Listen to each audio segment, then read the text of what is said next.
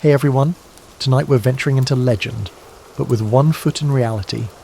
We're exploring what life was like in the time of King Arthur, if he existed. Behind the shining armour and enchanted swords was a much rougher world. Muddy roads, wooden halls, and the hum of stories passed around firelight. Whether Arthur was real, a myth, or a little bit of both, the age he represents was full of warlords, wandering bards, and everyday folks just trying to make it through another chilly dawn. Let me know in the comments where you're tuning in from and what time it is. I love seeing who's gathered from across the realm. No round table required. Now, dim the lights. Maybe imagine the sound of hooves in the distance or the soothness of rain in the background. This is what life might have been like in the time of Arthur, where myth and mud went hand in hand. Picture this. You're standing in what might have been Arthur's Britain, somewhere around 500 AD. The Roman legions packed up their fancy sandals and marble columns about a century ago, leaving behind a bunch of confused Britons wondering who was supposed to fix the roads now. Unforeseen, the task of repairing the roads would remain unfinished for quite some time. You'd wake up in your small wooden house, and when I say small, I mean really small. Your entire home would fit inside a modern garage, and that's if you were doing pretty well for yourself. The walls are made of wattle and daub, which sounds fancy but is basically sticks covered in mud mixed with whatever the pigs left behind. Yes, animal dung was a building material. The Romans would have been horrified, but the Romans were busy dealing with their problems back in Italy. Your bed isn't really one as we know it. It's more of a raised platform covered with whatever soft things you could find. Straw, animal furs, maybe some wool if you were lucky enough to own sheep that hadn't wandered off or been eaten by wolves. Speaking of wolves, they were everywhere. You'd fall asleep to the sound of them howling in the distance, which was either romantic or terrifying depending on how secure your door was. The morning routine was refreshingly simple, because you didn't have many choices. You'd wake up with the sun because you wouldn't waste candles on reading in bed. Your clothes were the same ones you wore yesterday and the day before that, and probably for the past month unless something had torn or gotten spectacularly dirty. Washing clothes was an all-day affair involving hauling water, building fires, and pounding fabric with rocks down by the stream. Breakfast was whatever you had left from yesterday's dinner, assuming you had dinner yesterday. Food storage was a constant challenge when your refrigerator was a hole in the ground, and your pantry was a wooden box that mice considered a personal buffet. You'd check your grain stores and hope they weren't mouldy, inspect your preserved meat and pray it wouldn't kill you, and maybe gather some eggs if your chickens were feeling cooperative and hadn't been snatched by foxes during the night. The chickens, by the way, were not the plump domesticated birds we know today. They were resilient little dinosaur descendants capable of fending off a small dog. When they felt like it, they laid smaller eggs, and most of their time was spent plotting elaborate escapes from whatever enclosure you'd built for them. Your neighbours lived close enough that you could hear them arguing, snoring or celebrating, but far enough away that running over to borrow a cup of mead meant putting on shoes and walking through mud that could swallow your ankles. Community was everything because surviving alone was nearly impossible, but privacy was a luxury that simply didn't exist. The landscape around you would be mostly forest and scrubland, with small clearings carved out for farming. There were no neat suburban lawns or carefully planned gardens. Nature was everywhere, untamed and unfiltered. Wild boar crashed through the underbrush, deer grazed in clearings until they spotted you and bounded away, and if you were very unlucky, you might encounter a bear having a terrible day. This was your world, muddy, smelly, dangerous, and absolutely nothing like the shining kingdom with white towers and noble knights that Hollywood taught you to expect. The real Arthur, if he existed, wasn't ruling from a crystal castle. He was probably dealing with the same mud, the same smell, and the same chickens as everyone else, just with slightly better weapons, and a lot more people expecting him to solve their problems. Let's say you weren't one of the lucky few born into nobility. You were just a regular person trying to get by, which meant your life revolved around farming. And farming in post-Roman Britain was about as far from romantic as you could get. You'd spend your days bent over in fields that seemed determined to grow rocks instead of crops. The plough you used, if you were fortunate enough to have one, was basically a sharp stick attached to whatever animal you could convince to pull it. Oxen were ideal but expensive. A horse was faster, but carriages were for rich people or warriors. Most folks made do with a stubborn cow, or, if times were really tough, pulled the plough themselves while their spouse guided it, and their children picked stones out of the furrows. The crops you grew were nothing like what we see in modern supermarkets.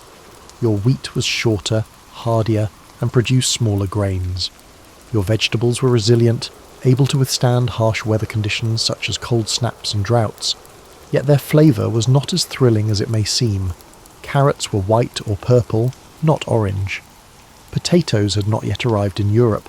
They were thriving as potatoes in South America, blissfully unaware of their eventual transformation into fish and chips. Harvest time was community effort time. Everyone helped each other because if the crops weren't harvested before the weather changed, people would starve. You'd work from dawn until your hands were too numb to grip the sickle, take a break for whatever food the community could spare, then work until darkness made it impossible to see what you were cutting. The animals you kept were smaller and tougher than their modern descendants. Your pig wasn't the pink, plump creature of today. It was a lean, semi-wild beast that foraged in the forest and could probably outrun you if it decided your fence was more of a suggestion than a boundary. Cows were compact and hardy, producing less milk but able to survive on rough grazing that would discourage modern cattle. Drinking fresh milk was a death wish. Most people turned it into cheese as quickly as possible because cheese lasted longer and was less likely to make you violently ill. The process of making cheese involved a combination of science, prayer, and the hope that the bacteria that took up residence would be friendly. Your day didn't end when the sun went down. There were tools to repair, clothes to mend, food to preserve for winter, and a dozen other tasks that couldn't wait until tomorrow. If you could afford it, you'd work by firelight or candlelight, straining your eyes and trying not to burn down your house, which was easier than you might think when everything around you was made of wood and thatch. Winter was the season everyone dreaded. The dread of winter wasn't solely due to its extreme coldness. Even in homes devoid of insulation, and with gaps in the walls large enough for small animals to scuttle through, but also due to its dullness. Really mind-numbingly boring. You couldn't farm, you couldn't travel far, and you couldn't do much of anything except sit around trying to stay warm and hoping your food stores would last until spring. This phase was when people told stories to pass the time. These were not just any stories, but narratives that could captivate you for hours, transporting you to a warm and thrilling place. Maybe that's where all those stories about Arthur came from. Long winter nights when someone started talking about a great king who lived in a beautiful castle and went on adventures that didn't involve mucking out pig pens or worrying about whether the roof would survive another storm. The stories probably got better with each telling too. Arthur's victories became more spectacular, his castle more magnificent, his knights more noble, and his kingdom more prosperous. Reality was muddy and difficult and often disappointing, but stories could be whatever you needed them to be. You might think people in Arthur's time had no fun, but you'd be wrong. They just had a very different definition of entertainment, and most of it involved the entire community, because individual hobbies were a luxury nobody could afford. The largest social events were the seasonal festivals, and these weren't quaint little gatherings with flower crowns and folk dancing. After months of hard work and stress, everyone revelled in these raucous, messy celebrations. Harvest festivals were particularly wild because everyone knew this might be their last chance to celebrate before winter locked them indoors for months. The preferred beverage was beer, though it differed significantly from the crisp, filtered varieties we're accustomed to today. It was thick, sometimes chewy, and definitely an acquired taste. The brewing process was unpredictable, resulting in a mixture of delicious and regretful flavours. But it was safer than water most of the time, so people drank it for breakfast, lunch and dinner. Mead was the fancy drink, made from honey when bees cooperated and flowers bloomed.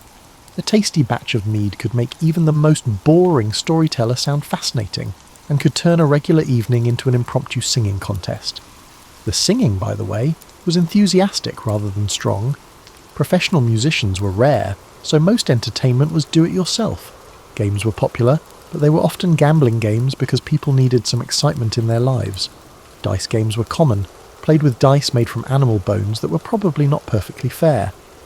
Board games existed, though the boards were often just scratched into wooden tables or marked out in the dirt. Chess wouldn't arrive for a few more centuries, so people made do with simpler strategy games that involved moving stones around marked spaces. Physical competitions were enormous crowd pleasers. Wrestling matches, foot races and contests of strength drew spectators from surrounding settlements. These weren't organised sports with rules and referees. They were rough, improvised competitions where the main rule was not to permanently injure your opponent, though accidents happened. The most popular entertainment was storytelling, and this was serious business. A skilled storyteller was invaluable as they could immerse an audience in various worlds for extended periods. Stories served not only as entertainment, but also as a source of news, education, and escapism. A travelling storyteller might bring news from distant settlements, teach moral lessons through tales of heroes and villains, or simply help everyone forget their troubles for a while. These storytellers probably embellished everything. A minor skirmish between rival chieftains became an epic battle. A local leader who was reasonably competent became a legendary king. A successful cattle raid became a quest for magical treasure. Reality was often harsh and disappointing, but stories could be magnificent. Religious festivals provided another form of entertainment, though calling them purely religious would be misleading. These were community gatherings where Christianity mixed with older pagan traditions in ways that would have made Roman bishops very nervous. People celebrated saints' days with decidedly non-saintly behaviour, and old Celtic festivals continued under new Christian names. Dancing was popular, though it wasn't the formal choreographed dancing we might imagine. It was energetic, improvised movement that got everyone sweating and laughing. Musical instruments were simple: drums, simple flutes, and stringed instruments that were more enthusiasm than precision. The goal wasn't artistic perfection, but community participation. Markets and fairs were major social events that combined business with pleasure. Travelling merchants brought goods from distant places, but they also brought news, stories, and different perspectives. These gatherings could last for days and attracted people from miles around, who saw them as rare opportunities to socialise with strangers and see exotic items like spices, jewellery, or fabrics from other regions. Romance in Arthur's Britain wasn't quite the courtly love affair you might expect from medieval stories. For most people, marriage was less about finding your soulmate and more about finding someone who could help you survive and maybe wouldn't steal your chickens. Dating, as we understand it, didn't really exist.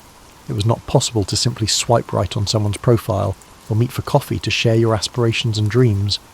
Instead, you probably knew most of the eligible people in your area since birth, and your choice of spouse was limited to whoever was available, unrelated to you and not already promised to someone else.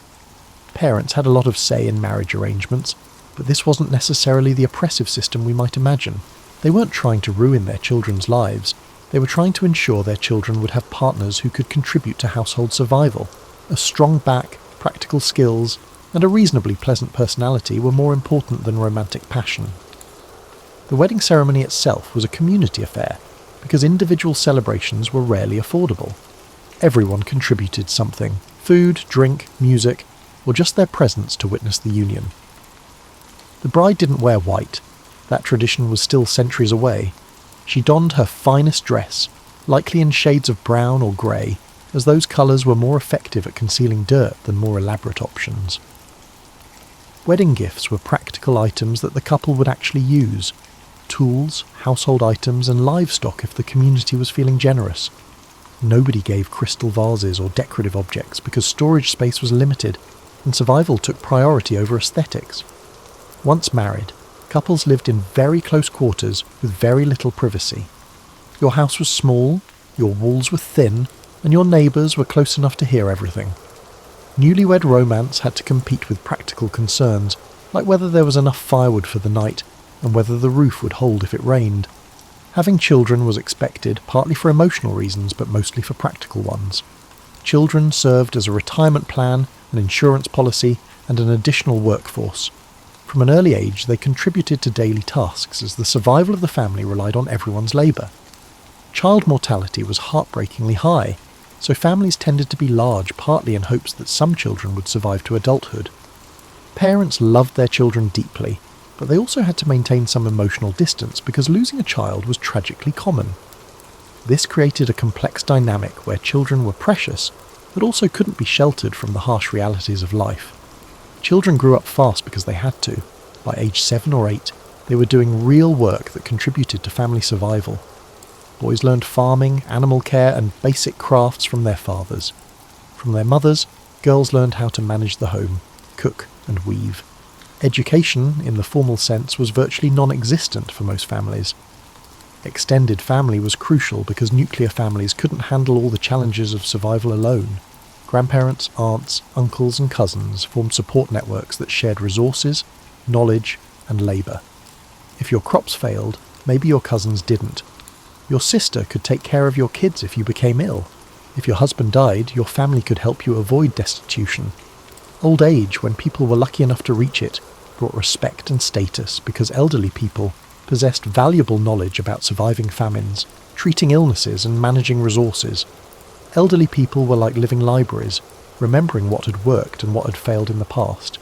Family disputes were handled within the community because there were no courts or formal legal systems for most civil matters. Respected elders mediated conflicts, and social pressure encouraged people to resolve problems rather than let them fester. Being ostracised from the community was a serious threat because survival alone was nearly impossible. Despite all the practical considerations, genuine affection did develop between married couples who worked well together. Shared hardship could create strong bonds, and couples who successfully raised children and built prosperous households often developed deep partnerships built on mutual respect and interdependence. Let's talk about food in Arthur's time, and prepare yourself for disappointment if you're expecting medieval banquets with roasted peacocks and elaborate pastries. For most people, eating was about survival, not pleasure, and the question wasn't, what sounds good for dinner, but rather, what do we have that won't kill us? Your daily bread, and I mean that literally, was dark, dense, and full of things that weren't technically bread ingredients. Wheat flour was expensive, so most people mixed in cheaper grains like barley, oats, or rye. When times were tough, people added whatever they could find: ground acorns, peas, beans, or even sawdust if they were desperate. The result was a heavy, chewy loaf that would break modern teeth but kept people alive. Meat was a luxury for special occasions. Your animals were more valuable alive than dead because they provided milk, eggs, wool, or labour. When you did slaughter an animal, nothing was wasted. You ate the good parts immediately because refrigeration meant hanging the carcass outside and hoping it got cold enough to slow spoilage. The organs became sausages mixed with blood and grain. The bones were boiled for soup or ground for meal. Even the hide was useful. Pork was the most common meat when people could afford it, partly because pigs could forage in forests and didn't need good grazing land. Plus, pigs converted food scraps into protein more efficiently than other animals. Bacon existed, but it was heavily salted, very tough, and bore little resemblance to the crispy strips we know today. Vegetables were seasonal and often bitter. Turnips and cabbages were staples because they stored reasonably well and grew in poor soil. Onions and leeks added flavour to otherwise bland meals. Herbs like parsley, thyme and sage were treasured not just for taste, but for their supposed medicinal properties. People believed that a meal without herbs could make you sick, and they weren't entirely wrong. Cooking methods were limited to whatever you could do over an open fire. Boiling was common because it was hard to mess up. Throw everything in a pot with water and wait. Roasting required more skill and attention, and baking required an oven, which most people didn't have. Many communities shared a communal oven, usually operated by someone who charged for its use. Spices were incredibly expensive, and came from distant lands through trade networks that could break down without warning.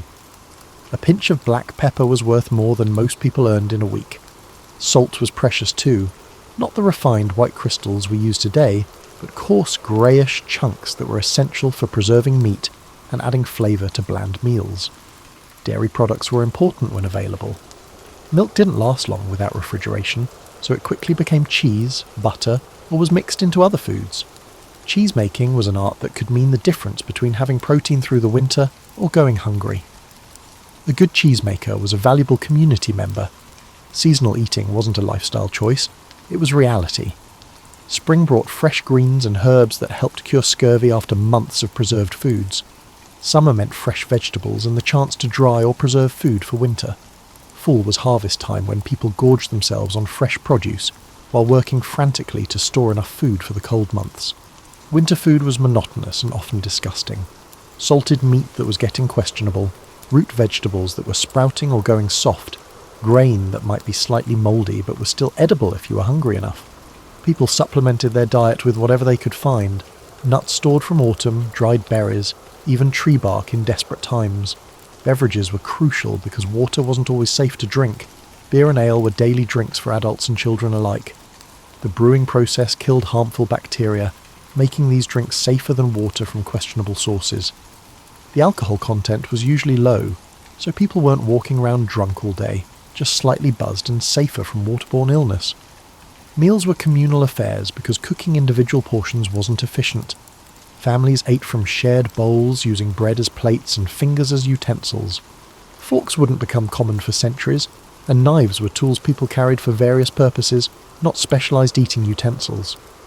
Despite all these limitations, people found ways to make food special for celebrations.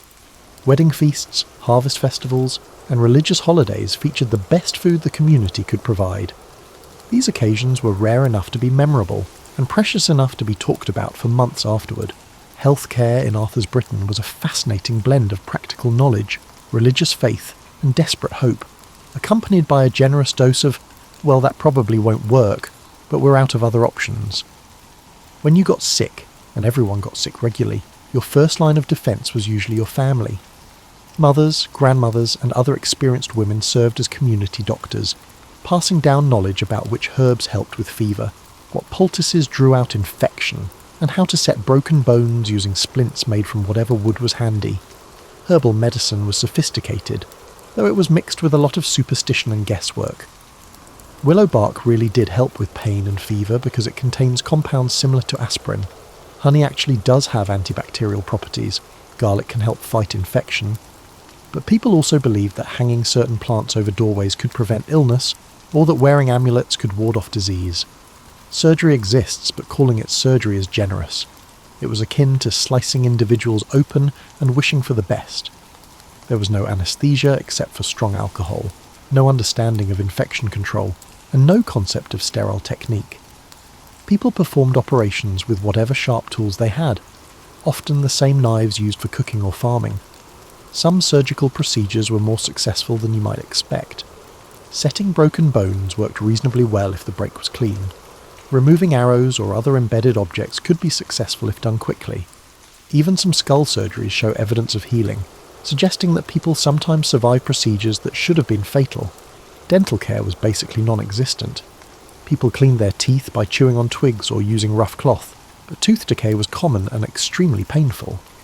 When a tooth became unbearably painful, the solution involved removing it with whatever tools were available and requiring several strong men to hold the patient down. Many people lost most of their teeth by middle age and learned to gum their food or eat only soft things. Childbirth was dangerous for both mothers and babies. Women helped each other through labour because that's all they had, but complications could be fatal. Midwives developed techniques that sometimes worked. Positioning, herbal treatments, massage, but many women died in childbirth, and infant mortality was heartbreakingly high. Mental illness was poorly understood, and often attributed to supernatural causes. Someone experiencing what we might recognise as depression could be thought to be cursed or possessed. Treatments ranged from herbal remedies that might actually help to rituals designed to drive away evil spirits. Some communities were tolerant of people with mental differences, while others could be cruel. Epidemic diseases were community disasters that could wipe out entire settlements. When plague or other contagious illnesses struck, people had no understanding of how diseases spread. They tried quarantine sometimes, but they also gathered together for religious ceremonies that probably made outbreaks worse. Life expectancy was short, but this statistic is misleading because it includes high infant mortality. If you survived childhood, you had a good chance of living into your 50s or 60s, but you'd be worn out. Old age was respected partly because reaching it was such an achievement. Personal hygiene during that time was better than stereotypes suggest, although it still remained quite rough by modern standards. People bathed occasionally, usually in rivers or streams when the weather was warm enough. They understood that cleanliness was somehow connected to health, even if they didn't know why. Hair was washed with harsh soap made from animal fat and lye, when soap was available at all. Clothing was rarely washed because the process was so labour-intensive. Instead, people wore linen undergarments that absorbed sweat and could be washed more easily than outer clothes. They changed these undergarments when they had clean ones available, which wasn't often. Parasites were an inevitable part of life. Fleas, lice, intestinal worms, and other creatures saw humans as convenient hosts. People accepted the situation as normal and developed various methods for dealing with infestations, though none were particularly effective. Despite all these health challenges, communities developed strong social support systems for caring for sick or disabled members. Extended families and neighbours shared responsibility for people who couldn't care for themselves. It wasn't systematic healthcare, but it was often compassionate and practical. So where does the legendary Arthur fit into this muddy, smelly, difficult world we've been exploring? If he existed at all, he wasn't living in a shining castle with noble knights and magical swords. He was dealing with the same basic problems as everyone else, just on a larger scale and with more people expecting him to solve everything. The real Arthur, if there was one, was probably a war leader during the chaotic period after Roman withdrawal. Britain was fractured into small kingdoms and tribal territories, constantly fighting each other and defending against Saxon invasions from the east. Someone who could unite even a few of these groups and win some decisive battles would have seemed pretty heroic to people who were used to losing. His castle was likely a hill fort, a fortified settlement on high ground surrounded by earthworks and wooden palisades. While impressive at the time, it lacked the soaring stone towers of later imagination. These hill forts were practical defensive positions where people could retreat during attacks, store supplies, and organise resistance against enemies. Arthur's knights weren't polished gentlemen following codes of chivalry. They were probably tough warriors who fought on foot or horseback depending on what they could afford. Their armour primarily consisted of leather, with some metal pieces included if they could afford them. Their weapons were iron swords, spears and shields, effective but not magical, and definitely requiring regular maintenance to prevent rust. The famous Round Table, if it existed, wasn't a piece of furniture but a political concept. In a world where social hierarchy determined life and death, the revolutionary idea was that warriors could sit as equals around a table. It suggested that merit mattered more than birth, which would have been appealing to ambitious fighters from lower social ranks. Arthur's greatest achievement wouldn't have been slaying dragons or finding holy grails. It would have been bringing stability to a region that desperately needed it.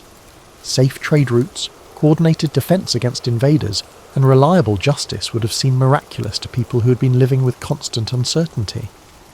The stories about Arthur grew over centuries because people needed heroes. Life was difficult, death was common, and most people had little control over their circumstances. Tales of a great king who brought peace and prosperity provided hope and escape from daily struggles. Each generation of storytellers added their own improvements until Arthur became the idealised medieval king, rather than the practical war leader he probably was. Camelot wasn't a place, it was an idea. It represented everything people wished their world could be: prosperous, just, peaceful, and beautiful. The real Britain of Arthur's time had none of these qualities consistently, so they created them in stories and songs that could be shared around fires during long winter nights. 6th century reality did not include the love stories, quests for magical objects, and noble sacrifices found in Arthurian legends. They were later additions that reflected the values and fantasies of the people telling the stories. Real 6th century romance was about finding a partner who wouldn't let you starve. Real quests were about finding enough food to last through winter. Real sacrifice was giving up your meal so your children could eat. But maybe that makes the Arthur story even more powerful. From the harsh realities of post-Roman Britain, the mud, the disease, the constant struggle for survival, grew legends of perfect kingdoms and noble ideals. People living in difficult times created stories about better times, and those stories have survived long after the original hardships were forgotten. Whether Arthur existed or not, he represents something important about human nature. When life is difficult, we tell stories about better worlds. When reality disappoints us, we imagine heroes who could repair everything. Surrounded by mud and darkness, we dream of shining cities on hills. The real magic isn't in magical swords or holy grails, it's in the human ability to envision something better and keep those dreams alive through centuries of telling and retelling. That's worth staying awake for, even when you're tired and ready for sleep in our own complicated world that's quite different from Arthur's, but still full of people who need heroes and hope for better times. And just like that, we have wrapped up our little magical story for tonight. However, there are always other stories available to help you fall asleep if you have trouble with insomnia. Trust me, we completely understand that it can be hard to stay focused each night. So, as I always find myself saying, it's an honour to always lull you guys to sleep each night. I'll be finding myself by the fire getting my brain prepped for our next adventure together. Sweet dreams, and as always, good night.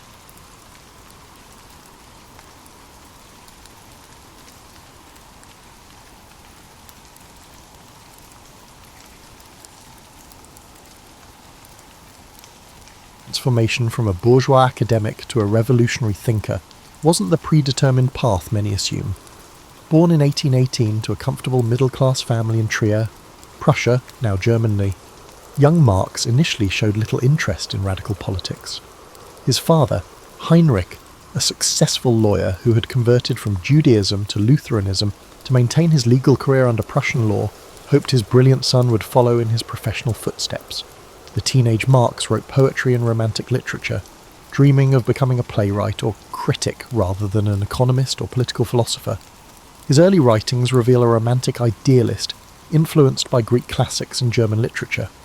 One of his student poems, The Fiddler, portrays a wild musician who cast magical spells with his violin, hardly foreshadowing his later materialist philosophy.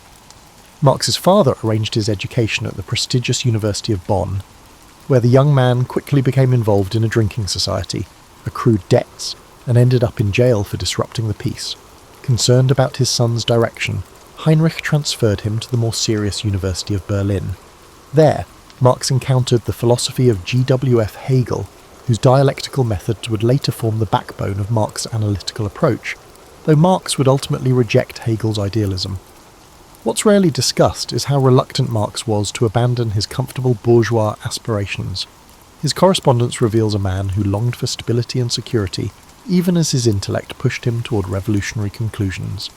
His engagement to Jenny von Westphalen, an aristocrat 4 years his senior, and the daughter of Baron Ludwig von Westphalen, demonstrated his social ambitions. The Baron had introduced the young Marx to romantic literature and social criticism, but Marx likely never anticipated how far these intellectual pursuits would take him from conventional success. The pivotal moment occurred when Marx finished his doctoral dissertation on ancient Greek philosophy in 1841.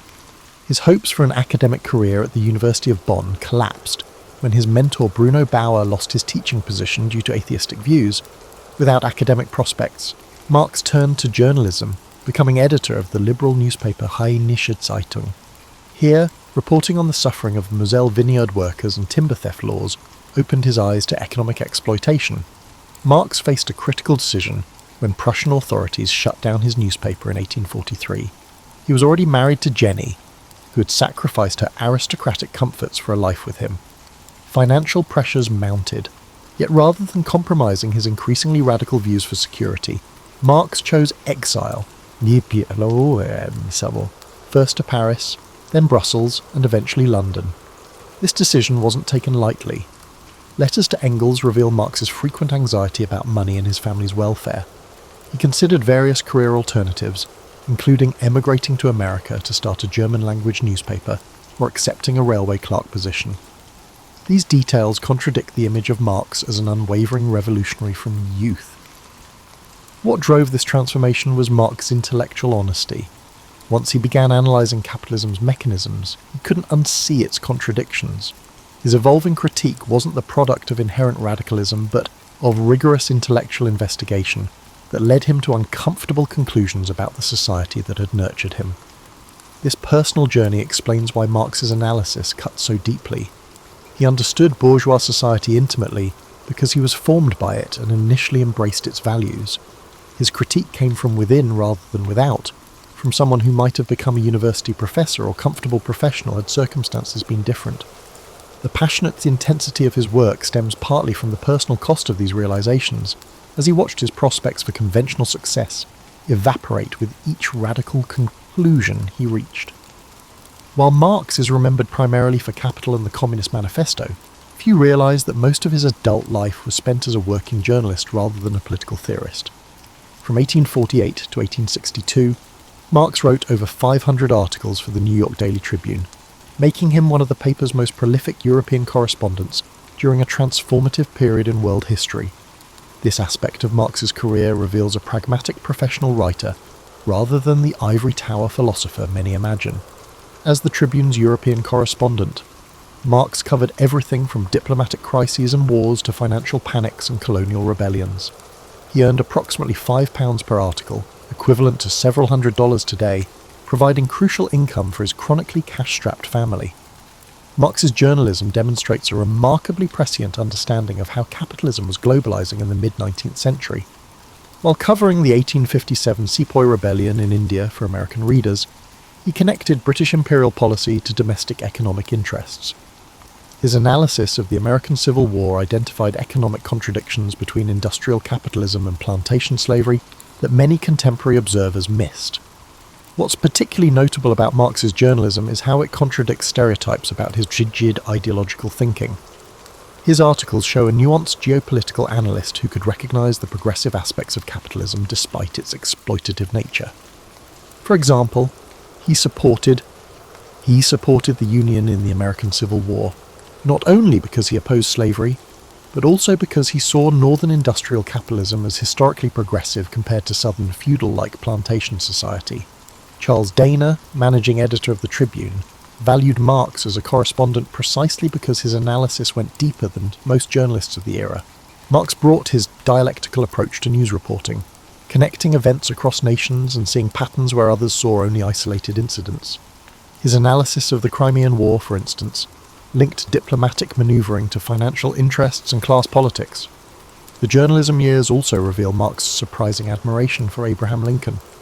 While Marx criticized Lincoln's initial reluctance to make the Civil War explicitly about abolition, he later praised Lincoln's evolution and recognized the pragmatic challenges of leading during crisis. After Lincoln's assassination, Marx drafted a letter of condolence to the American people on behalf of the International Workingmen's Association, calling Lincoln the single-minded son of the working class who had led his country through the epic of its people's rebirth. These journalistic writings expose the limitations of viewing Marx solely as an abstract theorist. He was deeply engaged with the concrete political and economic developments of his time, forming his theories through active observation of global events rather than mere philosophical speculation. Financial documents from this period reveal how Marx prioritized this journalism over his theoretical work out of necessity. With 4 surviving children to support, 4 others died in childhood due to poor living conditions, Marx sometimes complained that his newspaper duties prevented progress on capital. Yet these journalistic responsibilities kept him connected to current events in ways that enriched his theoretical perspective. Perhaps most surprising about Marx's journalism is how it anticipated modern global reporting. He traced supply chains connecting Manchester cotton mills to American plantations and Indian colonies, showing how labour exploitation and profit extraction operated across continents. This global perspective emerged decades before globalization entered our vocabulary, demonstrating Marx's foresight in understanding capitalism as an inherently transnational system. The journalism years also reveal Marx's writing versatility. While his theoretical works can be dense and complex, his newspaper articles were accessible and engaging, displaying a sardonic wit and literary flair absent from his more famous works. Marx could be remarkably entertaining when writing for a general audience, using metaphors and historical references that made complex economic developments comprehensible to average readers. Behind the forbidding beard and revolutionary rhetoric existed a devoted family man whose personal life was marked by extraordinary tragedy. Marx's domestic life reveals dimensions of his character that rarely appear in political or economic discussions of his work. His marriage to Jenny von Westphalen lasted 38 years until her death in 1881. Their correspondence reveals a passionate intellectual partnership rather than the patriarchal Victorian marriage one might expect. Jenny was Marx's first reader and critic, copying his manuscripts and contributing editorial insights. She maintained her own political convictions, sometimes disagreeing with her husband while supporting his work. Their letters during periods of separation show genuine romantic affection persisting through decades of hardship. The Marx household's financial precarity is well documented, but less known is that Jenny had grown up with servants and comfort as a baron's daughter. Her adjustment to poverty represented a profound personal sacrifice. When the family lived in 2 rooms in London's Soho district, Jenny wrote to a friend, "The memories of the days when I wore silk cannot compensate for the realities of having no coal for the fire." Of their 7 children, only 3 daughters, Jenny, Laura and Eleanor, survived to adulthood. Their son Edgar died of tuberculosis at age 8 in 1855, a loss that devastated Marx. He wrote to Engels, "I have already had my share of bad luck, but only now do I know what real unhappiness is." Jenny suffered a nervous breakdown after this loss. Their infant daughter Franziska died the following year, and another son, Guido, died before his first birthday in 1850. Their firstborn, also named Jenny, had died in 1844. These deaths weren't abstract statistics, but direct consequences of their poverty. The family couldn't afford proper medical care or adequate nutrition. Marx was acutely aware that his political commitments had concrete costs for those he loved most. This awareness likely contributed seriously to his lifelong health problems, including carbuncles, liver disease and insomnia. Perhaps most revealing of Marx's character was his relationship with Helene Demuth, the family's longtime housekeeper. Evidence strongly suggests Marx fathered her son Freddie in 1851. While Marx never acknowledged paternity, Engels claimed responsibility, though historians now generally believe this was a fiction to protect the Marx family reputation. Marx's treatment of this situation reflects the gap between his progressive theories and personal actions regarding gender and class. His illegitimate son was never welcomed into the family home and worked as a skilled toolmaker, ironically becoming part of the proletariat Marx theorized about. The Marx household wasn't defined solely by tragedy. Visitors described evenings filled with music, literature, and animated discussion.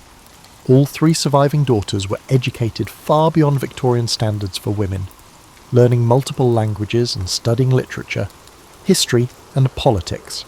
They became accomplished women, Jenny a journalist, Laura a translator, and Eleanor a labour organiser and feminist. Marx was an affectionate father who spent hours telling his children elaborate stories. On Sundays, he would take them on long walks across London, describing plants and animals with scientific precision before stopping at a tea shop for treats they could barely afford. These glimpses humanise a figure often reduced to abstract theory. The family's poverty sometimes led to situations that were absurdly comedic. When visitors were expected, Marx would sometimes pawn their few valuable possessions to create an impression of middle-class respectability, only to redeem them later. The family called these financial manoeuvres their circular movements of commodities. Marx's relationship with money was complex. Despite writing the 19th century's most important critique of capitalism, he was hopeless with personal finances and periodically speculated on the London Stock Exchange, usually unsuccessfully. These contradictions reveal a man whose theories emerged from lived experience rather than abstract reasoning. His understanding of capitalism's pressures came partly from experiencing them personally. Marx's 40 years of exile from his German homeland placed him at the centre of a remarkable international network of political refugees, revolutionaries, and intellectuals that formed a shadow community across Europe. This overlooked aspect of his life provides crucial context for understanding how his ideas developed and spread. After the failed revolutions of 1848, political exiles from across Europe congregated in London, creating what historian Bernard Porter called a refugee republic. Marx's Soho neighbourhood became home to Italians, French, Poles, Hungarians, and Russians fleeing persecution. This community transformed Marx from a German philosopher into a truly international thinker. The British Museum Reading Room served as an unofficial headquarters for this exile intelligentsia. Marx spent thousands of hours here researching capital, surrounded by fellow revolutionary thinkers. His famous work habits, arriving when the library opened and leaving when it closed, were shared by other political refugees who found the heated reading room a refuge from cold lodgings they couldn't afford to heat. Marx's relationships with fellow exiles were complex and often contentious. He engaged in bitter disputes with other revolutionary leaders like Giuseppe Mazzini, Alexander Herzen, and Mikhail Bakunin. These weren't merely theoretical disagreements, but battles for leadership within exile communities. Marx could be ruthless in these conflicts, using his intellectual prowess to marginalize rivals through savage criticism and sometimes personal attacks. The German Workers' Educational Society in London's East End became Marx's primary community organisation. This working-class cultural centre offered classes, lectures, musical performances, and debates. Marx lectured here regularly, testing ideas that would later appear in Capital on audiences of tailors, shoemakers, and watchmakers. The feedback from these workers, who combined practical experience with intellectual curiosity, shaped Marx's understanding of labour exploitation beyond abstract theory. Less appreciated is how Marx's exile experience made him multilingual and multicultural. He already knew German, Greek, Latin, and French before arriving in London. During exile, he learned English well enough to write professionally and studied Russian to understand that country's economic development. His home became multilingual as well. His daughters grew up speaking German, English, and French, switching languages mid-conversation depending on the topic. The exile community lived under constant surveillance. British police monitored Marx's activities, and spies from various European governments infiltrated exile organisations. Prussian police agent Wilhelm Stieber spent years gathering intelligence on Marx and his associates. These experiences contributed to Marx's perpetual paranoia and health problems, but also kept him connected to the concrete realities of political resistance rather than abstract theory. Marx's personal financial survival depended on this international network. While Engels provided crucial support, many others contributed.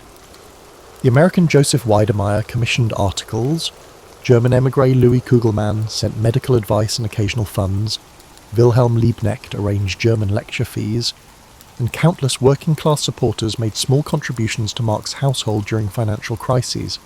The international character of Marx's exile community directly influenced the formation of the International Workingmen's Association, later known as the First International, in 1864. This organisation brought together British trade unionists, French followers of Proudhon, Italian Mazzinians, Polish nationalists, and German socialists. Marx's experience navigating the complex politics of exile prepared him to write the International's founding documents in ways that could unite these diverse tendencies. Perhaps most significant about Marx's exile network was how it transformed his understanding of revolutionary change. The failed revolutions of 1848 had shattered romantic notions of spontaneous uprising. Through decades of discussion with fellow exiles who had experienced similar defeats, Marx developed a more sophisticated understanding of historical change that acknowledged the durability of capitalist social relations and the need for patient organisational work. This exile perspective explains why Marx, despite his revolutionary reputation, often counselled patience to younger radicals.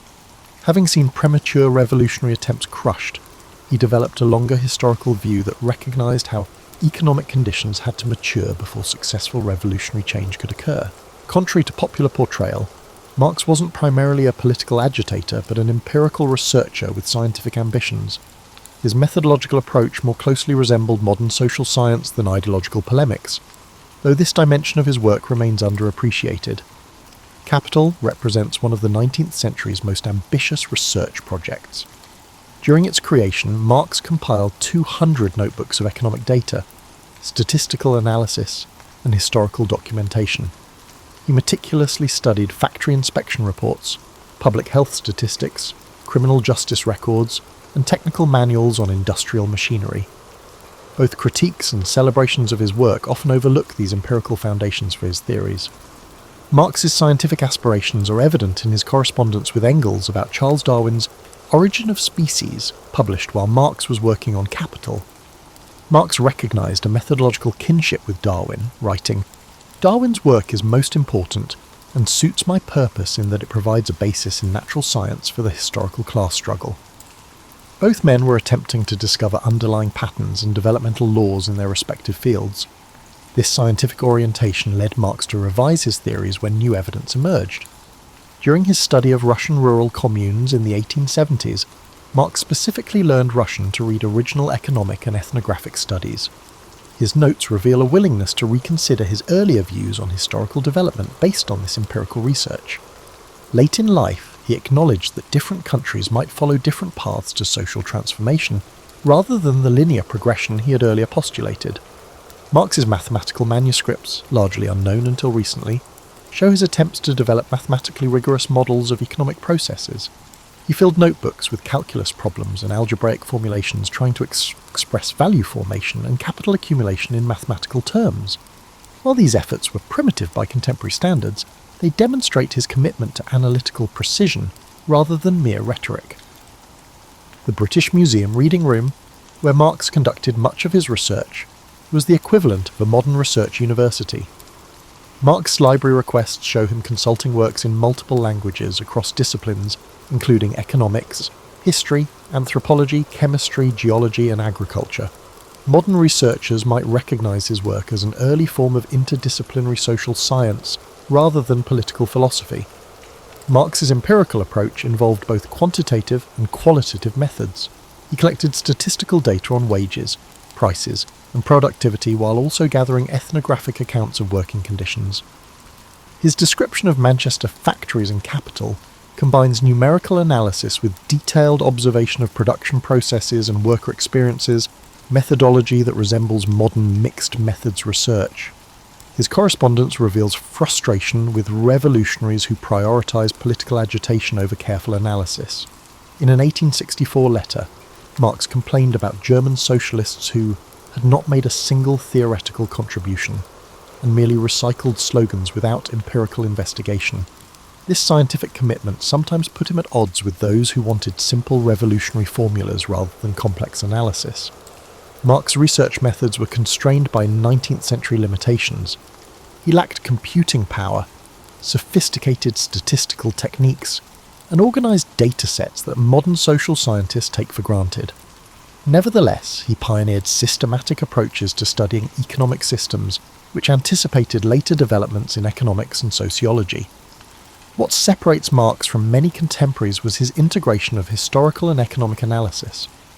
While classical economists treated economic laws as universal and timeless, Marx insisted on historicising economic relationships. His comparative studies of different economic systems, from ancient Rome to medieval Europe to 19th century capitalism, represented an early form of comparative historical analysis now common in social science. Even Marx's errors demonstrate his scientific orientation. His labour theory of value has been critiqued by the modern economists, but it represented an attempt to develop a quantifiable measure of economic value based on available data and concepts. His predictions about capitalism's development contained both remarkable insights and significant misconceptions, but they were grounded in systematic analysis of empirical patterns rather than wishful thinking. While Marx's economic analysis dominates his reputation, his writings on literature, art, and culture reveal dimensions of his thought that challenge conventional understanding. Marx wasn't merely concerned with material production, but had sophisticated views on aesthetics that continue to influence cultural theory. Marx began his intellectual life as a literary figure rather than an economist. His early notebooks contain poetry, a satirical novel, and an unfinished play. He considered literature central to human development, not a mere superstructural reflection of economic relations as vulgar Marxism would later suggest. Throughout his life, Marx returned to literature for both pleasure and insight. Even while writing Capital, he regularly reread Shakespeare, Cervantes, and Greek dramatists. His aesthetic judgments often contradicted his economic theories in revealing ways. Marx admired the conservative writer Honoré de Balzac, considering his novels more profound social analysis than many progressive writers' work. Marx wrote to Engels that he had learned more about French society from Balzac than from all the professional historians, economists, and statisticians of the period together. This appreciation for aesthetic quality, regardless of political alignment, challenges simplistic views of Marx as reducing art to propaganda. Marx's literary tastes were surprisingly canon-forming rather than revolutionary. He revered classical Greek literature, Shakespeare, Goethe, and Dante, all standard components of bourgeois education. During family evenings, his daughters remembered him reciting lengthy Shakespearean passages from memory. This cultural conservatism existed alongside his revolutionary politics, suggesting a more complex relationship between cultural and political values than often attributed to him. The Marx household cultivated literary and theatrical activities. Family letters describe home performances of Shakespeare plays with Marx taking multiple roles. His daughters received rigorous literary education, with Marx personally guiding their reading in multiple languages. Eleanor Marx became a significant literary figure herself, translating Ibsen and Flaubert while writing literary criticism. Perhaps most surprising is Marx's nuanced view of how economic conditions influence artistic production. In his introduction to the Critique of Political Economy, Marx puzzled over why Greek art remained aesthetically powerful despite emerging from a less developed economic system, the 19th century industrial society. This Greek problem in Marxist aesthetics acknowledges that artistic achievement doesn't simply advance alongside economic development, contrary to mechanical interpretations of his theories. Media Marx's writings on literature contain insights that anticipated later literary theory. His discussion of how Victor Hugo's novel Les Miserables transforms social contradictions into aesthetic form resembles aspects of structuralist literary analysis developed a century later. His critique of Eugene Sue's Mysteries of Paris analyses how popular literature can simultaneously expose and mystify social problems, anticipating cultural studies' approaches to media. Unlike many Victorian intellectuals who dismissed popular culture, Marx paid serious attention to diverse cultural forms. He analysed newspaper crime reporting, popular novels, and theatre alongside canonical literature. While teaching his daughters literature, he included popular works as well as classics, recognising that cultural literacy required understanding both high and popular forms. Marx's aesthetic theory includes a robust concept of human creativity that extends beyond utilitarian production. In his early economic and philosophic manuscripts, Marx describes art as a form of non-alienated labour that allows human creative capacities to develop freely. This perspective suggests that aesthetic activity isn't merely decorative but central to human flourishing, a view that aligns Marx with humanistic traditions despite his materialist reputation. The emancipatory potential of art remained important to Marx throughout his life. He saw aesthetic experience as potentially liberating consciousness from everyday constraints, allowing people to imagine alternatives to existing social arrangements. This perspective explains why cultural questions remained important to him alongside economic analysis. In Marx's view, revolutionary change required not just material transformation, but new forms of consciousness that art could help develop. Marx's cultural interests extended beyond literature to music, visual art and architecture. He attended opera performances when finances permitted and closely followed the career of composer Richard Wagner, though expressing ambivalence about Wagner's nationalist tendencies. These cultural dimensions reveal a Marx far more complex than the economic determinist often presented in textbooks. Perhaps the most revealing aspect of Marx's intellectual life is what he left unfinished. His grand project remained incomplete, not just in the conventional sense of the unfinished volumes of Capital, but in deeper ways that explain enduring debates about his legacy.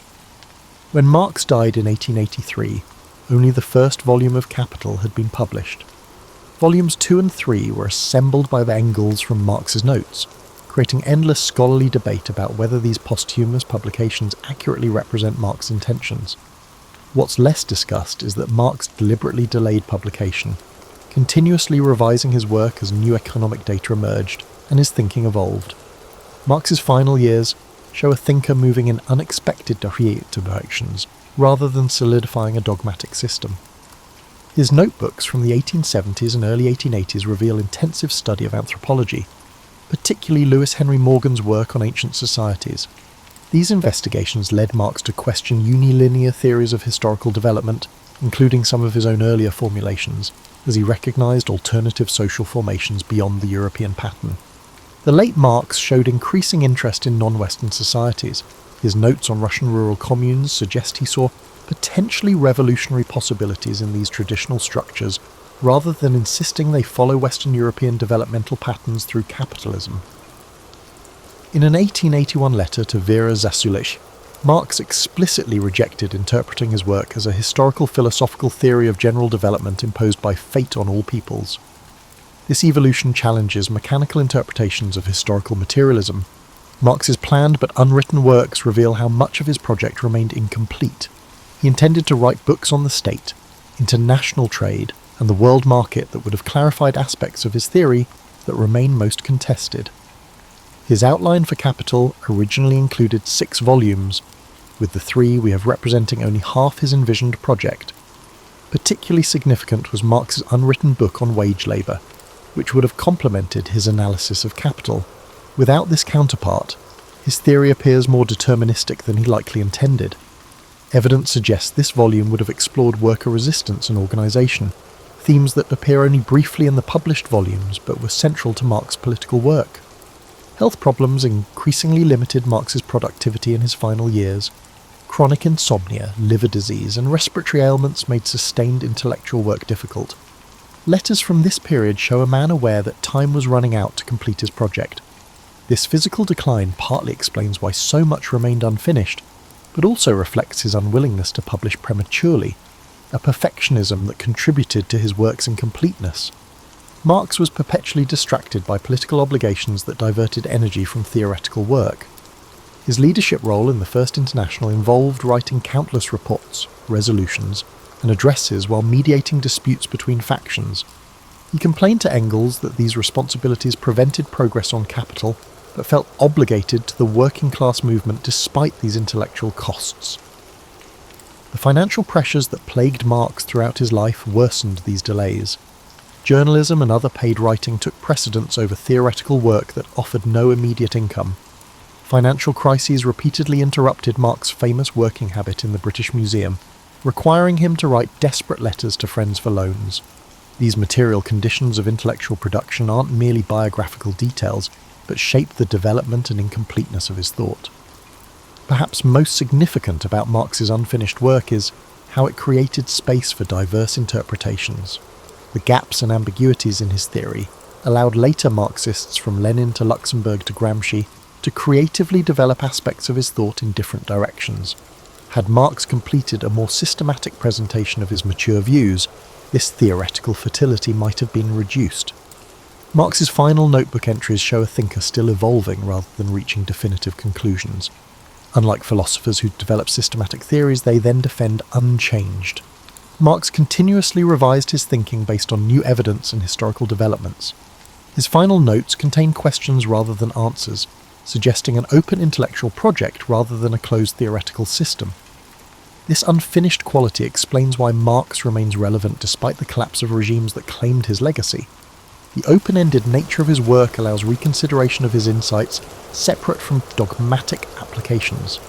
The unfinished Marx offers analytical tools rather than rigid doctrines, explaining why his thought continues generating new interpretations for understanding contemporary capitalism's contradictions and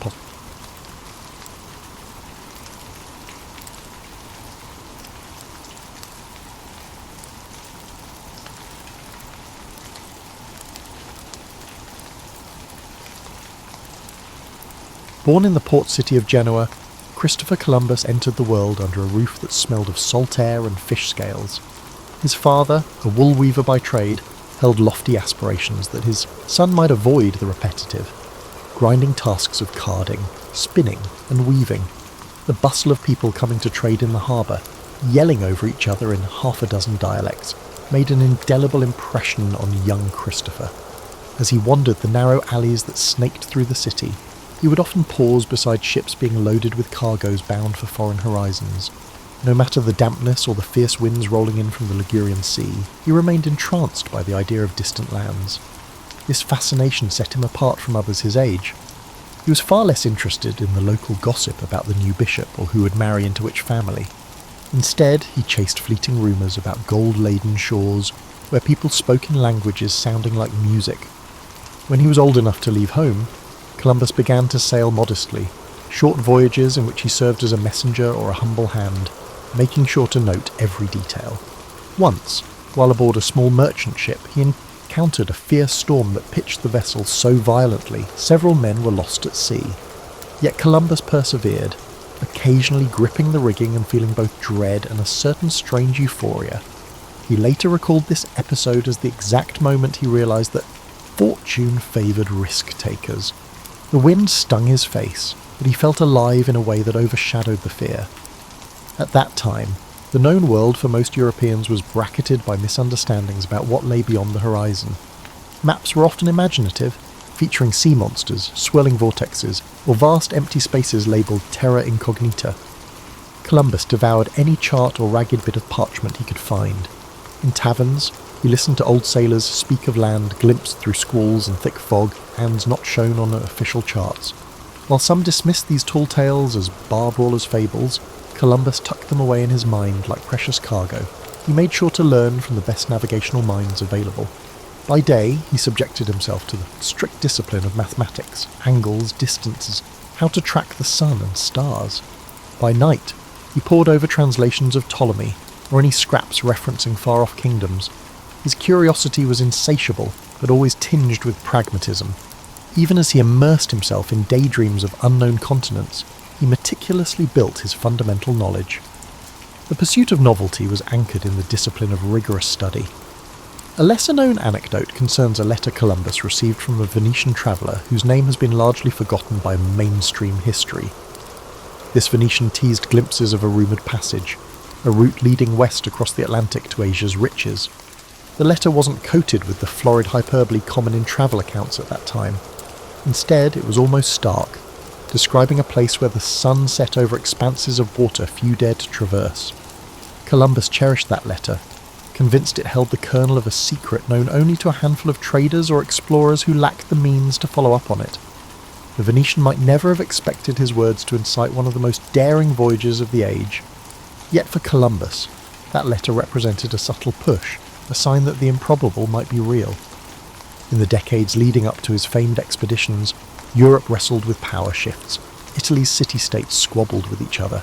The Ottoman Empire flexed control over trade routes, and Portugal angled for maritime dominance. People in Columbus's circles debated the viability of sailing west to reach the spice-laden east. The question was more than academic curiosity. It came down to wealth, alliances, and bending the map to serve power. Genoa, sitting at the crossroads of so many trading arteries, was itself a testament to how maritime acumen could drive prosperity. Columbus was neither the best educated nor the wealthiest visionary of his time, but he excelled in marrying lofty dreams with a canny political sense. It became apparent to him that some power, be it Portugal, Spain, or another kingdom, would eventually roll the dice on a transatlantic venture, and he, poised with a solid track record of smaller voyages, aimed to be the chosen instrument of that gamble. He saw himself as indispensable in bridging the gap between the idea and the deed. Others might excel in theorising or financing, but Columbus believed he alone carried the peculiar mix of unwavering faith and nautical competence necessary for success. During these formative years, what truly set Columbus apart was not just his willingness to take leaps, but his ability to accumulate allies and supporters behind closed doors. He had a gift for speech, particularly when discussing navigation or potential wonders that might lie across the Atlantic. People described him as a steadfast man, perhaps even stubborn, whose vision shone through in conversation. Some dismissed him as overzealous, others were swept up in his unwavering confidence. Either way, they remembered him. In a society where reputations were currency, that was the first step toward finding patrons who could turn imagination into tangible backing. Stories about Columbus often skip from his boyhood in Genoa straight to his lobbying at the Spanish court. Yet these in-between years, during which he sharpened his craft, cultivated friendships, and scoured every port for whispered tales, were pivotal. They formed a crucible in which the idea of sailing west to reach what Europe called the Indies hardened into a driving obsession. By the time he embarked on the journeys that would etch his name into history, he was already a seasoned navigator with connections in multiple courts. Many might have possessed theoretical knowledge or raw courage, but Columbus combined them with a strategic sense of timing and persuasion. Ultimately, the sum of these experiences, the near-death storms, the midnight confessions of old sailors, the letters penned by obscure travellers, wove together. Columbus stood as a man on the cusp of forging something vast. He was ready to propose a radical plan to whichever monarchy had the audacity to endorse him.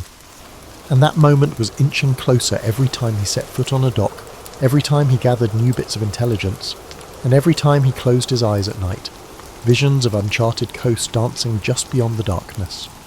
Spain in the late 15th century was an agitated tapestry of ambition, religious devotion, and a desire to surpass other emerging European powers.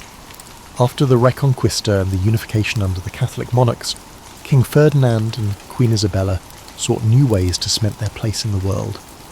While Portugal was establishing itself along the African coast, using caravels to probe new waters, Spain faced the possibility of being left behind. Columbus perceived this anxiety like a cat sniffing out opportunity. He had tried pitching his westward plan to the Portuguese crown previously, but was met with hesitation, some say scorn. His proposition sounded suspiciously like gambling with the unknown. Portugal, after all, already had an established route circling Africa. But the Spanish court was more impressionable.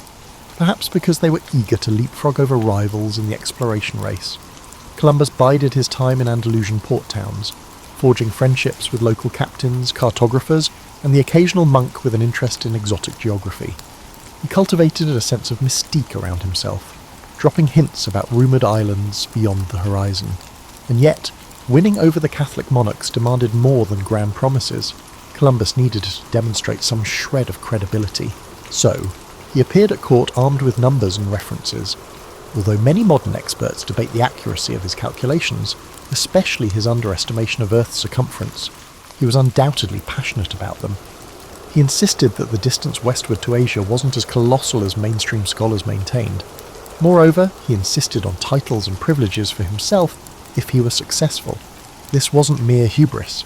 He believed that if he discovered new lands or profitable routes, he deserved recognition and wealth. It's worth noting that Columbus, as a man of his era, cloaked his intentions in religious justifications.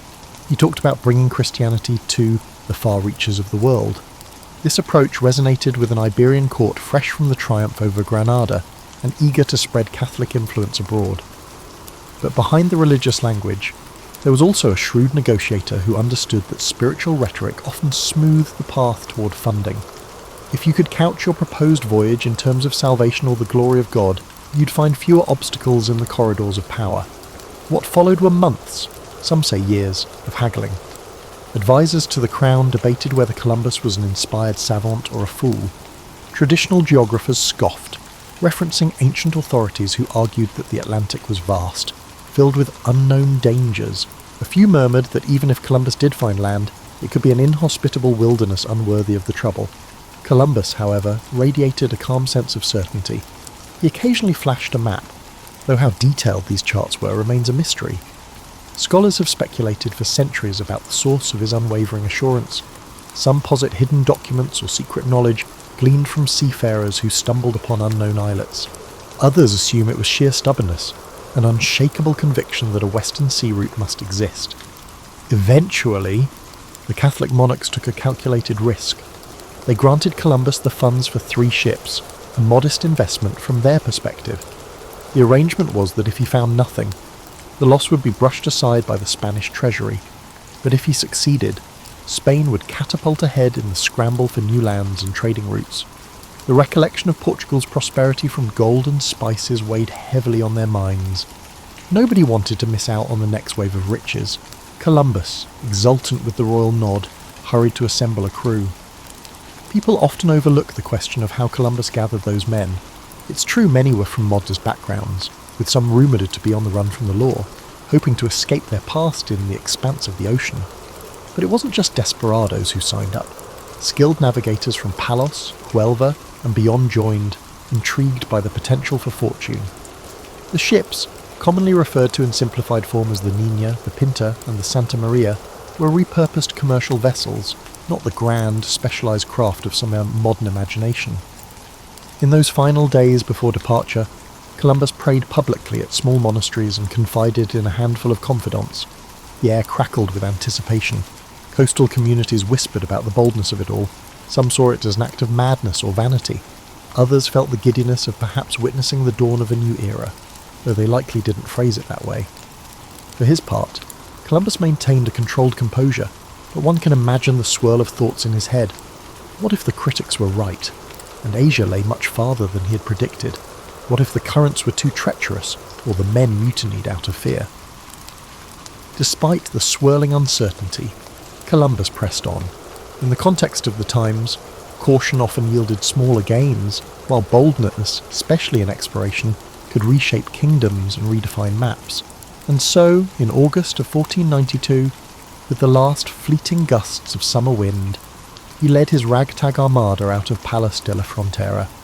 Spain's coastline faded behind them under a brilliant sky, and all that remained was the emptiness of the Atlantic.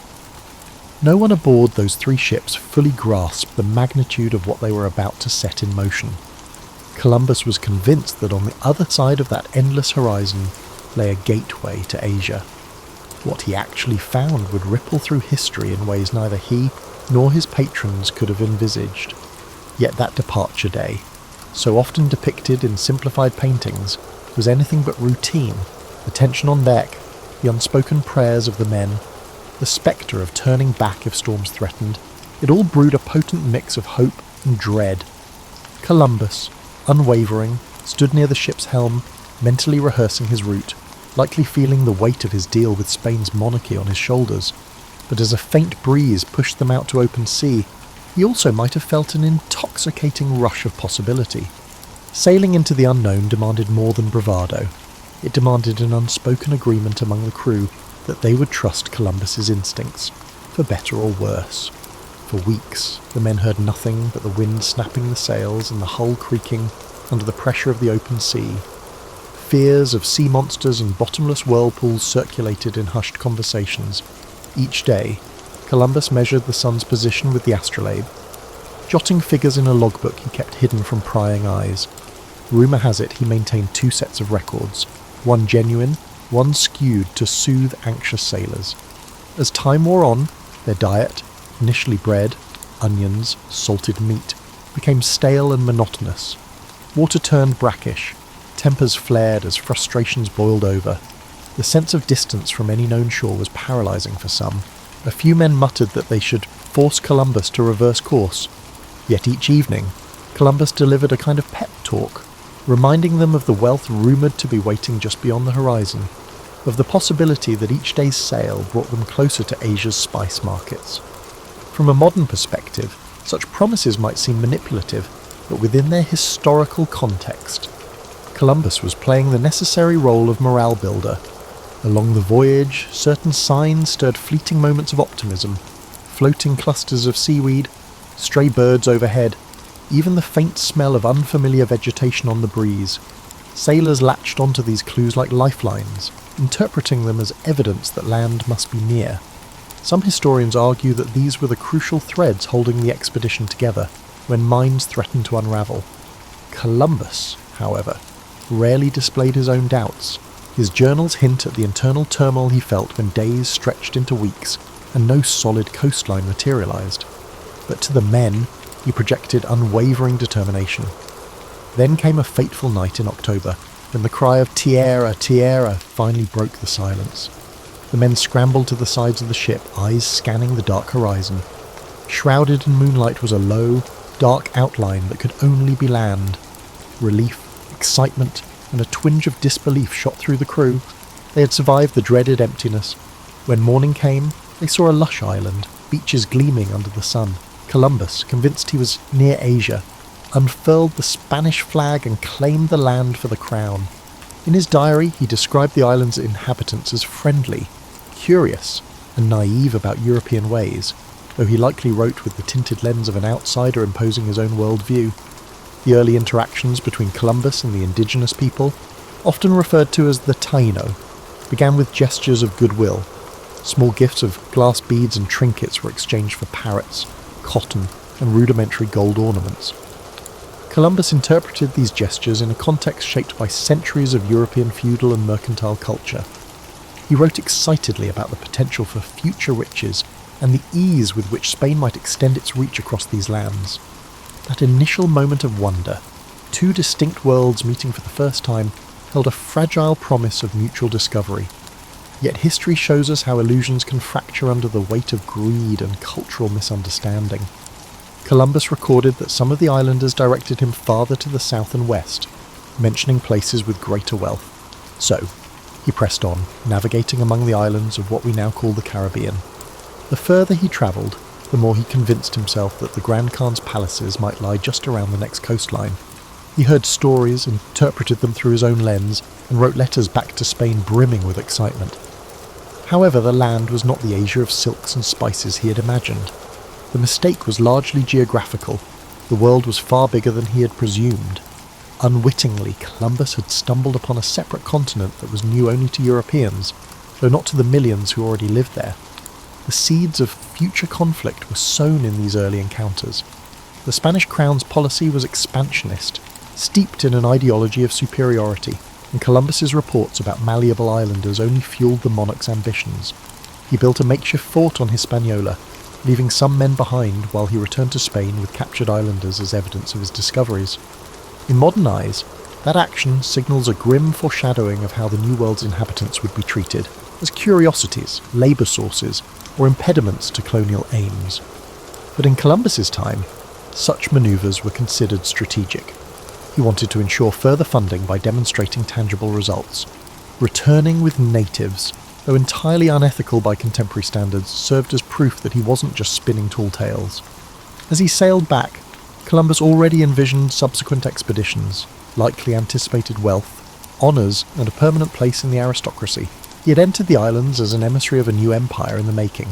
Much like a businessman presenting a prototype to investors, he came back with enough evidence to secure additional patronage from Spain. Royal receptions greeted him upon his return, and he responded by describing the islands as paradises brimming with potential for Christian conversion and resource extraction. The tale of first contact is often romanticised, but the reality was more complex and ominous.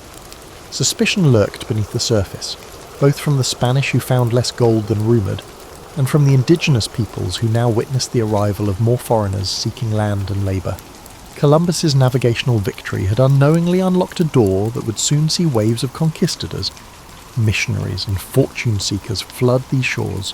For now, though, in the immediate aftermath of that first voyage, Europe saw Columbus as a triumphant discoverer who validated the westward route. The next chapters would unveil the consequences of that discovery. For a brief flickering moment, there existed an in-between time when Europeans and native islanders engaged without fully understanding what was at stake. The aura of curiosity pervaded their interactions, but behind the curiosity lay a chasm of cultural difference and the looming possibility of violence. Columbus, for all his zeal and cunning, remained somewhat oblivious to the Pandora's box he had pried open. His mind was fixed on proving to the Spanish crown that he was the man to lead the next wave of expeditions into these unfamiliar waters, confident that wealth and glory lay just over the horizon. Not long after Columbus's celebrated return to Spain, word spread throughout Europe about the new lands. The name Indies stuck, reflecting Columbus's ongoing misbelief that he had neared the outskirts of Asia. In response, the Spanish crown organised a second expedition on a much grander scale. Columbus would no longer command a modest trio of ships, but rather a flotilla aimed at establishing a permanent foothold. Soldiers, settlers, and clergy accompanied him, each with their own agenda. What was the ultimate objective? Transform these islands into profitable colonies for the Spanish realm. The spectacle of this second voyage contrasted sharply with the tentative nature of the first. Resources flowed in: cannons, livestock, seeds for European crops. The monarchy envisioned these distant shores as an extension of Spanish civilization. In Columbus's eyes, the project was both an opportunity and a test. He welcomed the chance to govern as a viceroy of sorts, but the weight of responsibility also rested heavily on his shoulders. He had to turn uncharted islands into functioning colonies, maintain favour with the crown, and keep the natives from slipping out of Spanish control. Upon arrival back in Hispaniola, the atmosphere was palpably different. Where before there had been curiosity, now there was tension. The men Columbus had left behind in the makeshift fort had engaged in violent conflicts with locals, straining relations. The Taino were not a monolithic group. They had their own leadership, alliances, and internal politics, but collectively, they recognised that these foreigners sought to claim land and resources as their own, ignoring existing structures. Discontent and confusion spread on both sides, often fueled by the language gap. Columbus tried to govern, but the role required more than just navigation skills. Administering a settlement demanded diplomacy, patience, and foresight. Pressed by the Spanish crown for gold, he imposed demands on the Taino for tribute. This policy alienated them, transforming a guarded tolerance into outright hostility. Rebellions flared, and the Spanish met them with harsh reprisals. Columbus found himself caught between his promise to Spain that these territories would yield wealth, and the reality that extracting riches from these communities required force or, at the very least, intimidation. Meanwhile, friction also arose among the Spanish settlers themselves. Not everyone respected Columbus. Aristocrats resented taking orders from a Genoese outsider. Soldiers chafed under what they viewed as incompetent leadership. A swirl of accusations circulated: mismanagement of supplies, favouritism, and even cruelty toward both settlers and Mignon natives. Columbus strove to maintain a grip on the situation. But as ships came and went, they carried back to Spain letters and rumours that cast him in a questionable light. People who once heralded him as a visionary began to wonder if he was a tyrant. And yet, Columbus managed to launch further exploration from these colonial footholds. He navigated around Cuba, ventured into Jamaica, and glimpsed more of the Caribbean's island chain. Each landfall brought new interactions with indigenous populations. Some initial encounters seemed peaceful enough, featuring small exchanges of goods or gestures of amity. But as Spanish ambitions grew, tensions invariably escalated into conflict. Even so, Columbus's spirit for exploration never truly dimmed. He continued sketching rough maps, confiding in his journals about how these islands might connect to the broader Asian continent. One underappreciated dimension of Columbus's second voyage was the attempt to introduce European agriculture and husbandry to the New World. Horses, pigs, and cattle unloaded from Spanish ships trotted across Caribbean shores for the first time. Wheat and sugarcane seeds were planted with the hope that they would thrive. These experiments would eventually reshape local ecosystems, though Columbus and his contemporaries didn't foresee how foreign plants and animals could disrupt native habitats. They also didn't foresee the profound demographic collapse that would befall the Taino due to disease, forced labour, and armed confrontation. Amid the daily swirl of colonial administration, Columbus also wrestled with personal disappointment. Precious metals seemed less abundant than he had hinted in his early letters. The dream of easy gold faded, forcing him to tighten the screws on both colonists and native populations to meet Spain's expectations. This pressure fueled further discontent. Some settlers plotted against him, drafting scathing reports to royal officials. Columbus responded with imprisonments and strict measures, hoping to maintain order and prove he could handle the responsibilities vested in him. He was not entirely oblivious to the unravelling situation. Letters he penned to the Spanish crown reveal a weary individual, pleading for more support, complaining that rebellious colonists undermined his policies, and defending his harsh treatment of natives as necessary under the circumstances. Historians continue to debate whether these pleas stemmed from genuine concern or a desperate attempt to preserve his authority.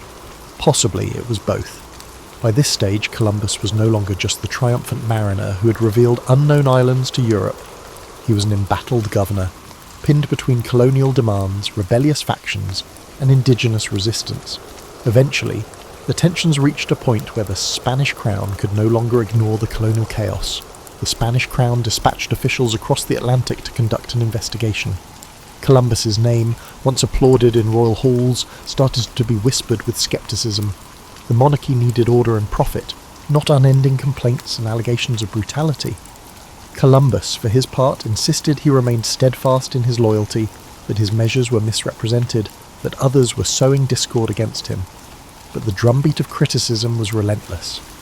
These were pivotal years in which the promise of new lands collided with the practical realities of conquest. The idea of finding a paradise was replaced by the harsh realities of colonization. Columbus's navigational achievements could not shield him from the complexities of trying to rule a far-flung colony under the watchful, profit-hungry eyes of the skull of the Spanish crown, and so, amid fractious settlers and indigenous communities on the brink, the stage was set for a reckoning. The once celebrated admiral, whose unwavering conviction had brought him so far, found himself ensnared in the bureaucracy and violence of empire building, an empire that demanded more than a dreamer's spirit could easily deliver. When people talk about Christopher Columbus today, they often reduce him to a single act, that of discovering America. In that narrative, the nuance of his multiple voyages and the complexities of his tenure as a colonial administrator often vanish. Yet it's precisely in the aftermath of these voyages that the full dimensions of his influence and his failures come into stark relief. As Columbus initiated further journeys, some leading him toward the coasts of Central and South America, he found himself increasingly marginalized by Spanish bureaucracy. This shift manifested most dramatically in the arrival of Francisco de Bobadilla, a royal commissioner tasked with investigating complaints about Columbus's governorship. The new bureaucrat, carrying the weight of royal authority, wasted little time in gathering testimony. Both Spaniards and local islanders recounted episodes of cruelty, nepotism, and questionable decisions. Bobadilla was apparently so appalled that he arrested Columbus and his brothers, sending them back to Spain in chains. Legend has it that Columbus wore his shackles defiantly, even when given the chance to remove them on the ship.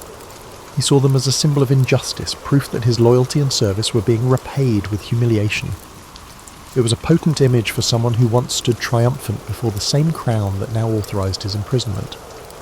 The question of guilt remains tangled in historical debate. Some accounts suggest that Columbus, overwhelmed by the labyrinth of colonial politics and the pressure for gold, resorted to extreme measures. Others argue Bobadilla's actions were also politically motivated, using Columbus as a scapegoat to appease the Crown's dissatisfaction with the colony's performance. Upon returning to Spain in disgrace, Columbus managed to secure an audience with Queen Isabella. Accounts from the time suggest that he pleaded his case with tears in his eyes, lamenting how he had been treated. The Queen, who once supported him so fervently, was moved enough to release him. However, his authority over the New World territories would never be fully restored. The monarchy recognised his contributions as an explorer, but deemed his administrative methods unacceptable, or at least too fraught with controversy to continue under his leadership. Despite these setbacks, Columbus managed to mount a fourth voyage, albeit with far fewer resources and a more modest mission, to find a passage to the Indian Ocean. He skirted the coasts of Central America, enduring hurricanes, shipwrecks, and near mutinies. This journey carried a distinct sense of desperation. Columbus remained convinced he could unstumble upon a maritime strait that would vindicate his original thesis, that these lands were indeed part of Asia's outskirts. He found no such passage, of course, and ended up stranded in Jamaica for a time, relying on the uneasy goodwill of local communities to survive. During that ordeal, Columbus famously exploited his knowledge of an upcoming lunar eclipse to secure provisions from the indigenous people. By predicting the moon would turn dark as a sign of divine displeasure if they withheld supplies, he manipulated the local population. This episode underscores the lengths he would go to maintain authority in precarious circumstances, and it also points to the lopsided power dynamics at play. Even when cut off from Spanish support, Columbus found ways to leverage advanced European knowledge like astronomy for short-term advantage. Eventually he managed to return to Spain in failing health, battered by the years at sea. The illusions that he might still be recognised as the viceroy of a new empire, or that he might uncover the golden cities of Asia, had diminished. Queen Isabella's death in 1504 further eroded his political support. King Ferdinand was far more pragmatic and less inclined to indulge Columbus's petitions for power or wealth. Over time, other explorers, such as Amerigo Vespucci, began to map the contours of the so-called New World, inadvertently challenging Columbus's fixation on Asia. In his later years, Columbus lived in semi-retirement, dogged by lawsuits over revenues he believed were owed to him based on his original contract with the Crown. The once bold dreamer was reduced to lodging legal complaints. He penned letters that oscillated between self-justification and appeals to higher Christian purposes. Even on his deathbed in 1506, he seemed unwilling to let go of the conviction that he had indeed found a western route to Asia. From a purely human perspective, these final chapters present a poignant figure. A man once lauded as an unrivaled pioneer, brought low by the machinery of the empire he helped expand. It's tempting to cast him as either victim or villain. He was, in truth, a complex amalgamation of ambition, faith, calculation, and tunnel vision. His voyages unleashed colossal consequences for countless indigenous peoples who bore the brunt of colonization's brutality, disease, and cultural upheaval, and yet, from a European standpoint, he undeniably altered the map and opened an era of unprecedented maritime expansion. One might argue that his ultimate downfall was that he neither adapted nor let go of his initial misconceptions. Had he recognised these territories as a separate landmass, he might have adjusted his strategies, perhaps forging alliances or seeking more sustainable ways to govern. Instead, he persisted, year after year, in claiming that Asia was just around the corner, that a strait or a city of gold would validate his calculations. This inflexibility collided with the messy reality of empire building. The monarchy demanded tangible riches and stability, not unending quests based on outdated assumptions. By the time Columbus died, he had seen only fragments of his grand vision realised. The world had indeed changed, but largely beyond his personal control. Ships from other European nations would soon arrive, each with their own agendas, as the scramble to exploit the newly unveiled continents gained momentum. Columbus's name would echo through centuries, but his latter days were marked by a troubled sense of having been eclipsed. The shimmering illusions that guided him across unknown waters faded into a legacy far more complicated and far more transformative than even he could have imagined. The ramifications of Columbus's journeys extended far beyond the man himself, unleashing a chain of events that would reshape the globe. With each subsequent ship sailing westward, more European settlers landed on Caribbean shores and, eventually, the mainland. While the Spanish crown extracted gold and silver from mines carved out of the soil, indigenous societies buckled under forced labour and diseases like smallpox, measles and influenza. These illnesses, new to the Western Hemisphere, devastated populations who had no immunity. Communities that had thrived for generations collapsed, their cultural practices disrupted or erased. Within a single generation, the vibrant tapestry of the Taino and other native groups was forever transformed. Some scholars estimate mortality rates well over 70% in certain areas due to epidemics alone. The Spanish approach was typically to establish encomiendas, a system in which settlers were granted control over local communities. They were supposed to protect and educate them in Christianity, but in practice, the system turned into a form of enslavement, extracting labour while paying minimal heed to well-being. Columbus's initial governance might not have single-handedly created these policies, but his methods and the Crown's encouragement of resource exploitation set the tone. The idea of the Columbian Exchange is often used to describe the massive transfer of plants, animals, people, and ideas between the old and new worlds.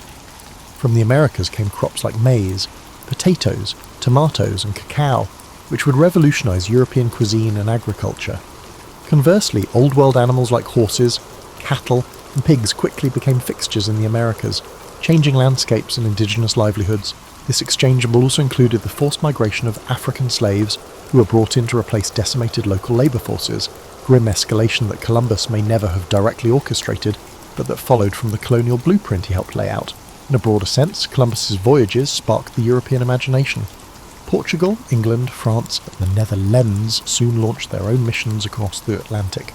Driven by rumours of riches and unconquered lands, competing claims ignited conflicts over territory, opening a new age of imperial rivalry. The lines on maps were redrawn countless times, each iteration leaving a trail of treaties, wars, and boundary disputes. And so, the impetus that began with Columbus's belief in a westward path to Asia spiralled into a global upheaval that reached far beyond the Caribbean. As these powers jostled for control, indigenous nations across two continents faced waves of new arrivals. Some groups formed alliances with Europeans, leveraging firearms and trade relationships to gain regional advantages.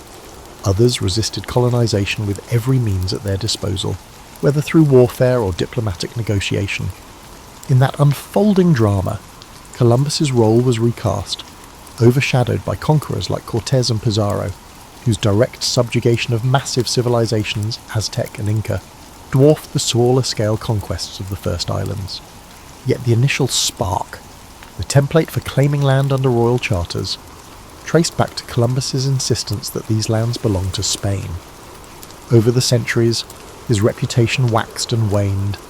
In Spain, he was intermittently lionized as a national hero, though he was Italian-born. In the emerging United States, Columbus was mythologized as an emblem of pioneering spirit, particularly during the 19th century, when a young nation sought founding myths disconnected from British colonial rule. Monuments sprouted in his name. Poets and chroniclers polished away the unseemly details, painting him as a visionary chosen by fate. But as the modern era approached, historians began to piece together the darker facets, the enslavement of native peoples, the ruthless tactics to extract tribute, and the catastrophic demographic collapse that accompanied European arrival. Within academic circles, Columbus's identity has been dissected with increasing rigour. Was he a brilliant, if flawed, mariner caught in the unstoppable tide of empire? A cunning opportunist who used royal favour to pursue his quest for personal glory? Or a tragic figure who stumbled into a continent he never understood, living long enough to see his illusion crumble? The man's diaries, the letters he exchanged with monarchs, and the records of those who travelled with him reveal contradictions and complexities that defy easy categorization. Social movements in the late 20th and early 21st centuries further heightened scrutiny. Protesters targeted Columbus Day celebrations. calling attention to the brutal legacy of colonization for indigenous peoples. Statues were defaced, public debates raged, and local governments declared alternative holidays like Indigenous Peoples' Day. The conversation shifted from glorifying Columbus's navigational triumphs to examining the price others paid for his endeavours. Some people clung to the older narrative, seeing him as an icon of exploration and progress, while others demanded a more candid acknowledgement of the suffering woven into his story. In many ways, Columbus embodies the paradox of exploration, a thirst for new knowledge and wealth, coupled with the violent imposition of power over those encountered. Modern sentiments often try to reduce historical figures to moral absolutes, hero or villain, but people, and particularly those who lived centuries ago, exist in moral shades shaped by the context of their times. Columbus was no exception. He followed the traditions of his society, exploitation, religious zeal, hierarchical rule, while also forging new paths that irrevocably altered the world's trajectory. Reflecting on this, one sees that the significance of Columbus's voyages cannot be understated. Regardless of how one judges his personal character, entire continents were thrust into a new era of connectivity and strife. Commodities, pathogens, and cultural practices mingled in a transoceanic dance, with consequences that continue to unfold. That global transformation can be traced to this determined navigator who, despite incorrect assumptions and an inflexible mindset, was the catalyst for an epical shift. History, for all its tumult and tragedy, hinged on that moment he and his crew sighted land in 1492. With the benefit of hindsight, we might picture Columbus standing at a symbolic crossroads, holding the map of his flawed calculations in one hand and a fervent sense of destiny in the other. To some, he remains an adventurer who proved the feasibility of crossing the Atlantic, bridging worlds that for thousands of years had developed independently. To others, he represents the darkest impulses of colonial ambition, unleashing oppression and subjugation on societies that neither desired nor invited his arrival. Through the prism of 5 centuries, perhaps both views hold merit, intertwined in the complexities of historical momentum. In contemporary times, the story of Columbus resonates differently depending on cultural, educational, and national perspectives.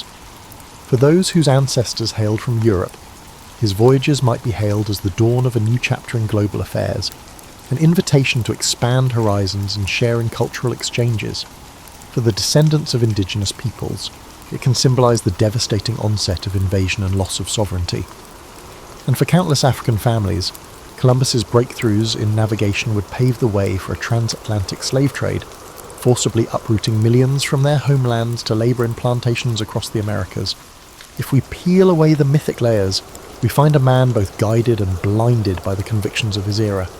Columbus believed in a cosmology that insisted Earth's size was smaller than many experts claimed. He also adhered to the conviction that Christianity had a mission to spread to every corner of the globe, by force if persuasion failed. Even as a young boy, haunted by the brine-scented air of Genoa's docks, he likely never pictured how far-reaching the consequences of his ambitions would be. If anything, his early dream was to find a direct route to Asia's wealth, not to become the instigator of a massive reordering of human societies. His navigational prowess remains undeniable. Crossing the Atlantic in those small vessels demanded skill, courage, and an uncanny ability to rally terrified crews. He navigated with rudimentary tools under harsh conditions, forging routes that would later become standard passages for ships of exploration, trade, and conquest.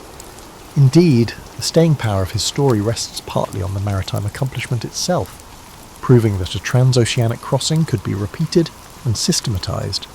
Yet the same willpower that made him persist in the face of skepticism also fueled his unwillingness to abandon his original assertion that he was in Asia. This insistence might appear almost comical, given our modern knowledge, but in his time, admitting error could jeopardize not just personal pride but the entire framework of royal patronage. Stubbornness, ironically, became a tool for survival in a cutthroat political environment.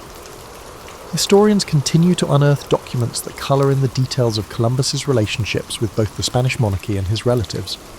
Personal letters reveal a man vexed by the shifting allegiances at court and haunted by financial concerns. He yearned for the wealth and social status that successful explorers could attain, believing that divine providence had chosen him to fulfill a monumental role in human destiny. This near-messianic self-perception sometimes contradicted the messy and often brutal realities he oversaw in the colonies. Whether reviled or revered, Columbus stands as a testament to how individual actions can reverberate through the centuries.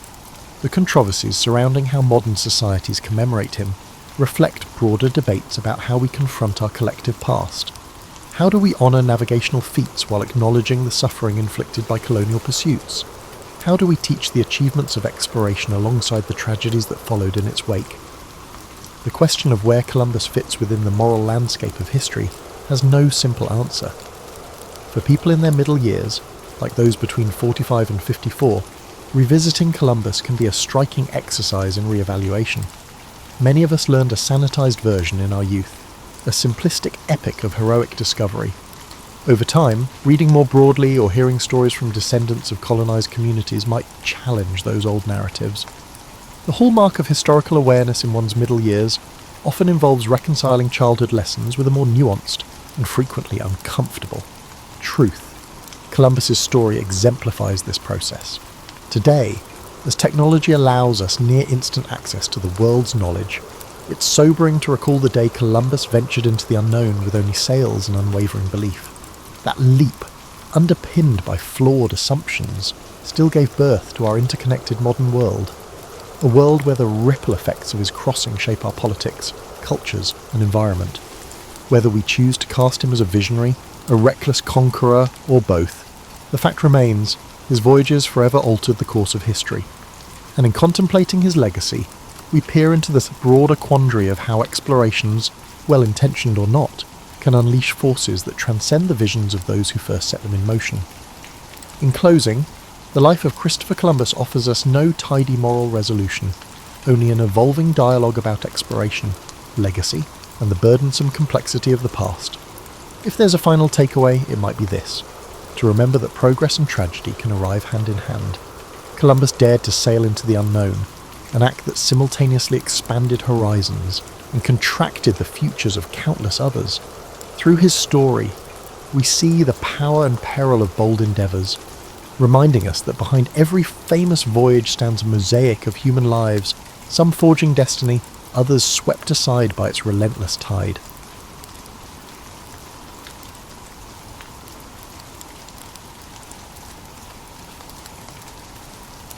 Charles John Huffam Dickens entered the world on February 7, 1812, in Portsmouth, England, an unassuming coastal city whose naval docks were alive with shipyard clamour. His father, John Dickens, was a clerk in the Navy Pay Office, and his mother, Elizabeth Barrow, juggled household duties with literary aspirations of her own. Though future readers might picture Dickens's early years brimming with quaint scenes, his youth was less storybook and more precarious. In many accounts, Dickens first emerges as a child forced to work in a boot-blacking warehouse after his father's imprisonment. While that humiliating episode is well known, less noted is how Dickens' sense of betrayal took root during that time. He felt cast off by parents who placed him in a grimy riverside factory, scraping labels from bottles for hours on end. That sense of abandonment left scars. Years later, he'd disguise the trauma in comedic passages or heartbreak in novels, but the sting of childhood adversity was never fully exorcised. Before that warehouse ordeal, Dickens spent a short span in a school in Chatham. Teachers found him bright and observant. He devoured cheap adventure tales and occasionally wrote small sketches. If not for financial mismanagement, perhaps he would have continued this schooling unabated. Instead, money troubles spiralled. The father's easygoing nature plus a love of small luxuries spelled doom. When John Dickens fell behind on bills, local bailiffs eventually hauled him to Marshalsea debtors' prison in Southwark. Young Charles felt pride battered by this scandal. Imprisonment for debt carried a social stigma.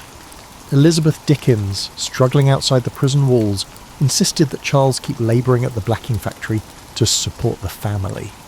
This parental stance deepened his sense of injustice. Dickens found small consolation in nighttime strolls by the Thames, where he observed the chaos of London's underworld, including tavern brawls, children selling goods, and ragged porters carrying crates. Such experiences fueled the observational acuity that would one day saturate his novels with authenticity. He saw how easily fate could tip honest families into squalor, a theme that would recur in his narratives about orphans, outcasts and fallen gentry. As time passed, John Dickens managed to secure his release by settling partial debts. Charles was allowed to return to schooling, an abrupt shift that left him grateful but conflicted. He had tasted the indignities of labouring among older workers who teased him for his middle-class airs.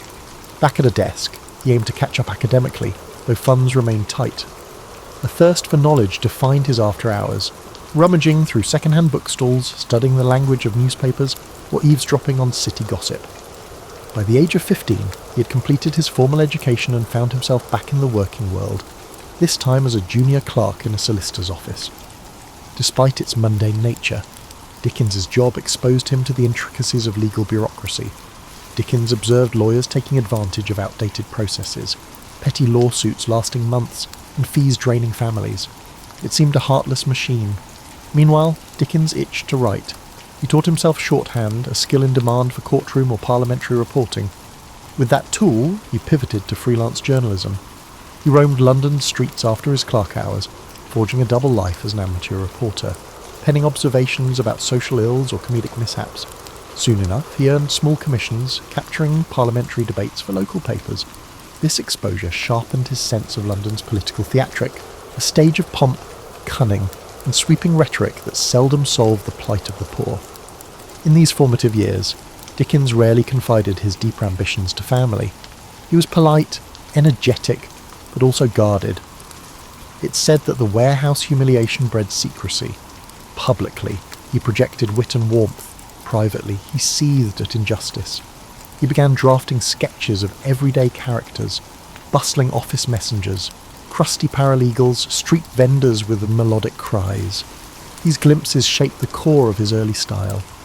He recognised that the city teemed with stories just waiting to be told, stories of ambition, heartbreak, and improbable comedy. For Dickens, the line between real life and fiction thinned daily.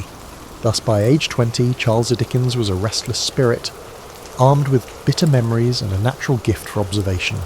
Though not yet the famed novelist, he was planting seeds for the empathy and social critique that would soon bloom. He'd glimpsed the cruelty of circumstance and the fragility of fortunes. That awareness, fused with irrepressible humour and sympathy for the downtrodden, would guide him as he waded deeper into the journalistic realm, then soared into the literary spotlight. Dickens's early foray into journalism gradually eclipsed his clerk duties. He discovered a knack for capturing small happenings with dramatic flair. Employed first as a shorthand reporter at Doctors' Commons, where maritime and probate cases were heard, Dickens gleaned odd legal details, comedic rivalries, and labyrinthine procedures that later informed his novels about the law's absurdities.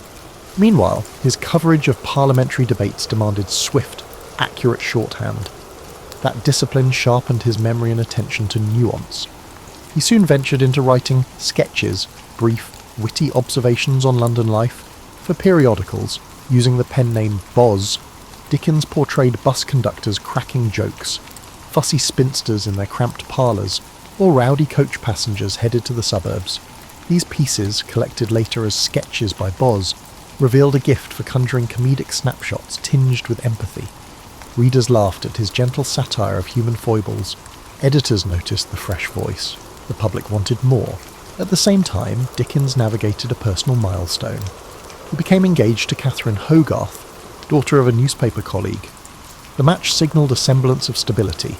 Catherine was supportive, if somewhat reserved. Their courtship led Dickens to refine his sense of domestic security, something he'd lacked in youth. Although not known for confessional writing about romance, Dickens's letters hinted at genuine affection. They married in 1836, soon renting a modest home as Dickens juggled journalism, sketches, and incipient novel projects. Opportunity knocked unexpectedly when a publisher approached him for a serialised comedic novel to accompany illustrations by a well-known artist. The result, initially planned as a set of light-hearted sporting adventures, evolved into The Pickwick Papers. Dickens's comedic energy, combined with whimsical characters, turned it into a literary phenomenon. Through Mr. Pickwick's misadventures and the Cockney charm of Sam Weller, Dickens found a vast audience. Circulation soared. Readers devoured each monthly instalment. Dickens, at 24, became a household name, yet behind the success, he sweated over deadlines, rewriting chapters at the last moment. The serial format demanded constant invention. He discovered that comedic set pieces like a misread will or an accidental infiltration of a lady's costume party tickled popular taste. He also experimented with poignant moments, such as the plight of a downtrodden servant or a debtor, infusing the narrative with moral undertones. This blend of humour and pathos would define Dickens's brand.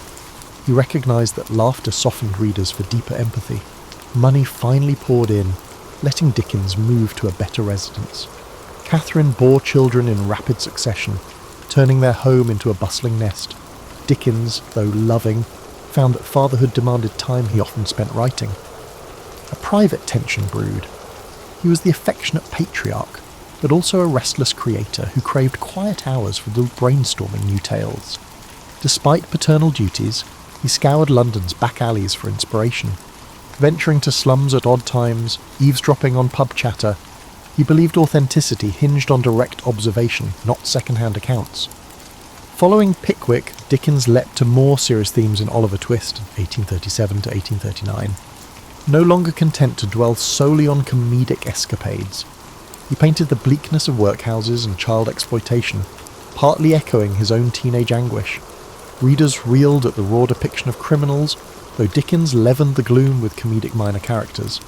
Critically, Oliver Twist ran concurrently with Dickens's other obligations. He was editing magazines, finishing shorter works, and beginning new serials. The pace was relentless. He thrived on the excitement, yet it risked exhaustion. Public acclaim soared. His name now graced invitations to dinner parties with aristocrats who craved proximity to the sensational boz. Dickens appreciated the chance to expand his network, though he sometimes mocked upper-class pretensions. He never forgot his working-class brushes with hardship, refusing to let polished society lull him. Instead, he leveraged connections to champion philanthropic concerns. He privately aided London charities and joined reform committees. While not a radical agitator, Dickens believed in social improvement through publicity and moral suasion. His novels became a subtle force for that cause, exposing readers to the realities of orphanages, slums, and corrupt institutions. Around this time, Dickens also travelled to rural areas, gleaning stories from rickety stagecoaches or decrepit inns. These journeys reaffirmed that outside London's bustle lay entire pockets of tradition and superstition, fertile ground for future plots. Meanwhile, Catherine's sister Mary Hogarth, who had moved in to assist the household, died suddenly. Her death devastated Dickens, triggering a profound grief that coloured some subsequent chapters in his writing. The ephemeral nature of life became a quiet refrain in his novels, as he realised that personal tragedy was inseparable from comedic levity. The public continued to clamour for his narratives, hungry for that singular Dickens style, vibrant characters dancing between humour and sorrow. Thus, Dickens closed the 1830s riding high, yet increasingly aware of the moral gravity behind his fictional worlds. Beneath the success, the seeds of tension sprouted, creative demands, a growing family, and an evolving conscience about society's failings. He pressed on, certain that fiction could spark empathy and reform, forging a path into the next decade, where his ambition would expand with each new novel's unveiling. Dickens's star blazed brightly as he entered the 1840s. Publishers clamoured for fresh novels, while the public devoured each serial instalment. Determined to balance entertainment with social commentary, he embarked on projects like Nicholas Nickleby, spotlighting the abuses in Yorkshire boarding schools. He visited one such institution incognito, alarmed by the squalor inflicted on children. That raw evidence infused the novel's savage critique. Dickens aimed to jolt readers from complacency, believing that shining light on corruption might spur reform. Yet despite success, Dickens felt a creeping restlessness. Continual deadlines hemmed him in, and London's sprawl began to stifle. Seeking fresh inspiration, he travelled abroad in 1842, first to America, anticipating a land of democratic ideals. The trip, however, exposed contradictions. Dickens found some Americans warm and inventive, but balked at rampant slavery and a cultural appetite for piracy of his works, without royalty payments. He penned American Notes, a travelogue mixing admiration with pointed criticism. Some Americans felt betrayed by his frankness. Dickens, unbowed, believed honesty trumped politeness. Back in England, he completed Martin Chuzzlewit, weaving an American episode reminiscent of his journey's sour encounters. Sales dipped initially. The novel's complex structure confounded some fans expecting a simpler comedic flair. But Dickens pressed on, trusting in his evolving style. Privately, he wrestled with financial anxieties. Despite robust earnings, his lavish lifestyle, big houses, numerous children, constant entertaining, consumed funds. He dreaded the possibility of slipping back into the precarious economy of his youth. Amid these pressures, Dickens found solace in philanthropic efforts. He teamed with Angela Burdett Coutts to establish Urania Cottage, a refuge for homeless women and former prostitutes. There, they received training in practical skills and moral guidance. Dickens, involved in every detail, interviewed potential residents, planned daily schedules, and wrote them short moral stories. This hands-on approach underscored his sincere desire for personal involvement in charitable causes. He saw direct intervention as more potent than abstract philanthropic gestures. In the midst of editing magazines and writing novels, Dickens craved a side project more playful yet meaningful. That impulse birthed A Christmas Carol, 1843, a slender novella penned with fervour. Observing the plight of the urban poor amid festive spending, Dickens aimed to spark compassion through a ghostly redemption tale. He wrote it rapidly, spurred by both moral zeal and a need for fresh income. The result was a cultural phenomenon, stirring readers to reflect on generosity and social conscience. Dickens realised short, impactful works could amplify moral messages as powerfully as sprawling tomes. Despite public adoration, his personal life showed strains. Catherine bore more children, leaving her fatigued and less able to join Dickens on travels. He found himself forging deeper friendships with other women, some purely platonic, others rumoured to be more. Biographers still debate the emotional complexities swirling beneath his family's outward respectability. Dickens maintained an outwardly jovial persona, hosting boisterous parties where parlour games and comedic recitations thrived. But diaries hint at occasional rages triggered by minor frustrations, revealing an undercurrent of stress. On the professional front, Dickens launched a new weekly periodical, Master Humphrey's Clock, in 1840, intending to serialise stories, including The Old Curiosity Shop. This novel's tragic figure, Little Nell, captured the era's sentimentality. Readers wept over her fate, and the final chapters sold in a frenzy. Some critics called it manipulative, but Dickens dismissed such complaints. He believed emotional resonance was essential to galvanise moral empathy. The fervour surrounding the book's climax demonstrated how deeply he could move the masses. Yet Dickens couldn't rest on triumphs. He recognised the public's appetite was fickle. He had to top himself with each new release. That intensity weighed on him. At times, he toyed with the idea of drama. He loved the theatre, once even considering an acting career. He occasionally directed amateur theatrical productions, casting friends in comedic roles, or staging mesmerising readings from his works. These private stagings foreshadowed the public readings he'd eventually embark on later, enthralling audiences in full performance mode. As the 1840s advanced, Dickens's worldview deepened. He was no longer content with mere comedic social sketches. The continent's political upheavals, the 1848 revolutions, widespread poverty, unsettled him. He saw monarchy and aristocracy clinging to power while labourers toiled. Travelling through Europe, he'd note the crumbling palaces side by side with squalid tenements, fueling an ongoing quest to tackle deeper social and political themes. His novels began weaving heavier critiques of institutions, be they philanthropic boards, debtors' prisons, or unscrupulous factories, while still retaining the comedic flair that made him beloved. The stage was set for some of his most iconic works, culminating in a radical approach to criticising Victorian hypocrisy. Approaching the latter half of the 1840s, Dickens sought fresh experiences abroad, venturing to Italy and Switzerland. These travels coloured his imaginative palette. In Genoa, he marvelled at medieval alleyways, soaking in the city's layered history. He rented a villa overlooking the Mediterranean, drafting letters that rhapsodised about local customs, noisy festivals, ornate religious processions, the daily swirl of gossip. Yet even in idyllic settings, Dickens's pen could not rest. He sketched future storylines, weaving exotic vistas with homespun moral questions.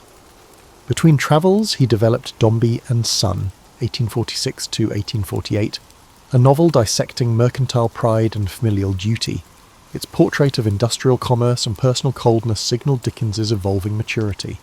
Critics lauded its carefully structured plot, though some lamented the typical bursts of sentiment. Regardless, the serial soared in sales. Meanwhile, Dickens fueled his creative energies by founding Daily News. In 1846, a liberal newspaper intended to champion progressive ideas. Dickens took on the role of the newspaper's first editor, but resigned within a few weeks due to the stifling nature of editorial politics and the excessive strain of daily work. Still, the foray indicated his thirst to shape public discourse beyond fiction. In 1849, he embarked on David Copperfield, the novel many consider his most autobiographical. Through David's journey from mistreated childhood to authorship, Dickens exorcised the ghost of the blacking factory years. He transmuted humiliations into comedic episodes. Mr. Murdstone's cruelty mirrored real paternal failings Dickens had observed, while Mr. Micawber's eternal optimism recalled Dickens's own father. This personal closeness gave the novel an intimate warmth. Serialization built momentum. Readers recognized the luminous sincerity. Dickens felt a special fondness for the project, referring to David as his favourite child. Despite success, family tensions escalated. Catherine bore 10 children in total, and Dickens, though affectionate, sometimes felt suffocated by domestic chaos.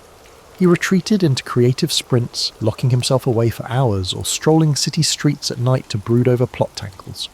Sister-in-law Georgina Hogarth also lived with them, helping manage the household.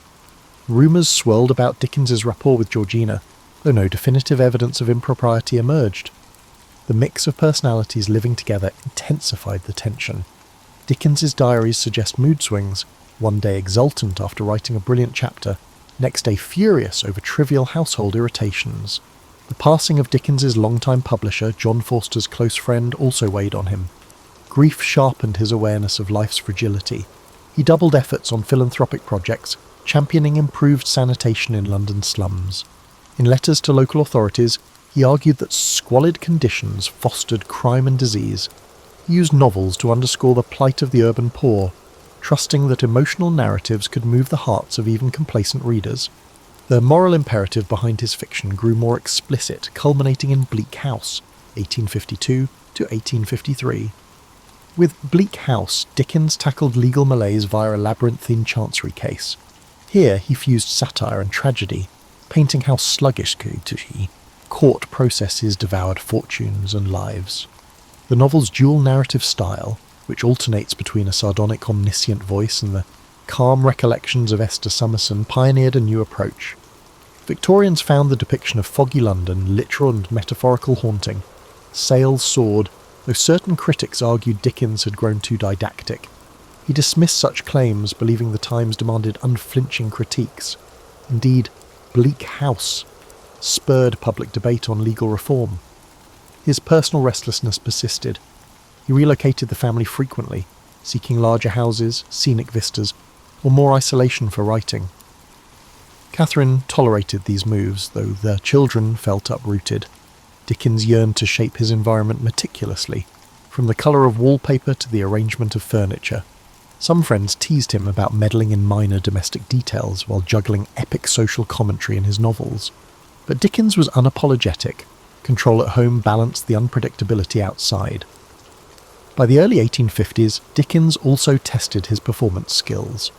He had toyed with amateur theatricals, but an idea emerged. Reading his works aloud to paying audiences. The concept was radical. Authors seldom performed in public. Yet Dickens suspected his vivid dialogue, comedic voices, and heartfelt passages could electrify spectators if he delivered them. He gave private recitations to friends who raved about his dynamic presence.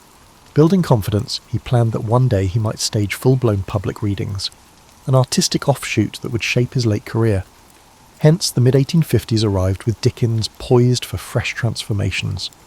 Married life grew strained, but fatherhood demanded presence. Literary acclaim soared, but so did expectations. He recognised the friction between domestic reality and his imaginative yearnings. David Copperfield behind him, he now turned to novels of deeper cynicism. The city, with all its smog and labyrinthine institutions, remained his muse. He sensed the well of stories was far from dry, though personal fulfilment still seemed elusive. In 1854, Dickens published Hard Times, a shorter novel dissecting the grim industrial landscape of Coketown. Its emphasis on utilitarian philosophy, represented by the rigid Mr. Gradgrind, took aim at the era's mechanical approach to education and factory work. Critics were divided. Some praised the focused indictment of industrial dehumanization. Others found the story too polemical. Dickens shrugged off such mixed reception, content that Hard Times spurred heated debate on factory conditions and the cult of facts over imagination. Simultaneously, Dickens's private life lurched toward crisis. His discontent at home worsened. Catherine, though mild in temperament, couldn't quell Dickens's sense of entrapment. Letters reveal his dissatisfaction with her perceived lack of spirit or companionship. Though many suspect Dickens's restlessness drove him to scapegoat her. The emotional chasm widened. By 1857, Dickens encountered actress Ellen Ternan, a young performer in a theatrical production he arranged. Their connection, though discreet, grew intense. Dickens's marriage effectively collapsed. He demanded a legal separation from Catherine in 1858, a scandal at the time. He insisted on maintaining custody of most children, leaving Catherine isolated. Publicly, Dickens used his magazine Household Words to issue statements about the split, casting blame and fueling gossip. The affair with Ternan stayed veiled, with Dickens employing elaborate ruses to protect the secret. Professionally, Dickens pivoted to the public readings he had long contemplated. In 1858, he embarked on a series of performances, reciting scenes from Oliver Twist, A Christmas Carol, and more. Audiences were enthralled. He performed each character's voice, pacing the stage with theatrical flair. Some spectators wept at the pathos of Nancy's fate, while others laughed uproariously at his comedic turns. For Dickens, these readings offered both creative fulfillment and a lucrative sideline, yet they drained him physically, as he poured intense energy into every gesture. He joked about the exhaustion, but relished the applause. In 1859, Dickens launched a new weekly all the year round, effectively replacing his previous magazine. The inaugural issue featured the start of A Tale of Two Cities. Now more interested in historical drama, Dickens spun a story of the French Revolution, weaving themes of sacrifice and resurrection. The novel's style was more compact and less digressive than his earlier works. Perhaps personal upheaval had sharpened his narrative focus. The opening lines about the best and worst of times entered the cultural lexicon, capturing a duality that resonated with Victorian anxieties. The novel soared in popularity, bolstered by the magazine's circulation. In parallel, Dickens found time to champion philanthropic innovations. He joined debates on public sanitation, urging expansions of London's sewer system, though city officials bickered over funding. He also contributed funds to help create better housing for the poor. But Dickens's philanthropic impulses were inseparable from moral paternalism. He believed discipline and moral instruction were keys to uplifting the impoverished. This outlook could clash with more radical voices demanding structural change. Still, Dickens's currency as a public figure lent weight to calls for incremental reform. Another major novel, Great Expectations, emerged in serialized form from December 1860 to August 1861. Written amid Dickens' separation scandal, it resonated with questions of identity, social ambition, and illusions. Pip's yearning for gentility paralleled Dickens's own drive to transcend humble origins.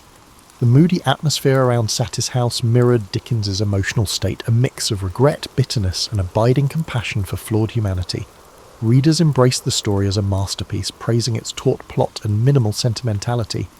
Dickens cherished the success, yet behind the scenes he struggled with heartbreak and a sense of personal failure.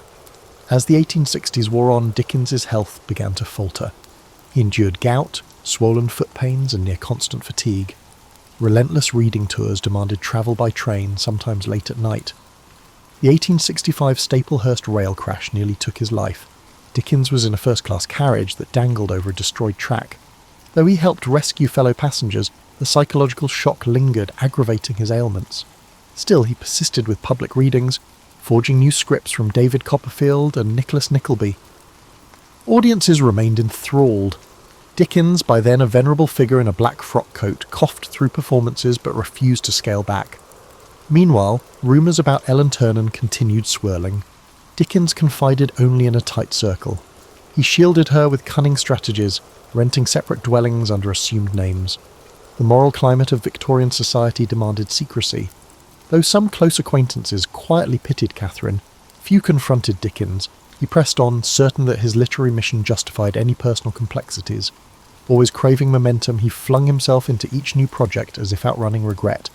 That paradox, immense empathy for fictional sufferers but complicated empathy in private life, defined Dickens's twilight decade. The public saw the champion of social justice, his family endured the strains of his single-minded devotion.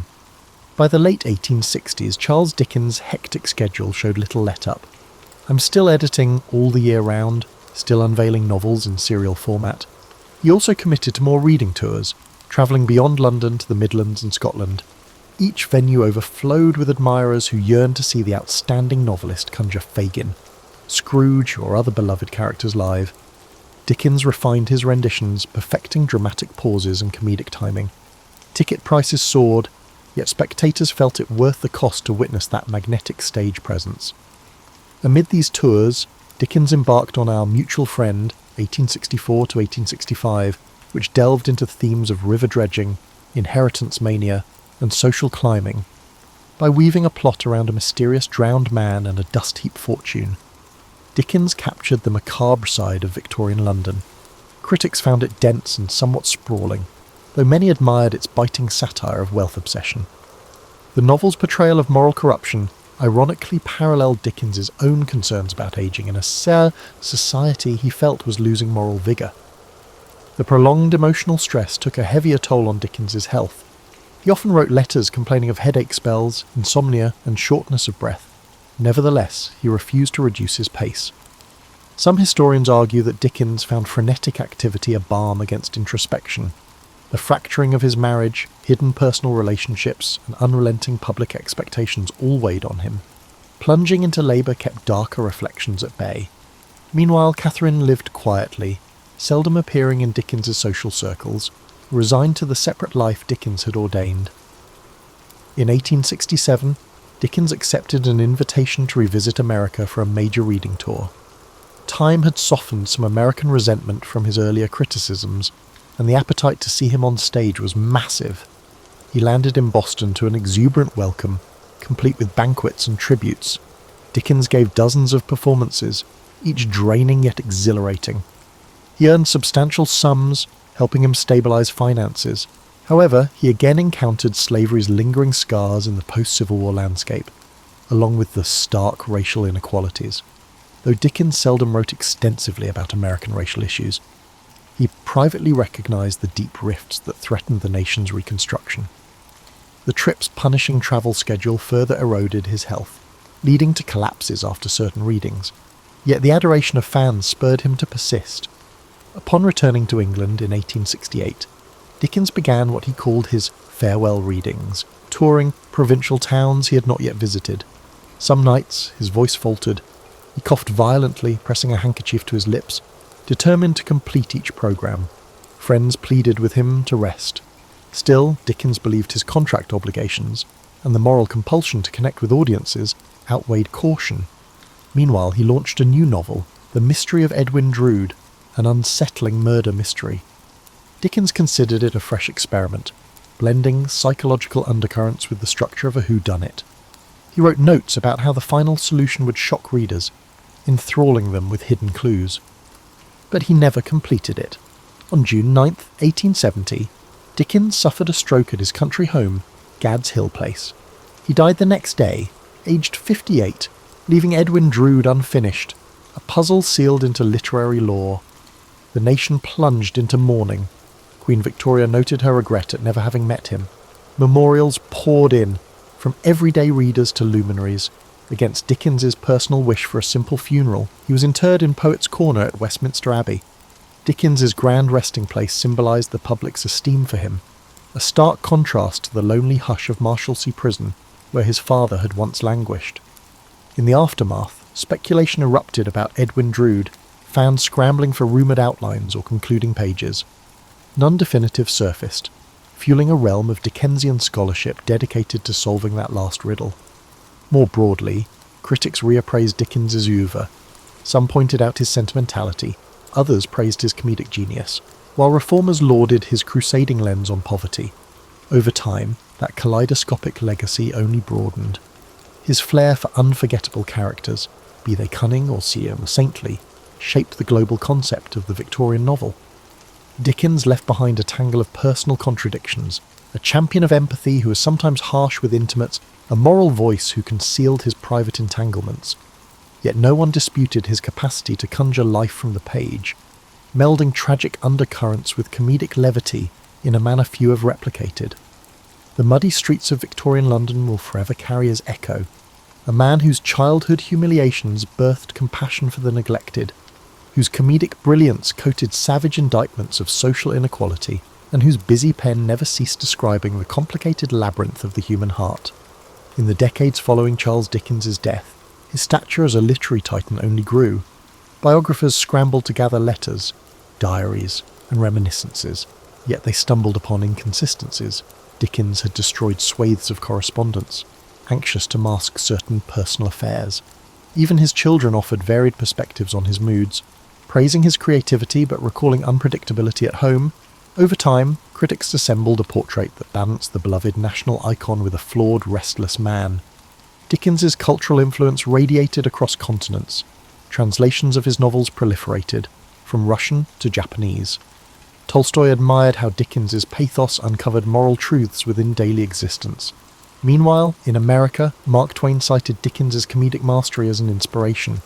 Stage adaptations thrived. Theatre troupes dramatized Oliver Twist or A Christmas Carol, enthralling audiences who experienced these moral tales live. Eventually, with the emergence of film, Dickens's episodic style lent itself to cinematic versions, hooking new generations on characters like Scrooge and David Copperfield. Yet beneath the general adoration lay deeper debates.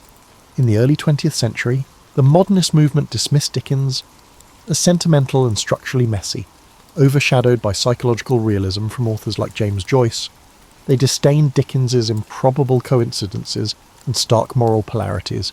However, around mid-century, a scholarly reappraisal highlighted the purposeful craft in Dickens's narrative arcs and social critiques. Far from naive, his comedic touches often disguise sharp societal barbs, letting him slip radical criticisms past censors and readers unaccustomed to confrontation. Dickens also shaped philanthropic and social activism. His scathing depiction of workhouses or the cruelty of child labour galvanised subsequent reformers. Wilkie Collins, Elizabeth Gaskell, and others in Dickens' circle integrated similar strategies, using fiction to dramatise social injustice. Modern charities focusing on literacy or child welfare sometimes invoke Dickens's name, pointing to the universal empathy that his works evoke. Even today, policy discussions about homelessness or child poverty occasionally mention Dickens as a moral reference, a reminder that ignoring society's vulnerable fosters deeper crises. In the personal realm, revelations about Ellen Ternan emerged in the late 19th and early 20th centuries, shaking Dickens' pristine image. Letters and memoirs indicated he financially supported Ternan, dividing his life between public duties and a hidden domestic arrangement. Some fans felt betrayed that the moralist had lived a double life. Others argued that Dickens' private complexities underscored the raw human contradictions fueling his fiction. The debate paralleled broader shifts in how Victorian icons were reassessed under modern scrutiny. Dickens's method of serial publication also influenced subsequent generations of writers. The concept of releasing stories in weekly or monthly segments, maintaining suspense, and forging a close bond with readers found echoes in everything from 20th century pulp magazines to today's online web serials. The interplay between real-time audience reaction and the writer's evolving plot shaped Dickens's approach. He adjusted character arcs mid-serialization if he sensed a shift in public sympathy. Contemporary authors who experiment with episodic storytelling owe a quiet debt to his pioneering structure. Tourists still flock to Dickensian landmarks in London, the Dickens Museum in Doughty Street, the blacking factory's location near the Thames, and the austere Marshalsea prison relic. At Christmas, especially, people revisit A Christmas Carol, with countless adaptations reinforcing generosity's victory over miserliness. The story's cultural resonance persists because Dickens tapped into elemental themes: regret, redemption, and communal warmth. The name Scrooge remains a byword for stinginess, a testament to Dickens's enduring hold on language itself. Dickens's life is reflected as an illustration of reinvention and unstoppable drive. From a traumatized boy polishing boots to an international celebrity juggling philanthropic causes and labyrinthine plots, he exemplified resilience fueled by moral impetus. Though times have changed, his emphasis on shining a spotlight on the marginalised rings contemporary. We see echoes in campaigns for social justice, echoing Dickens's call for empathy. Ultimately, Charles Dickens stands as both the comedic chronicler of Victorian quirks and the fierce critic of institutional failings. His labyrinthine plots, bursting with eccentric figures, overshadow none of the raw undercurrents of injustice. He remains a puzzle of contradictions, public moralist but private enigma, champion of familial warmth yet fracturer of his home, comedic entertainer yet scathing social commentator. That complexity, rather than undermining his legacy, enriches it. His works endure, reminding us that laughter and compassion can coexist with deep outrage at cruelty, and that a single pen, guided by empathy and irrepressible imagination, can shift how an entire society views itself.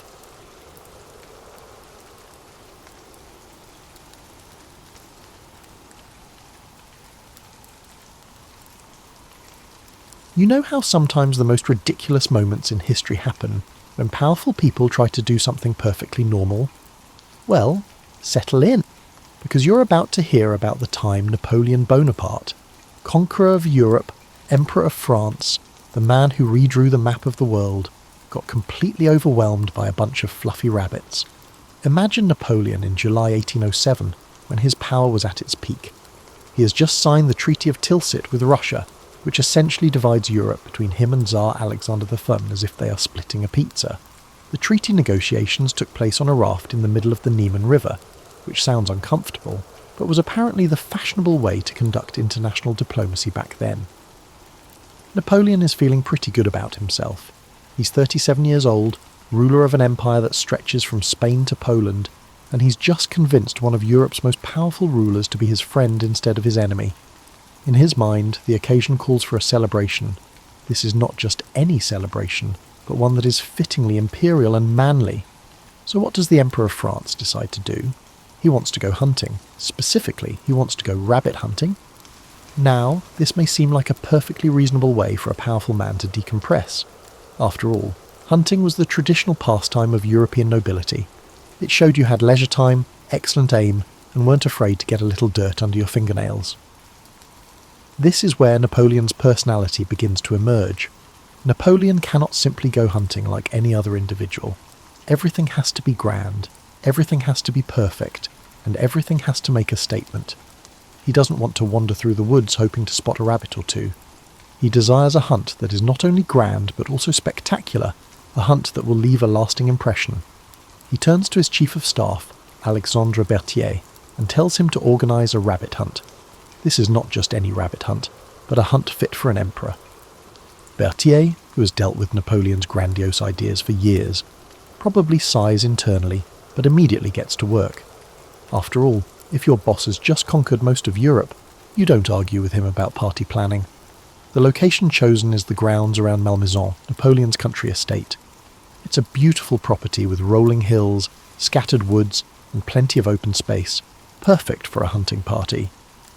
The plan is simple. Invite all the important military officers and government officials, release hundreds of rabbits into the countryside, and then have a grand time chasing them down. You can imagine Napoleon's excitement as the plans come together. He's probably pacing around his study, hands clasped behind his back in that famous pose, detailing exactly how he wants everything arranged. The weapons must be cleaned and prepared, the refreshments must be perfect, and there must be many rabbits. This phase is where Berthier starts to earn his reputation as one of history's most competent staff officers. He understands that his emperor doesn't just want a hunting party. He wants a hunting party that will become a legend.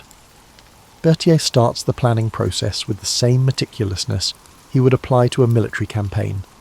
First, he needs to secure the hunting grounds. The estate must be properly prepared, with beaters positioned to drive the rabbits toward the hunters. Then there's the matter of weapons. Fine hunting rifles for all the guests, properly maintained and sighted. Food and drink should also be provided for the guests, as they will undoubtedly engage in a lengthy day of outdoor activities.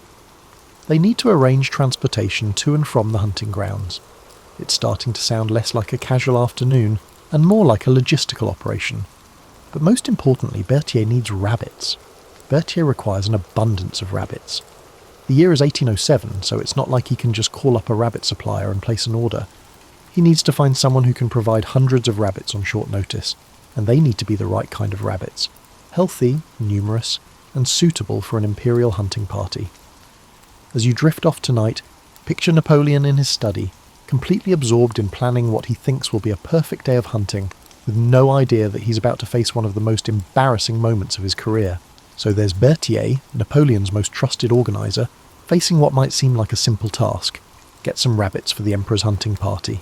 But you know how it is when your boss wants something done perfectly. Suddenly even the simplest job becomes complicated. Berthier starts by doing what any sensible person would do. He asks around. Where does one acquire several hundred rabbits for a hunting party? It's not exactly the kind of question that comes up in normal conversation. Oh, by the way, do you know anyone who has a few hundred rabbits lying around, asking for an emperor? The answer, it turns out, is local farmers and rabbit breeders. In early 19th century France, rabbit farming was actually quite common. Rabbits were a reliable source of meat and fur. They reproduced quickly, and they didn't require much space or expensive feed. Your average French farmer probably had a dozen or so rabbits in hutches behind his house. But Berthier doesn't need a dozen rabbits. He needs hundreds. So he starts sending out his assistants to every farm and rabbit breeder within a day's travel of Malmaison. The message is simple. The Emperor needs rabbits, and he needs them by a specific date. Money is no object.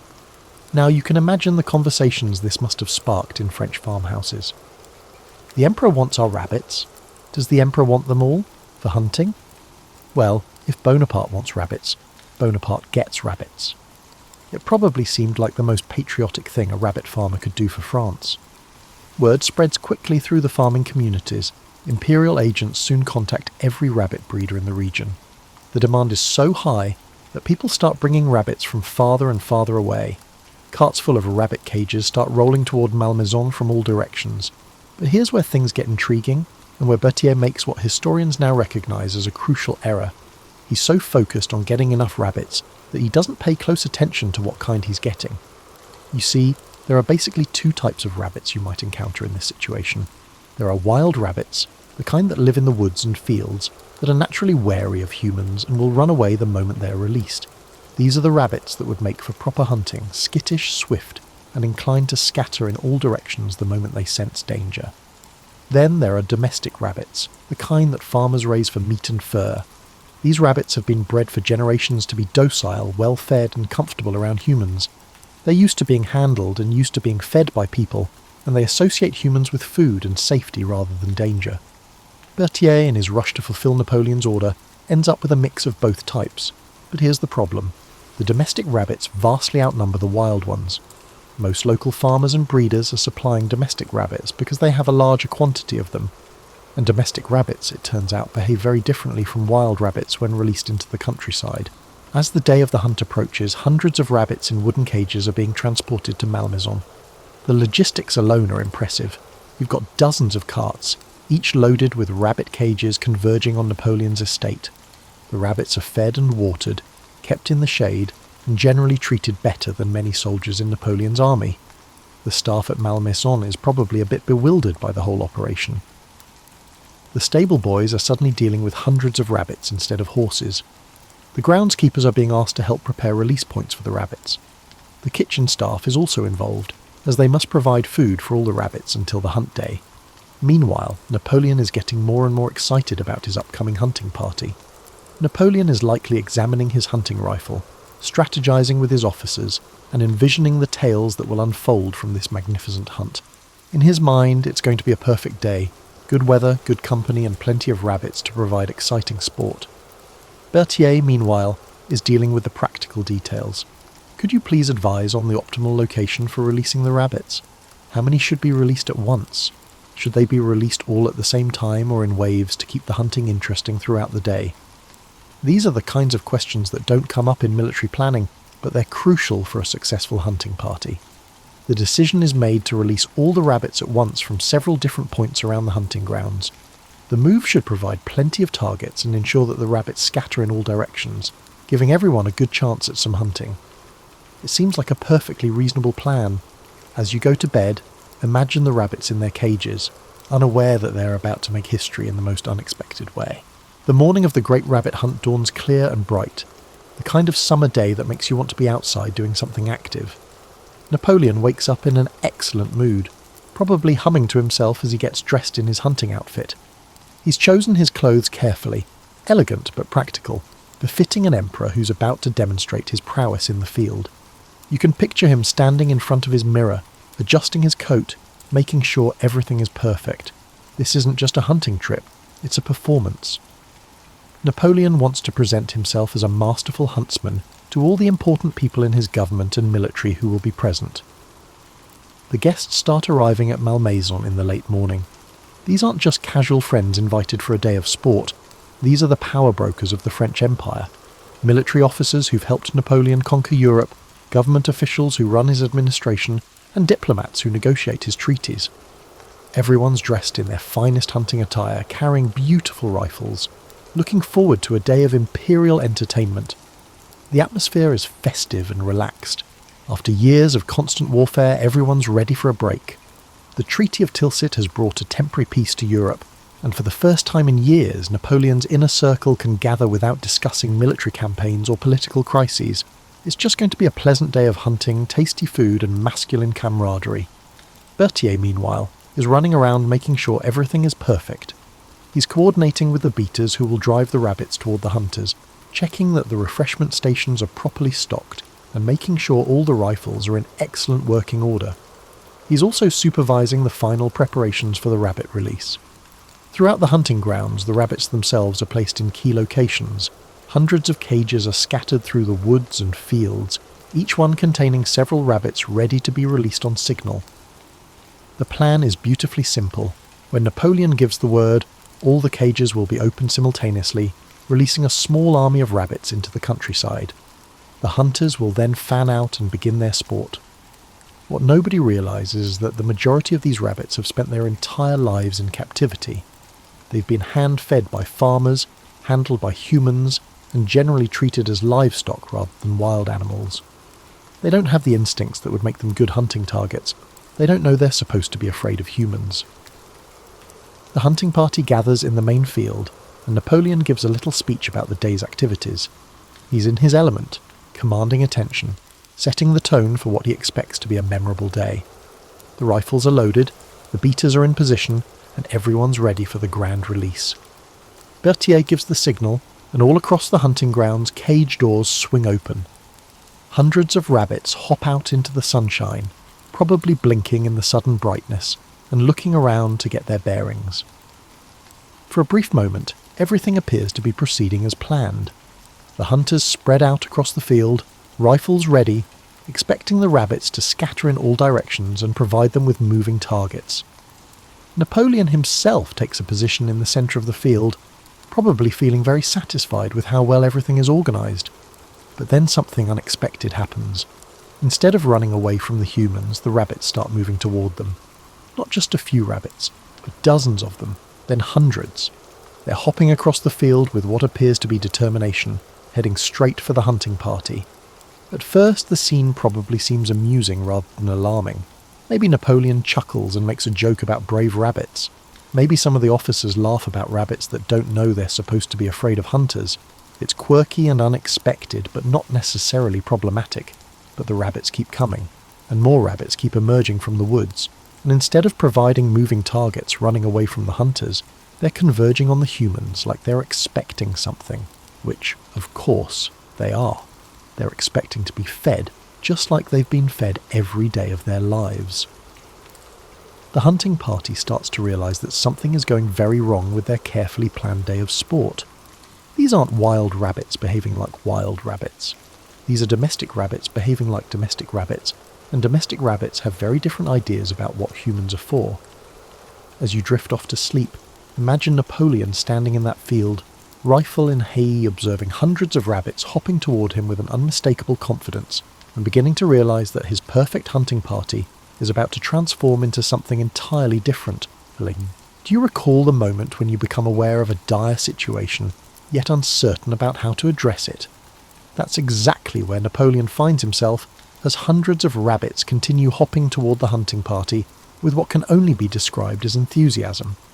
At first, the situation is more puzzling than alarming. These are supposed to be prey animals, after all.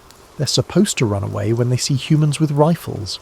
Instead, they're approaching like they're expecting a handout.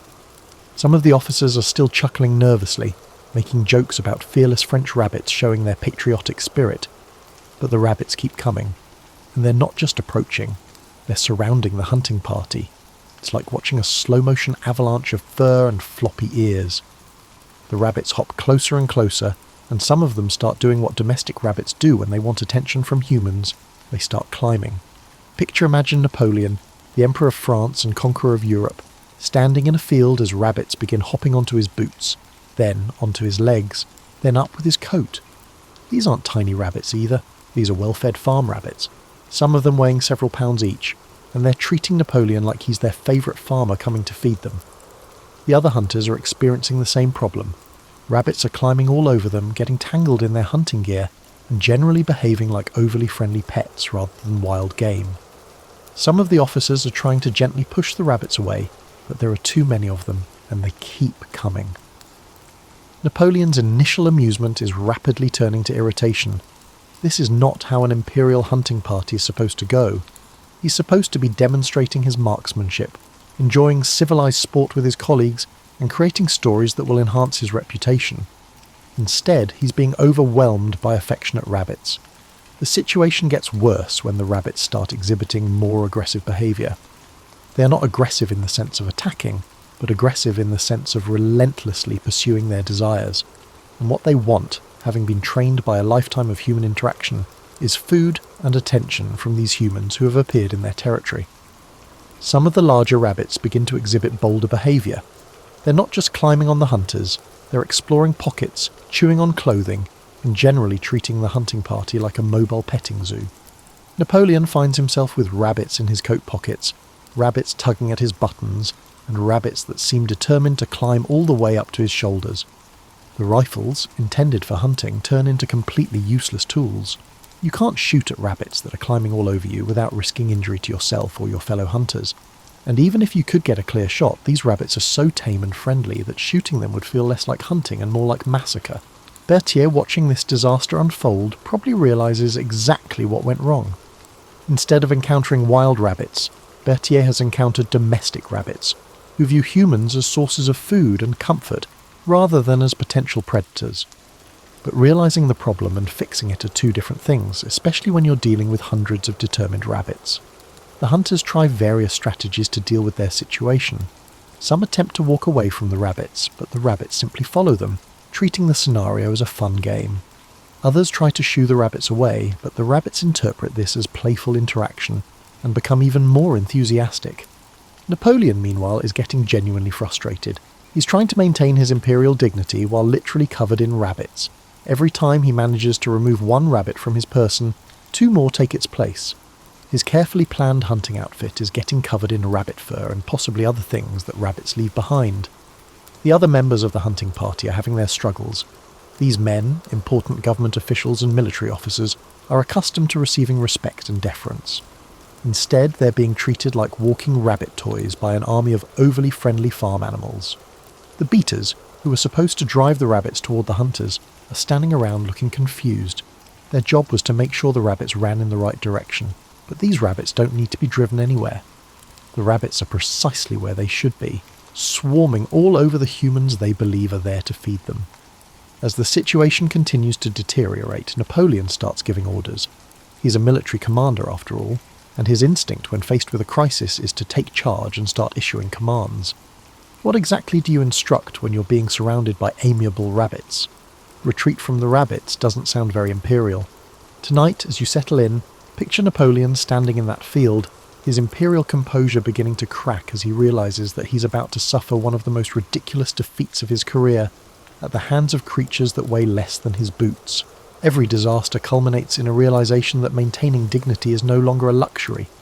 For Napoleon, that moment arrives when a particularly large rabbit manages to climb all the way up his coat and perch on his shoulder like some kind of furry, floppy-eared parrot. The Emperor of France, the man who has stared down the armies of Austria, Prussia and Russia, finds himself in the utterly ridiculous position of being unable to dislodge a single rabbit from his person without losing his balance and potentially falling over. Naturally, dozens of other rabbits surround his feet, hopping back and forth, rendering any abrupt movement hazardous. You can imagine the thoughts going through Napoleon's head at this moment. This is supposed to be a relaxing day of sport, a chance to unwind with his closest associates and enjoy some traditional aristocratic entertainment. Instead, an army of overly affectionate farm animals is treating him like a jungle gym. The other hunters are faring no better. The creatures that eat lettuce are defeating these seasoned military officers who have charged into battle without flinching. Some of them are trying to maintain their composure, but it's hard to look dignified when you're covered in rabbit fur and there's a rabbit trying to nest in your hat. The situation reaches its peak when someone, history doesn't record who, makes the fatal mistake of trying to run away from the rabbits. Perhaps it's one of the younger officers, someone who thinks he can simply outrun the problem, but running turns out to be exactly the wrong strategy, because it triggers every rabbit's instinct to chase after something that's moving. Suddenly, instead of just climbing on the stationary humans, the rabbits start hopping after the running humans. And rabbits, it turns out, are surprisingly fast when they want to be. They can hop at speeds of up to 25 miles per hour, which is considerably faster than most humans can run while carrying hunting rifles and wearing formal hunting attire. Napoleon, seeing one of his officers being chased across the field by a horde of bouncing rabbits, probably realises that the situation has moved beyond embarrassing and into the realm of the completely absurd. This is the kind of scene that would be funny if it were happening to someone else, but is absolutely mortifying when it's happening to you. The decision is reached, though it is not entirely clear who made it, that the hunting party should retreat. It's not a tactical repositioning or a strategic withdrawal, but a genuine retreat from an army of rabbits. Napoleon, who has never retreated from a human enemy, is about to retreat from a bunch of farm animals. But retreating from rabbits turns out to be more complicated than retreating from, say, Austrian cavalry. The rabbits don't understand military protocol, they don't recognise surrender flags or ceasefire signals. They just see their favourite humans trying to leave, and they're determined to follow. The hunting party starts moving toward their carriages, but the rabbits move with them. It's like trying to evacuate a building while being followed by hundreds of overly enthusiastic pets. Every step toward the carriages is accompanied by a bouncing escort of rabbits, who seem to think their presence is the most entertaining thing that's ever happened to them. Napoleon, trying to maintain some semblance of imperial dignity, walks as calmly as he can toward his carriage. But it's hard to look imperial when you're brushing rabbits off your coat every few steps, and there's rabbit fur floating around you like some kind of barnyard snowstorm. The carriages, when they finally reach them, present their problems. The rabbits completely terrify the horses. Horses and rabbits don't normally interact, and the horses aren't sure what to make of these small bouncing creatures that keep hopping around their hooves. Some of the horses are dancing nervously, others are trying to back away, and the coachmen are struggling to keep them under control. Getting into the carriages becomes an operation in itself. The moment someone opens a carriage door, rabbits start trying to hop inside. They're not being malicious, they just want to continue their interaction with these fascinating humans. But having a carriage full of rabbits is not exactly what Napoleon had in mind for his dignified departure. The scene becomes increasingly chaotic as the hunting party tries to separate themselves from their rabbit admirers. Some of the officers are literally having to pick rabbits off themselves and set them down before climbing into carriages.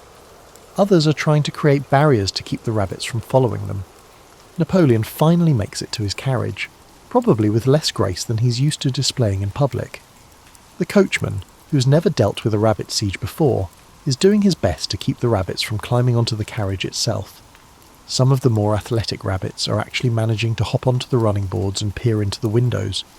As you drift off tonight, imagine Napoleon sitting in his carriage, looking out at a field full of rabbits, who are probably wondering why their new human friends are leaving. and trying to figure out how he's going to explain the matter to anyone. The carriage ride back to Malmaison is probably one of the most awkward journeys in Napoleon's life. Here he is, the Emperor of France, fresh from one of the most embarrassing defeats in military history, and he has to sit there with rabbit fur still clinging to his coat while pretending that what just happened was somehow normal. You can imagine the silence in that carriage. How do you address the situation after being unexpectedly overrun by a group of domestic rabbits? How might one present that in a way that appears impressive rather than absurd? Napoleon, who typically possesses a wealth of words, likely spends the entire journey attempting to contextualize this disaster. The other carriages are dealing with their own awkward situations.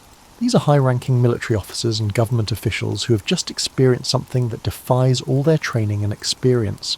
They've been in battles, they've negotiated treaties, and they've dealt with political crises, but none of that prepared them for being climbed on by overly friendly farm animals. Some officers may be joking to lighten the mood, but what do you joke about when rabbits have just defeated your emperor? Others are maintaining a dignified silence, pretending that nothing unusual has happened. A few are probably already trying to figure out how to tell this story to their wives without sounding completely insane. Meanwhile, back at the hunting grounds, Berthier is left to deal with the aftermath. Berthier must decide how to handle the hundreds of rabbits roaming the estate. He can't just leave them there, they're not wild rabbits, so they don't know how to survive on their own. But he also can't exactly round them all up and return them to their original owners, because that would require admitting what happened. The estate staff is probably having the strangest day of their careers. The groundskeepers, who are expecting to help with a normal hunting party, are now dealing with a rabbit population explosion. The stable hands are trying to calm down horses who are still spooked by the morning's events.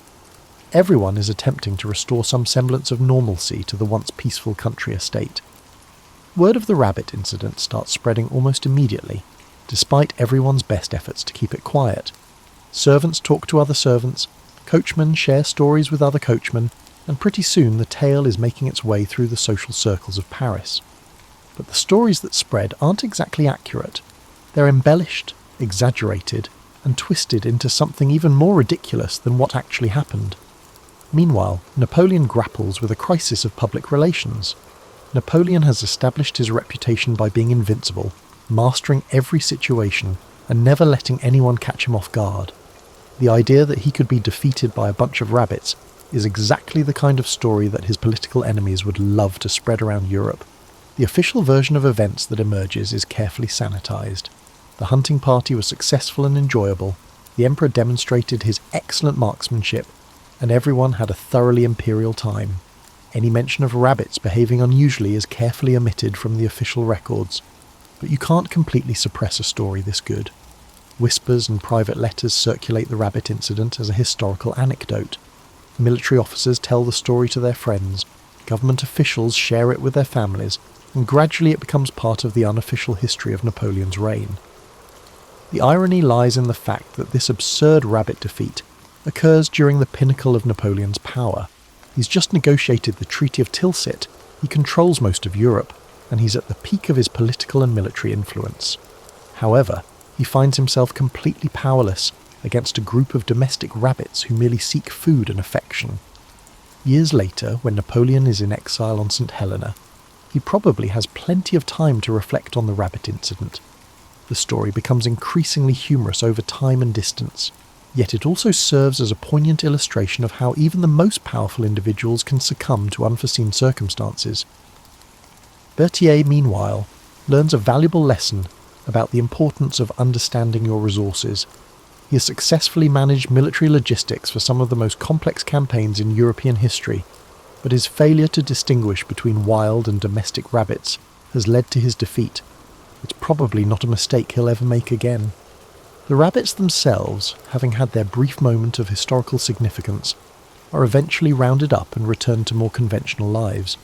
Some probably end up back on farms, others might be relocated to areas where they can live more naturally. But for one morning in 1807, they were the most important creatures in France. As you settle in for the night, think about how this story reveals something essential about human nature. No matter how powerful or important we become, we're all just one encounter with unexpected rabbits away from looking completely ridiculous. The beautiful thing about Napoleon's rabbit incident is how it perfectly captures the absurdity that lurks beneath all human pretension. Here we have the most powerful man in Europe, someone who has literally reshaped the political landscape of an entire continent, and he's brought down by creatures most people consider suitable for children's petting zoos. The story's continued survival, despite everyone's best efforts to suppress it, adds to its delight. Napoleon's government certainly didn't want this story getting out, and most of the participants probably preferred not to talk about their morning being overwhelmed by farm animals, but the story was simply too good to stay buried.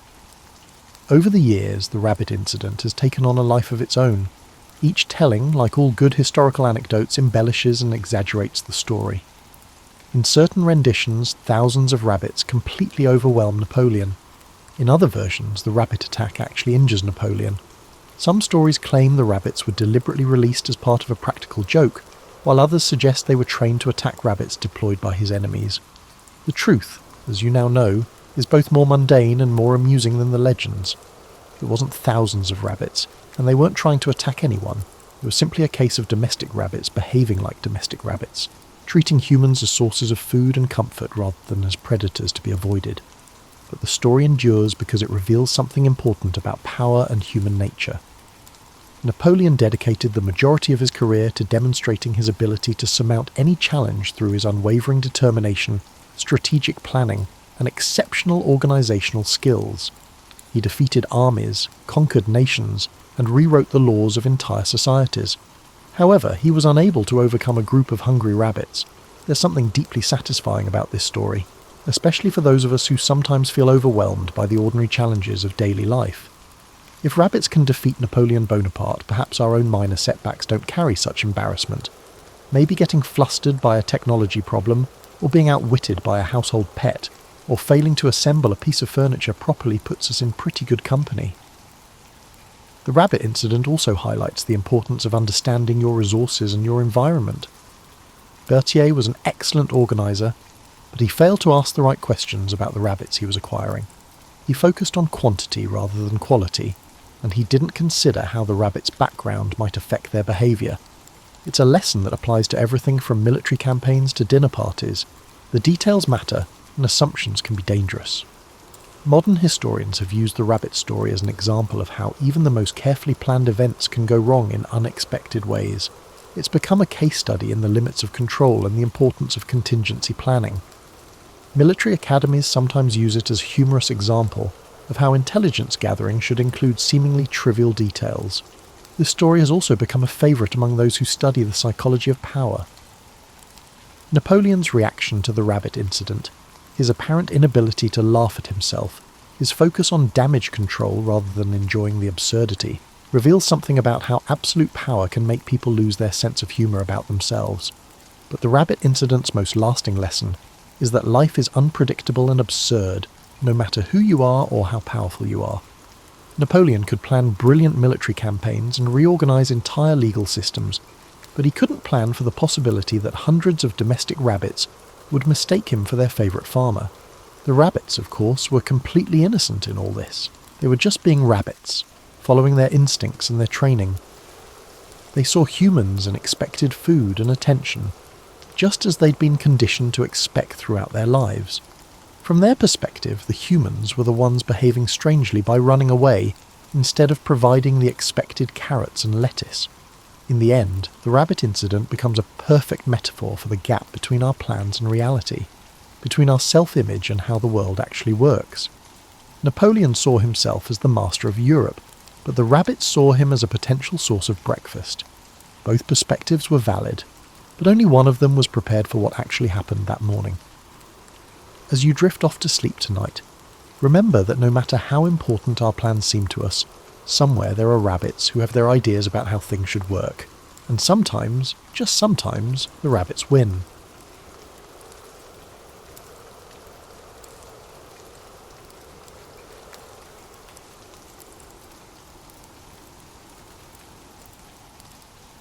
Picture yourself settling into your favourite reading chair on a foggy Edinburgh evening in 1886. The gas lamps flicker outside your window, casting dancing shadows on cobblestone streets that seem to whisper secrets. This exact atmosphere enveloped a young medical student named Arthur Conan Doyle, as he sat in his cramped flat staring at a blank piece of paper and questioning how he would manage to pay his rent. You know that feeling when you're desperately trying to come up with a brilliant idea and your brain feels like it's been stuffed with cotton wool? Well, that's precisely where Arthur found himself. He'd been scribbling away at various stories, trying to make a name for himself as a writer, but nothing seemed to stick. His medical practice was about as successful as a chocolate teapot, and his bank account was looking rather anemic. But here's where the story gets captivating. Arthur had been studying under a professor named Dr. Joseph Bell, and this man was absolutely extraordinary. Not in a flashy look-at-me sort of way, but in a quietly brilliant fashion that would make your jaw drop. Dr. Bell had this uncanny ability to look at a patient and deduce their entire life story just from observing the smallest details. He'd glance at someone's hands and tell them their profession, notice a particular type of mud on their boots, and know exactly which part of Edinburgh they'd walked through that morning.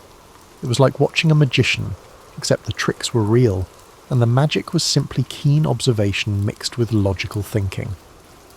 Arthur would sit in those medical lectures completely mesmerised, watching Dr. Bell work his deductive wizardry on unsuspecting patients. The excellent doctor would peer at a man's fingernails and announce, "Ah, I see you're a carpenter who's been working with oak recently, and judging by that slight stain on your thumb, you've been using a particular type of varnish that's only sold in 3 shops in the city." The patients would stare at him like he'd just read their minds, but Arthur began to understand that it wasn't mind reading at all. It was merely the skill of recognising what others missed, and linking seemingly unconnected elements. Dr. Bell wasn't performing magic tricks. He was demonstrating that the world is full of clues if you just know how to read them. As Arthur sat in his flat that foggy evening, the memory of Dr. Bell's methods began to percolate through his mind like a perfectly brewed cup of tea. What if, he thought, someone could solve crimes using these same techniques? What if a detective could see not just what happened at a crime scene, but how, who, and why? The idea began to take shape slowly, like a photograph developing in a dark room. Arthur imagined a tall, thin man with sharp features and even sharper intellect. He had the ability to enter a room and instantly identify the 17 details that others had overlooked. A person who found the ordinary world rather dull, but came alive when presented with a puzzle that needed solving. And so, in that small Edinburgh flat, with the fog pressing against the windows and the gas lamp flickering on his desk, Arthur Conan Doyle began to write about a consulting detective named Sherlock Holmes. He had no idea that he was about to create the most famous fictional detective in history, or that over a century later, people would still be arguing about whether Holmes was real or not. Dr. Bell's methods didn't just inspire the character Arthur created. He was a blend of Victorian anxieties, scientific optimism, and the growing belief that logic could solve any problem. Holmes represented everything the Victorian era wanted to believe about itself, that reason would triumph over chaos, that careful observation could reveal truth, and that even the most complex mysteries could be unravelled by a sufficiently clever mind. Little did Arthur know that his creation would outlive him, outgrow him, and eventually become more real to many people than the man who dreamed him up. Let's delve deeper into Dr. Joseph Bell, as comprehending him is akin to comprehending the hidden element in your grandmother's renowned recipe. Without him, there would be no Sherlock Holmes, and the world would be a significantly less interesting place. Dr. Bell wasn't your typical Victorian gentleman. While other doctors of his era were still debating whether washing hands between patients was really necessary, Bell was revolutionising the entire approach to medical diagnosis. He believed that a doctor's job wasn't just to treat symptoms, but to become a detective of the human body, piecing together clues to solve the mystery of what was actually wrong with a patient. Imagine walking into his classroom at the University of Edinburgh. The room would be thick with anticipation. The students waited to see what miracle of deduction their professor would perform that day. Bell would summon a volunteer patient, prompting a hapless individual to shuffle forward, likely pondering their current circumstances. Bell would meticulously circle around them, his keen eyes scrutinising every detail. "Ah," he might say, stroking his chin thoughtfully, "I see you've recently returned from the continent. Germany, I'd say, based on the particular type of clay under your fingernails. You're a gardener by profession, but you've been doing some carpentry work lately. Oak, judging by the wood shavings in your hair. and that slight limp suggests you injured your left leg about 3 weeks ago, probably from a fall. The patient would nod in amazement, confirming every detail while the students scribbled frantically in their notebooks trying to capture the magic. But Bell would always explain his reasoning. The clay was a specific type found only in certain German regions. The calluses on the man's hands showed the pattern of someone who worked with plants, but had recently been gripping different tools. The wood shavings were a clear indicator, and the man's preference for his right leg during walking revealed a recent injury. What made Bell truly extraordinary wasn't just his powers of observation, though those were remarkable, but his ability to teach others to see the world differently.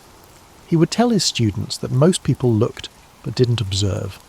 They saw a man with dirty hands and thought, labourer, but they missed the specific type of dirt that could tell them exactly what kind of work he did and where he'd been doing it.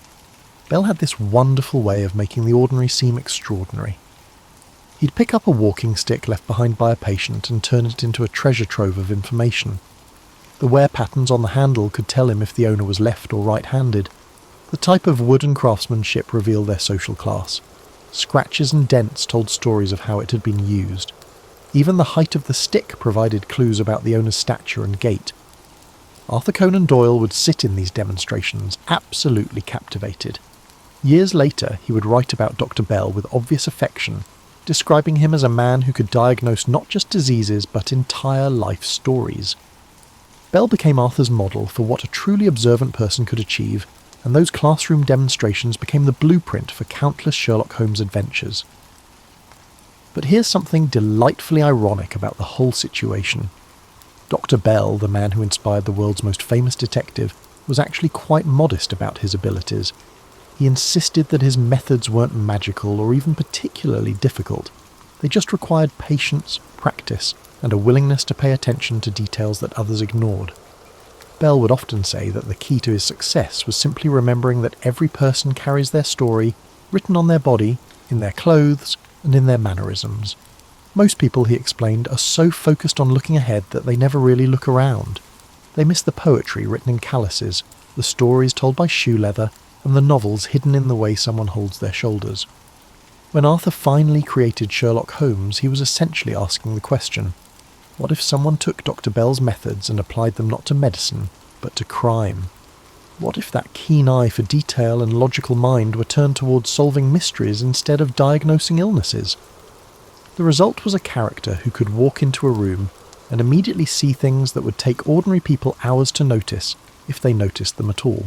Let's transport ourselves to Victorian London for a moment, because understanding the world that embraced Sherlock Holmes is like understanding why certain songs become hits. It's all about timing, atmosphere, and what people desperately need to hear at exactly the right moment. Picture London in the 1890s, and you'll find yourself in a city that was both magnificent and terrifying, often simultaneously. The Industrial Revolution had transformed it into this massive, sprawling beast of a metropolis, with over 4 million people crammed into spaces that had been designed for maybe a quarter of that number. The city was growing so fast that it seemed to be bursting at the seams, like a sausage that's been overstuffed. You'd walk down streets where magnificent Victorian mansions stood just a few blocks away from slums that would make your stomach turn. The contrast was jarring. One moment you might be strolling past elegant gaslit boulevards where well-dressed gentlemen tipped their hats to ladies in elaborate bustles, and the next you'd find yourself in narrow, fog-choked alleyways where the sun barely penetrated and danger lurked around every corner. This was the London of Jack the Ripper, after all. The very real terror of those unsolved murders had gripped the city just a few years before Holmes made his debut. People were genuinely frightened, and the police seemed completely baffled. The idea that someone could commit such horrible crimes and simply vanish into the urban maze was deeply unsettling to a society that prided itself on order and progress. But here's where it gets intriguing. This era was also the age of scientific optimism. People believed that rational thinking and careful observation could solve any problem. Darwin had shown them that even the mysteries of human existence could be unravelled through patient study. Electric lights were beginning to push back the darkness, and the telegraph was shrinking the world. There was this wonderful sense that humanity was on the verge of conquering all the great mysteries of existence. Into this mixture of fear and hope stepped Sherlock Holmes, and he was flawless for the moment. this character could make sense of the chaos of city life. He could walk into the most baffling situation and, through pure logic and observation, restore order to the world. He was like a lighthouse in a storm, cutting through the fog of uncertainty with the bright beam of reason. The timing couldn't have been better. People wanted stories that showed the world made sense, that every problem had a solution, and that good could win over evil through cleverness rather than luck or divine intervention. Holmes represented the Victorian dream of the rational man who could solve any puzzle if he just applied enough intelligence and careful observation. But there was another layer to London's readiness for Holmes. The city had transformed into a vibrant hub of individuals from diverse backgrounds. In a single day, you might encounter a Russian count, a Chinese merchant, an Irish dock worker, and a Scottish professor. Each person carried their own story, their own secrets, and their own mysteries. The city itself had become a kind of living, breathing puzzle, and people were fascinated by the idea that someone could read the clues hidden in plain sight. The police, bless their hearts, were doing their best, but they were essentially using medieval methods to solve modern crimes. They heavily relied on confessions, eyewitness testimony, and capturing criminals in the act. The idea of carefully examining a crime scene for clues, of using scientific methods to analyse evidence, of building a case through logical deduction. These were revolutionary concepts that most real detectives hadn't even considered. So when readers opened those early Holmes stories, they weren't just getting entertainment, they were getting a glimpse of what crime solving could be like if someone really smart was in charge. Holmes represented everything that Victorian readers wished their actual police force could be: observant, logical, incorruptible, and successful. The stories also tapped into something deeply satisfying about the Victorian belief in progress. Here was proof that human intelligence, properly applied, could triumph over any challenge. Holmes never solved crimes through luck or accident. He solved them through careful observation, logical thinking, and refusing to accept that any mystery was unsolvable. This was a society that was simultaneously proud of its achievements and worried about its problems. Crime was rising, the cities were becoming more complex and dangerous, and traditional solutions weren't working. Holmes offered hope that intelligence and method could restore order to a world that sometimes seemed to be spinning out of control. Now here's where our story takes a fascinating turn, because Arthur Conan Doyle didn't just create a character, he accidentally invented an entire literary genre. Before the arrival of Holmes, crime fiction lacked a crucial component. You see, crime stories existed before Holmes, but they were quite different creatures. Most of them were sensational tales focused on the gruesome details of murders or the dramatic capture of villains. They were less about solving puzzles and more about shocking readers with tales of urban horror. Think of them as the Victorian equivalent of those breathless newspaper headlines you see at the grocery store checkout, designed to grab attention rather than engage the mind. The few detective stories that did exist were often clumsy affairs, where the solution came out of nowhere, like a magician pulling a rabbit from a hat without showing it to you first. Readers were expected to sit back and be amazed rather than participate in the solving process.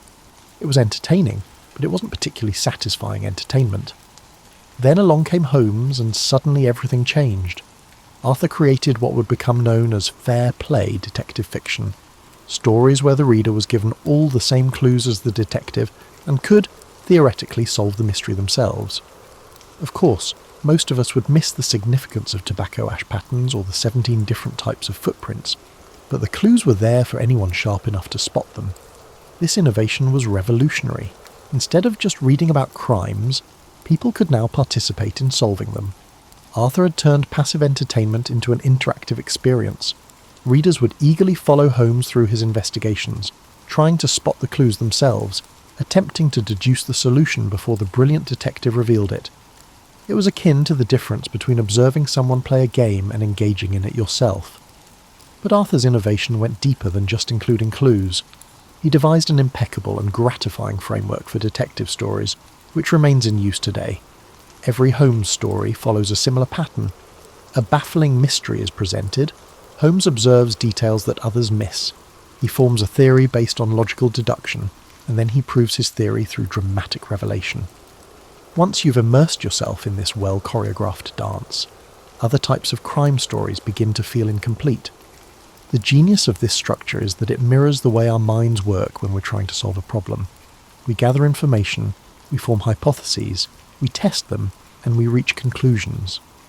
Holmes's stories felt natural because they followed the same thought processes that readers used in their own lives, just with much more dramatic stakes.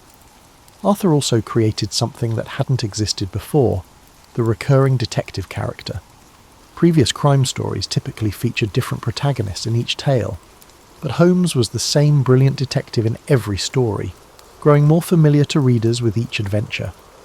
People began to feel like they knew him personally, like he was a friend they could rely on to make sense of a confusing world.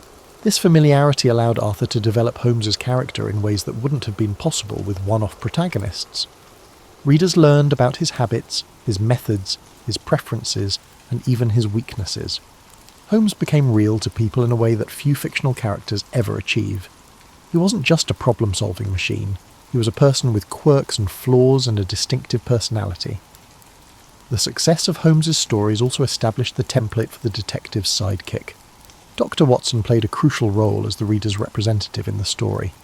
He was intelligent enough to understand Holmes's explanations, but not so brilliant that he could solve the mysteries himself.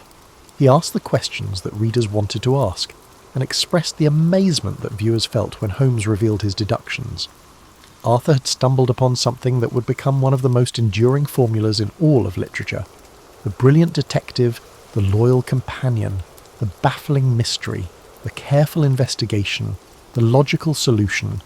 These elements were so perfectly balanced that they created a template that countless writers would follow for the next century and beyond.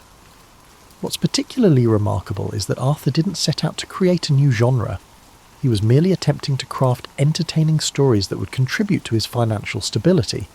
But in creating Holmes, he had tapped into something fundamental about how human minds work, and what kinds of stories satisfy us at the deepest level. The impact was immediate and lasting. Other writers began creating their own detective characters, but they all followed the Holmes model. The genre that Arthur had accidentally invented became one of the most popular forms of fiction, spawning thousands of books, plays, movies, and television shows. Here's where our story takes an ironic twist that would make Holmes himself smile wryly. Arthur Conan Doyle, having created the most beloved detective in literary history, began to view his creation with something approaching horror.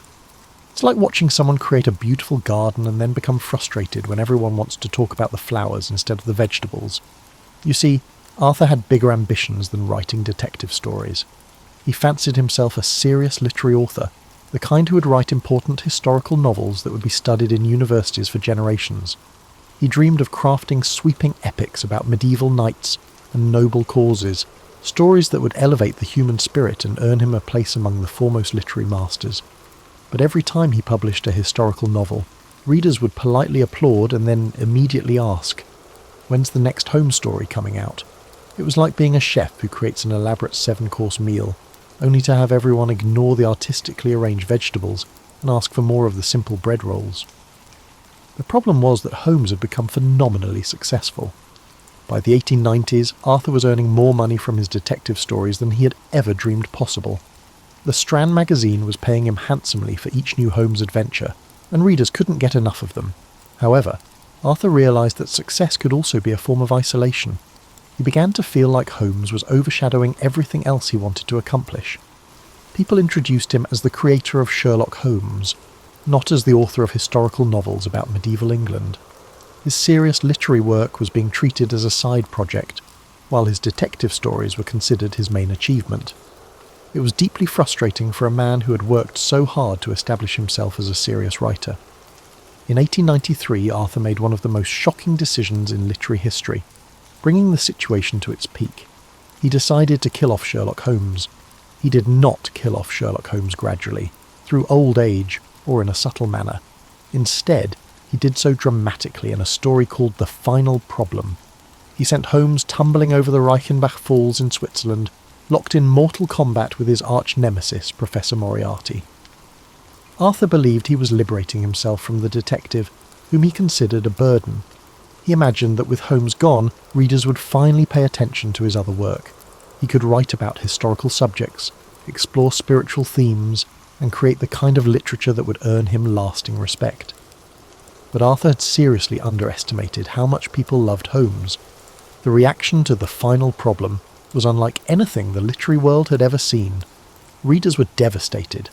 The Strand magazine lost 20,000 subscribers overnight. People wore black armbands in mourning. Some readers wrote furious letters accusing Arthur of literary murder. Others simply refused to believe that Holmes was really dead. The outcry was so intense that it surprised even Arthur.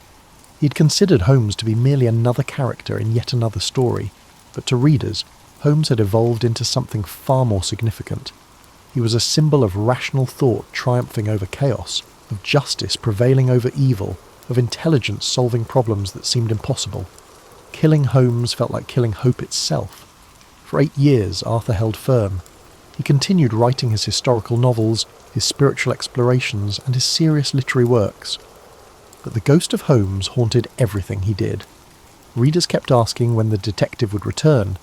Publishers kept offering him enormous sums for new Holmes stories, and Arthur kept insisting that the character was dead and buried. Finally, in 1901, Arthur gave in to the pressure. He wrote The Hound of the Baskervilles, which he positioned as a story from before Holmes's death. But readers weren't satisfied with a prequel. They wanted their detective back in the present, solving new mysteries. The demand was so intense that Arthur eventually had to perform literary resurrection surgery, bringing Holmes back to life in The Adventure of the Empty House in 1903. Arthur's explanation for how Holmes survived the fall was ingenious, but clearly written by someone who was trying to solve a problem he'd never intended to create. Holmes had faked his death, he explained, living in hiding for 3 years while tracking down the rest of Moriarty's organisation. It was a clever solution, but you could almost hear Arthur sighing as he wrote it. The whole episode reveals something fascinating about the relationship between authors and their creations. Arthur had intended Holmes to be a temporary character, a means to an end, a way to pay the bills while he worked on more important projects. But great fictional characters have a way of taking on lives of their own, becoming more real to readers than the people who created them. For the remainder of his life, Arthur continued to write Holmes stories, yet he never fully reconciled with the success of his creation. He was proud of the detective's popularity, but he was also frustrated that his serious work never received the same attention. It's one of literature's finest ironies that the work Arthur considered his lesser achievement turned out to be his greatest contribution to the world. Now let's dive into something that makes the Holmes stories particularly fascinating. The way Arthur wove real scientific advances into his fictional detective work. It's like watching someone build a bridge between the world of imagination and the world of scientific progress, creating something that was both entertaining and educational. Arthur wasn't just a writer. He was a trained physician who had studied the latest scientific methods of his time. When he created Holmes, he was essentially asking the question, what would crime-solving look like if it were approached with the same scientific rigour that was revolutionising medicine and other fields? Consider Holmes's famous method of deducing someone's entire life story from tiny physical clues. This approach wasn't just literary fantasy, it was based on real scientific principles that Arthur had learned in medical school. Dr. Joseph Bell had shown that careful observation could reveal incredible amounts of information about a person's life and habits. Arthur took this concept and applied it to detective work, creating a character who could read people like books. Holmes's use of fingerprints is particularly intriguing because Arthur was actually ahead of his time. Police forces didn't widely use fingerprinting until the early 1900s, despite the publication of the first Holmes story in 1887. Arthur had read about the scientific work on fingerprints, and incorporated it into his fiction before most real detectives had even heard of it. In many ways, Holmes was using forensic techniques that wouldn't become standard police procedure for another decade or two. The same was true for many other scientific methods that Holmes employed. He analysed handwriting, studied different types of tobacco ash, examined footprints with scientific precision, and used chemical tests to detect bloodstains. These weren't just clever plot devices, they were based on real scientific techniques that were being developed in laboratories around the world. Arthur was particularly fascinated by the emerging field of toxicology, the study of poisons and their effects on the human body. Arthur's medical background and his interest in using science to solve crimes are evident in several Holmes stories that feature exotic poisons and their detection. He understood that poison was often a weapon of choice for clever criminals, because it was difficult to detect with the crude methods available to most police forces. Holmes's laboratory at 221B Baker Street was filled with the kind of equipment that real scientists were using to make breakthrough discoveries. Any serious research facility of the time would have contained the chemical apparatus, microscopes, and reference books that Arthur described. He was showing readers that scientific methods could be applied to criminal investigation, turning detective work from a matter of luck and intuition into a systematic process. But Arthur's genius was in making these scientific methods accessible to ordinary readers. He didn't bog down his stories with technical details or lengthy explanations of scientific principles. Instead, he showed Holmes using these methods in action, solving crimes through careful observation and logical analysis. Readers could follow the detective's reasoning process without needing background in chemistry or biology. This approach had an unexpected educational effect. Many readers learned about scientific methods through Holmes's stories, often without realizing they were getting a science lesson, along with their entertainment. The stories helped popularize the idea that rational scientific thinking could solve complex problems, contributing to the growing public respect for scientific methods. The Victorian belief that human behavior followed logical patterns that were understandable and predictable also influenced Holmes's approach to crime solving. If you studied someone carefully enough, Holmes suggested, you could understand their motivations, predict their actions, and solve the puzzles they created. This was a reassuring message for readers who were living through a period of rapid social change and uncertainty. The scientific accuracy of Holmes's methods varied, of course. Some of his deductions were based on solid observational principles, while others were more fantastical. But Arthur was careful to ground even his most dramatic solutions in plausible scientific reasoning. He wanted readers to believe that Holmes's methods could actually work, even if they were sometimes exaggerated for dramatic effect. What's particularly remarkable is how many of Holmes's fictional forensic techniques eventually became standard police procedure. Arthur's imagination frequently foresaw real scientific advancements, proposing investigative techniques that would not gain widespread acceptance for years or decades. In many ways, the Holmes stories served as a kind of training manual for future detectives, showing them possibilities they might not have considered otherwise. The scientific foundation of Holmes's methods also helped establish the credibility of detective fiction as a genre. These weren't just wild adventure stories. They were logical puzzles that could be solved through careful reasoning.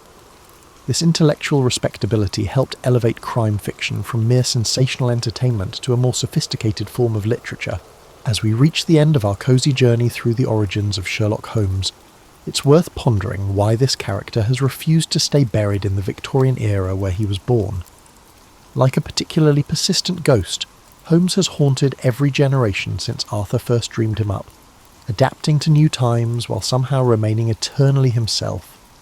The remarkable thing about Holmes is how he's managed to transcend his original time and place. You can transplant him to modern-day London, give him a smartphone and access to the internet, and he's still fundamentally the same character. His methods change. He might use DNA analysis instead of tobacco ash identification, but his essential nature remains unchanged. He continues to be a brilliant outsider who perceives what others overlook, a man capable of bringing order to chaos through sheer intellect. This adaptability suggests that Arthur tapped into something deeper than just Victorian anxieties about crime and urban life. He created a character who represents timeless human desires, the wish to make sense of a confusing world, the hope that intelligence can triumph over evil, and the comfort of knowing that there's someone out there who can solve problems that seem impossible to the rest of us. Every generation has found its reasons to love Holmes. During the World Wars, he represented British resilience and the triumph of civilization over barbarism. In the 1960s, he became a counterculture hero, the ultimate individualist who refused to conform to social expectations. In our current age of information overload, he's the person who can cut through the noise and find the signal, who can separate truth from the overwhelming flood of data that surrounds us. The stories themselves have taken on a life that goes far beyond what Arthur ever imagined. There are more than 25,000 Holmes stories that have been written by other authors, creating a vast literary universe that continues to expand more than a century after the character's creation.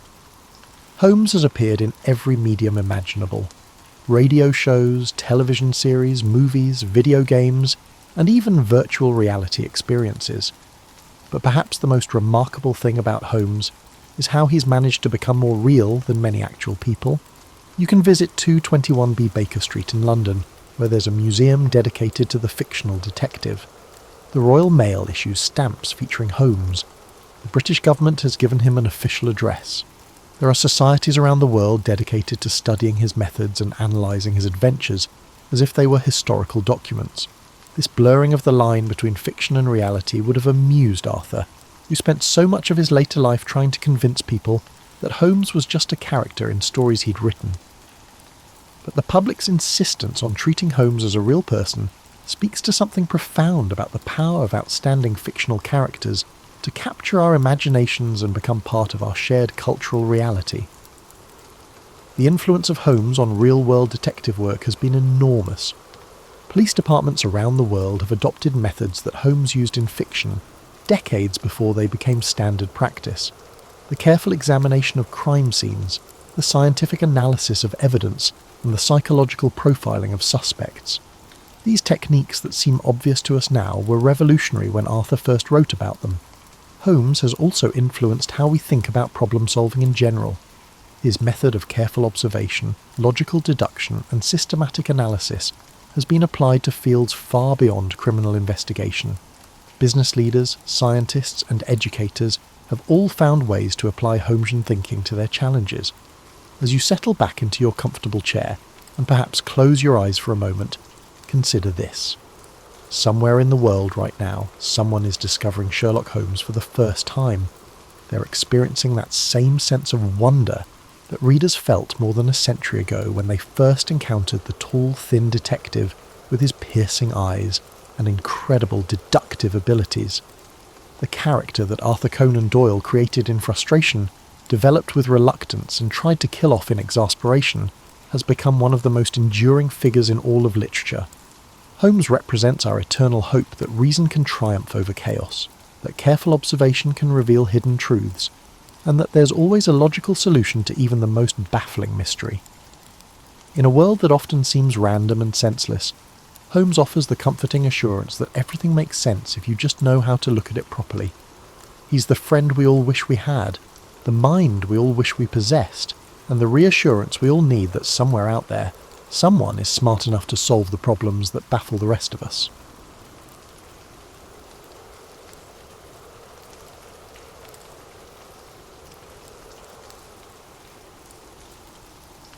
Frederic Chopin's story begins in the modest village of Żelazowa Wola, Poland, where he was born around March 1st, 1810, though some documents note February 22nd. The region was steeped in cultural richness and political upheaval, with Warsaw nearby and the territory under the shadow of the Russian Empire. Chopin's father, Nicholas, was a Frenchman teaching language and manners to Polish nobility, while his mother, Justina, was a Polish gentlewoman whose calm sense of tradition anchored their household. In that setting, Polish folklore mingled with European musical forms. Even in infancy, Chopin absorbed these influences, as if the rhythmic footsteps of villagers and distant folk melodies wove into his subconscious. Though unremarkable at first glance, the family's small home resonated with reverence for art. The piano, a battered upright, became young Frederic's first beloved companion, opening onto imaginative worlds he'd conjure in quiet mornings. Around 6, Chopin's prodigious talent drew attention from family friends and local aristocrats. In a society that revered salon culture, a gifted child at the piano was mythic. He played short pieces at gatherings, shyly but assuredly, winning over curious onlookers who watched in mild disbelief. Even then, his playing transcended mere youthful charm. He displayed a depth that hinted at hidden wells of sensitivity. His teacher, Wojciech Żywny, noted the boy's special relationship with melody, which seemed to flow through him without the stiffness typical of child prodigies. Beyond his domestic sphere, Poland itself was navigating a fragile identity. The Napoleonic Wars had left scars across Europe. Although too young to grasp politics, Chopin sensed the patriotism and longing carried by adults around him. Through his mother's lullabies and whispered family stories, the notion of a lost homeland became a melodic thread weaving through his emerging consciousness. Chopin's sister, Ludwika, often joined him at the piano. Family duets turned into moments of shared creativity, honing Frederic's ability to communicate through sound. Here, his earliest compositions took shape, short, sometimes clumsy preludes to the refined expressions he would later craft. Yet these embryonic works already displayed what would become his hallmark: graceful lines and a certain bittersweet tension between major and minor. He performed publicly for the first time around age 7, playing a concert in Warsaw. Though such appearances could be dismissed as novelty, Chopin avoided the fate of child prodigies who fade once the novelty wanes. He possessed a seriousness and poetic restraint rare in children. Observers began to regard him as a symbol of Poland's hopes, a delicate, steadfast light for a land overshadowed by external forces. Despite the growing acclaim, the Chopin household valued stability. Nicholas and Justina refused to exploit their son's talent, allowing only select performances while ensuring a rigorous academic education. Literature, history, and language formed the backdrop to Chopin's musical studies, broadening his imagination and refining his sensibilities. Piano practice remained constant, punctuating daily life. Occasionally, he would present a short polonaise or mazurka at family gatherings, each piece tinged with local rhythms reframed through his evolving style. Youthful curiosity led him beyond his surroundings. Brief visits to Warsaw introduced a more cosmopolitan musical scene. Though still young, he encountered professional musicians, aristocrats, and intellectuals in salons. These glimpses of city life left a strong impression. He realized that an artistic future might extend beyond village confines. Yet he retained a deep tie to Poland's cultural soul. This duality, rooted in Poland's provincial heart while edging toward Europe's wider possibilities, would shape his entire career. For the moment, though, he was just a boy at the piano, enthralled by the promise of music that echoed far beyond any single room. Whispers about this gentle prodigy stirred questions. Could he be Poland's next great musical figure, a voice of national identity wrapped in delicate harmonies? Only time and Chopin's unfolding genius would reveal the answer. In these formative years, no one could anticipate the complex trajectory that lay ahead. But in the whispers of the local gatherings where merchants and travelling performers converged, an unspoken consensus emerged. Young Frederic was different, far from the typical parlour show-off. He conveyed a delicate empathy through his keyboard that spoke to people's private joys and sorrows. Each note he played seemed to carry a gentle sense of yearning, as though bridging the gap between ephemeral childhood and the adult complexities lurking beyond the horizon. His parents, though pleased by the modest celebrity he garnered, were deeply protective. Those who watched felt stirred in his recitals, as if Poland spoke through his hands. Chopin's teenage years were marked by a widening world, one in which he began to see the possibilities and pressures that came with his growing reputation. By the time he was in his early teens, Warsaw itself had become a kind of secondary classroom. He frequented the city more often, absorbing the salon culture in ways that surpassed mere piano demonstrations. He observed how aristocrats, intellectuals, and artists interacted, not just in the formal sense of performance, but in their private, candid conversations about politics, literature, and the future of the nation perpetually under watch. In these salon gatherings, Chopin was at first a curiosity, an unassuming, somewhat delicate figure who produced music that seemed too profound for his youthful appearance. But as he refined his style, he earned respect as a musician, rather than just a novelty. His performances, often intimate affairs, displayed a sensitivity that was starting to take shape in his original compositions. While still shaped by the classical frameworks he'd studied, his work also blended Polish musical elements with a new harmonic language. This evolution thrilled those who heard him, and the novelty of his youth gave way to genuine admiration of his craft. By 1826, Chopin enrolled at the Warsaw Conservatory under Józef Elsner. Elsner, a composer of some renown, recognized the uniqueness of his students' musical instincts. Rather than imposing rigid expectations, Elsner fostered a gentle discipline, guiding Chopin toward an understanding of form and counterpoint that would serve as the backbone for his stylistic experimentation. In so doing, Elsner fulfilled two crucial roles. He acted both as a guardrail, preventing Chopin from drifting into mere fanciful improvisations, and as a doorway, encouraging the young musician to trust his own artistic impulses. Yet Chopin's life in Warsaw was not all about study. He mingled with peers, engaged in spirited debates, and, according to some letters, even enjoyed the light-hearted distractions typical of youth: dances, outdoor excursions, late-night banter. This balance between earnest scholarship and playful socialising kept him grounded.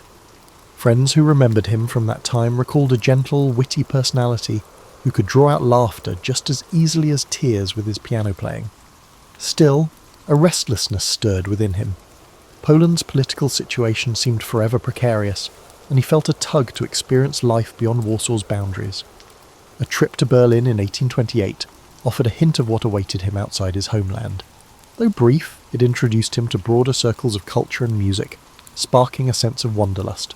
Upon returning, he began formulating plans to travel more extensively, both for artistic growth and for practical reasons. Warsaw, supportive though it was, could only offer so much in terms of career prospects. In 1829, he journeyed to Vienna, the Austrian capital, with its illustrious musical lineage. Mozart, Beethoven, Schubert was a magnet for ambitious young composers. Chopin found himself in a bustling hub where concerts and operas were daily fare.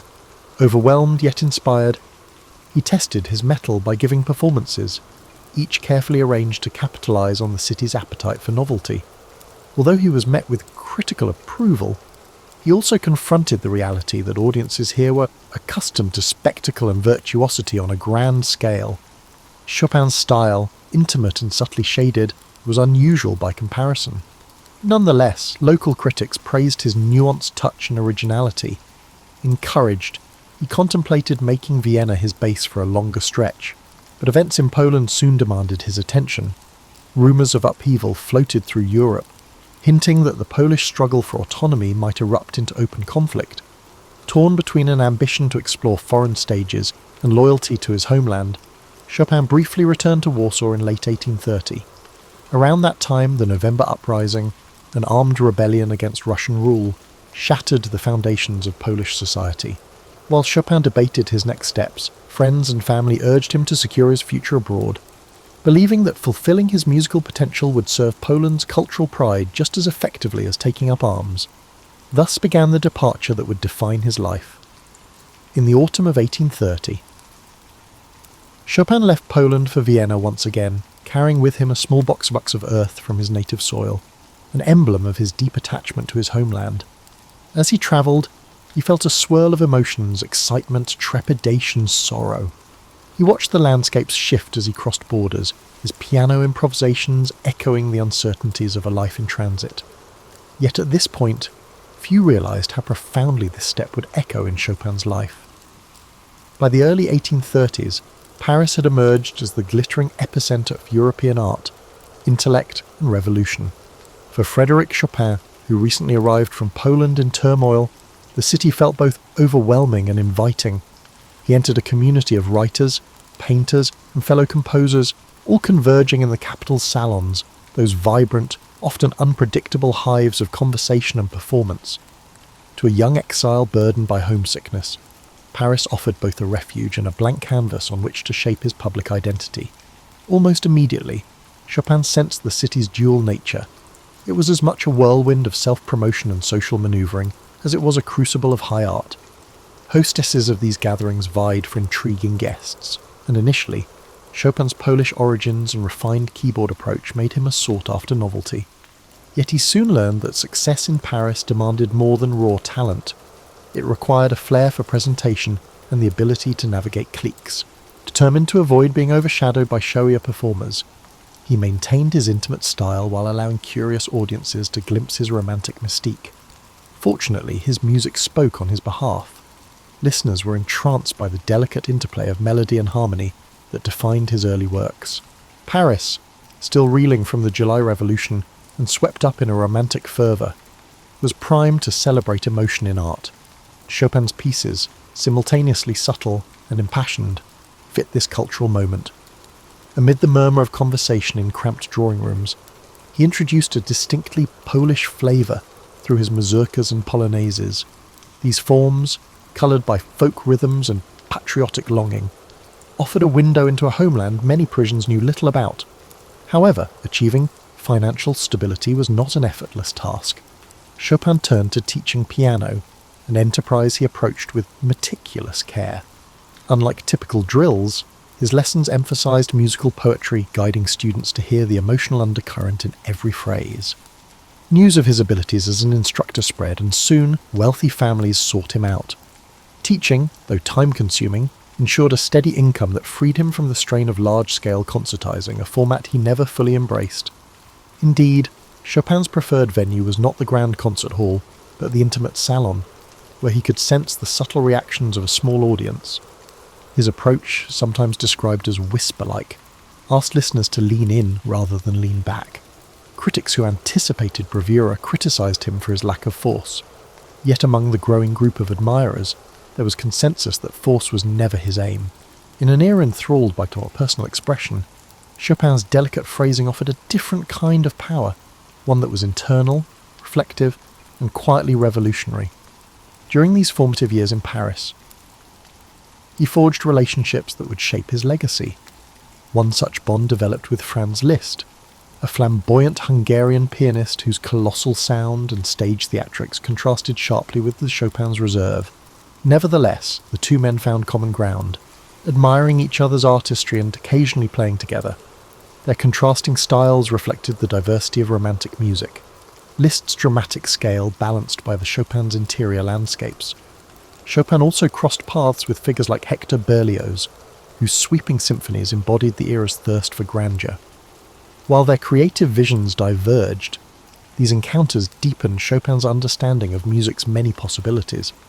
In a city teeming with restless minds, he soaked up discussions of aesthetics, politics, and philosophy. Late-night gatherings could spark friendships or feuds, but for Chopin they offered continual insight into the forces shaping contemporary thought. Yet under the polished routine of teaching and performing, Chopin carried the weight of displacement. Letters reveal his lingering sorrow over Poland's struggles, an ache that wove itself into his most poignant compositions. Even as he gained acclaim in Paris, he wrestled with guilt at having left his homeland. This tension between a new life of opportunity and an old world in turmoil fueled his artistic spirit. Ultimately, it was this confluence of exile and acceptance, longing and fulfillment, that birthed his most enduring works. In the midst of this growing success, however, Chopin had no inkling that a dramatic personal relationship would soon reshape his life in ways even his music could barely foretell. It was within these circles of artists and intellectuals that Chopin encountered the writer George Sand, a presence as paradoxical and complex as the city itself. Born Aurore Dupin, she had already garnered both fame and notoriety for her unconventional lifestyle, adopting a man's attire and openly criticizing social norms. Their first meeting, arranged by mutual friends, was anything but ideal. Sand's boldness startled Chopin, likewise. His delicate demeanour struck her as a feat. Yet beneath this awkward first impression, a shared sensibility lingered, hinting that fate had set them on a path of entanglement. Though their initial interactions were marked by tension, curiosity eventually eroded wariness. At salons, Sand listened to Chopin's performances with quiet intensity, fascinated by the subtle passion woven into his nocturnes and preludes. For her part, Chopin discovered in Sand's writing a candour that both unsettled and intrigued him. She wrote with emotional force, challenging societal expectations in a way he, a more introverted figure, could only express through music. In time, this mutual fascination evolved into a relationship that defied easy classification. Some saw it as scandalous, others romanticized it, envisioning two rebellious souls uniting under the banner of art. Sand's familial obligations, she was a mother with complex ties to past lovers, clashed with Chopin's need for a stable, tranquil environment. Yet for several years, they carved out a shared existence, spending summers at Sand's estate in Nohant, where Chopin found the kind of peace impossible to attain in Paris. The manor's sprawling gardens and rustic atmosphere gave him the space to compose free from urban pressures. Meanwhile, Sand continued to write feverishly, fueling her own literary output in parallel. This period yielded some of Chopin's most refined compositions. He built upon his previous works, deepening their emotional range while drawing further on Polish influences, especially in his mazurkas. The synergy with Sand took a curious form. She stoked his creative fires by allowing him solitude, yet providing companionship when he needed it. The letters from that era reveal a mixture of affection and exasperation. As they attempted to reconcile two strong-willed temperaments with distinct worldviews, Chopin's health, already delicate, showed further signs of strain. He suffered from persistent coughing fits and fevers, likely tied to a chronic pulmonary ailment. The exact nature of his condition remains debated, though tuberculosis is the commonly suggested culprit. At no hint, Sand took on the role of caregiver, even as she juggled her responsibilities to her children. The tranquil setting was both therapeutic and creatively stimulating. However, the underlying tensions in their partnership never fully disappeared. Despite these strains, they managed to maintain a semblance of harmony, returning to Paris for the social season and hosting a circle of admirers, including artists who found their alliance captivating. Rumours and speculations made the rounds, some exaggerated, others tinged with envy. Chopin, quieter by nature, often let Sand handle social negotiations. Her judgment-free nature and ability to navigate bohemian society made her well suited to do so. During their years together, Chopin continued to refine his technique. His works from this phase, nocturnes, waltzes, impromptus, resonate with a delicate balance between introspection and theatrical flair. He pushed the boundaries of harmony, exploring key changes that felt as subtle as shifting moods. Audiences in Paris, who by then revered him as a singular voice on the piano, embraced these developments eagerly. However, when personal conflicts flared, the same artistic brilliance that flowed in times of peace could also come to a halt. Gradually, the relationship showed signs of fracture. Sand's practicality clashed with Chopin's artistic fragility, especially as financial and familial burdens multiplied. Their differing life philosophies became harder to reconcile. Sand championed unconstrained freedom, while Chopin yearned for emotional security. Friends noticed simmering tension. Chopin's circle worried about his health, Sand's acquaintances questioned her choices. Neither could ignore the gathering clouds. Still, for a while longer, they sustained a delicate equilibrium, each day a tapestry of quiet idylls and small quarrels, softened by the hush of the French countryside. Their bond gave birth to cultural ripples that extended beyond their personal story. The fusion of literary boldness and musical nuance sparked curiosity in those who orbited their world. The question was not if their union would end, but how the inevitable parting would unfold, and what toll it would take on the Chopin spirit, which had grown accustomed to Sand's presence as both muse and caretaker. As the 1840s advanced, tensions between Chopin and George Sand deepened. Conflicting needs frayed their once productive coexistence, culminating in disagreements that seemed trivial to outsiders but deeply impacted their bond. Financial strains became more pronounced. Although Chopin was still giving private lessons and occasionally performing, his medical expenses increased, and his capacity to maintain the rigorous schedule of a sought-after musician waned. Sand's responsibilities piled higher. She was not just an acclaimed novelist, but also a mother, whose children demanded her attention. Their seasonal retreats to Nahant were initially meant to be restorative, yet the countryside that once soothed them now became a backdrop for brooding silences and unspoken resentments. Chopin, increasingly plagued by ill health, found it difficult to cope with the emotional upheavals. Sand, for her part, struggled to reconcile her desire for independence with the role of caregiver and mediator. The earlier idyll of two artists inspiring each other gave way to a fragile piece held together by habit and reluctance to confront the inevitable. By 1846, arguments over the upbringing of Sand's children, particularly her daughter Solange, magnified the couple's disparities. Sand believed Chopin was overstepping his boundaries. He, in turn, felt marginalised in a household he had come to consider partly his own. As from this period paint a picture of two individuals trying to salvage a relationship that had lost its guiding clarity. The closeness that once nurtured Chopin's compositions and fueled Sand's writing now felt stifling, each partner perceiving the other as a barrier to personal freedom. When the final break came, it was less an explosive rupture than a slow unravelling. They were practically living apart by 1847. Their friends, once enchanted by the bohemian aura of their union, looked on with sympathy or weary resignation, depending on whose side they took. Though not bitterly acrimonious, the separation left Chopin emotionally drained at a time when he most needed stability. And then, broader European unrest intervened. The year 1848 ushered in revolutions across the continent. France, Austria, and various Italian states erupted in anti-monarchical fervour. Paris was engulfed by turmoil, with barricades springing up and many aristocratic families fleeing. Chopin's student base shrank dramatically, intensifying his financial worries. Weakened and anxious, he began to consider leaving the city, when a British admirer, Jane Stirling, invited him to London, promising new opportunities for performance and patronage. Chopin decided to accept, despite reservations about travel with his frail health. London welcomed him with a mix of curiosity and scepticism. In a musical scene dominated by large-scale concerts, Chopin's subtle approach found appreciative audiences, but did not ignite a mainstream frenzy. He gave a handful of performances, enough to dazzle connoisseurs and uphold his reputation. Though the city's bustling pace and cold, damp climate took a toll.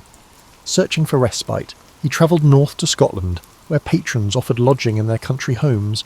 The bleak landscapes, while novel, did little to alleviate his mounting exhaustion. Letters from this period reveal his despair over deteriorating health and the emotional wounds of separation from Sand. He was haunted by memories of earlier, more optimistic days in Paris. The sense of exile he once felt upon leaving Poland now returned with even greater poignancy.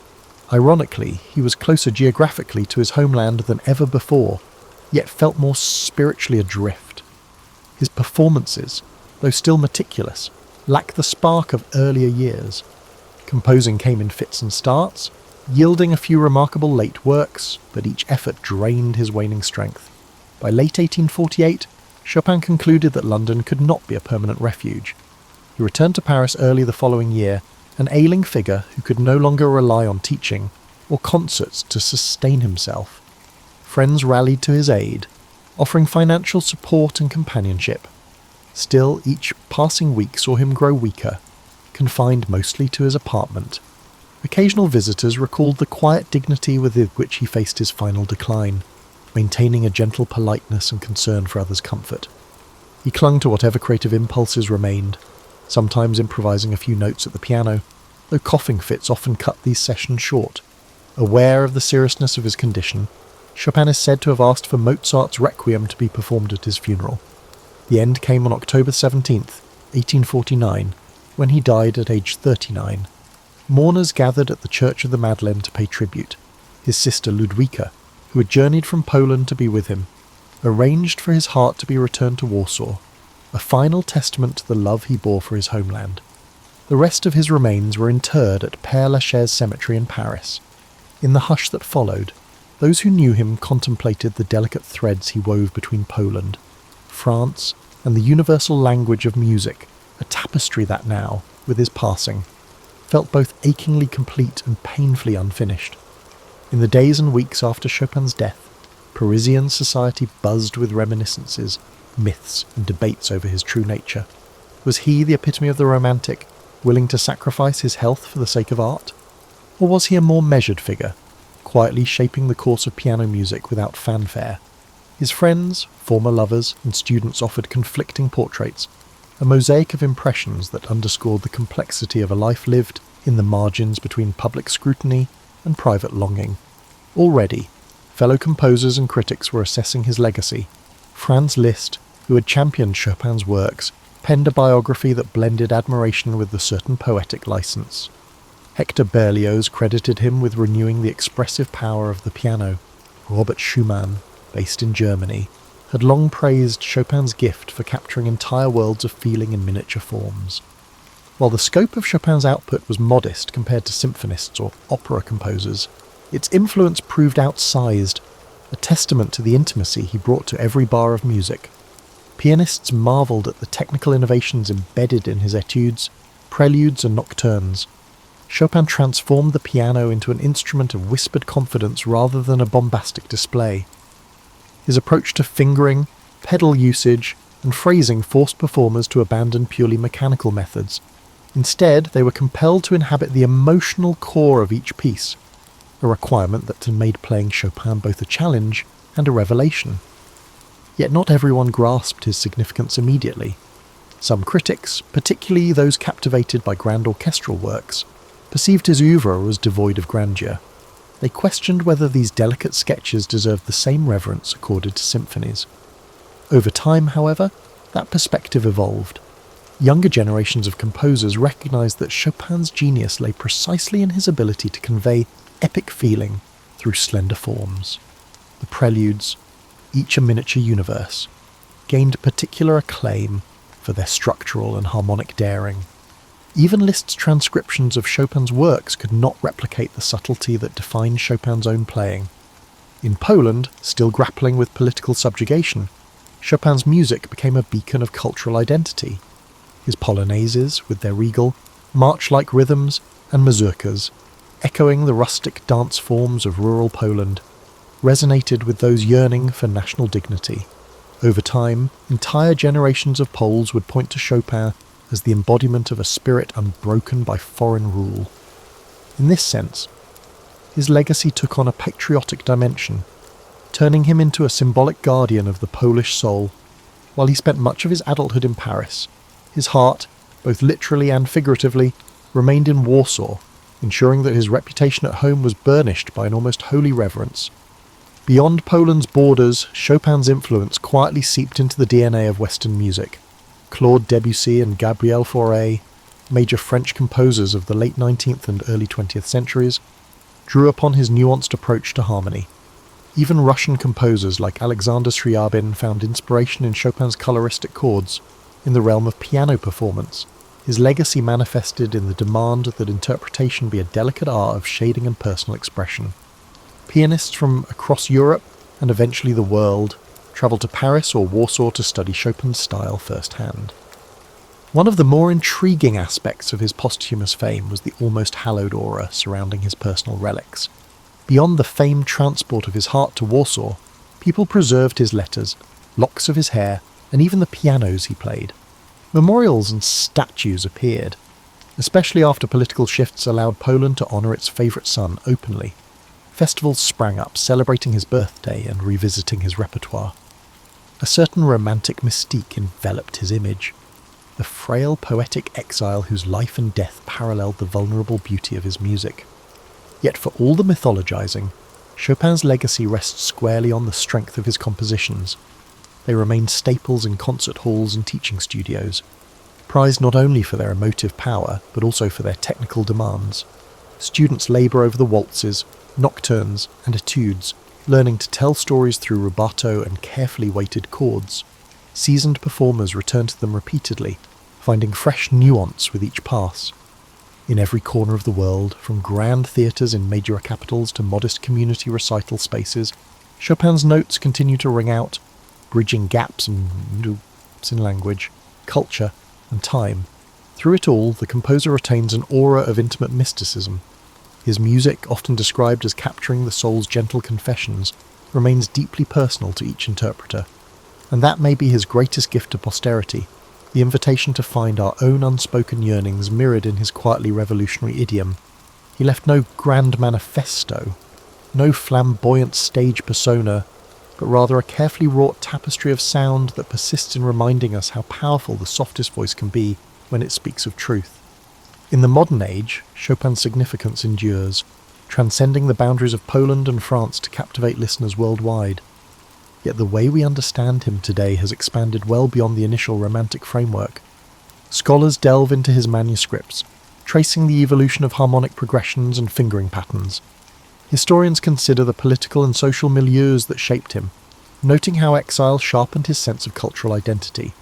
At international piano competitions, from Warsaw's prestigious Chopin competition to events in Asia and the Americas, contestants vie to interpret his works with the perfect blend of fidelity and personal insight.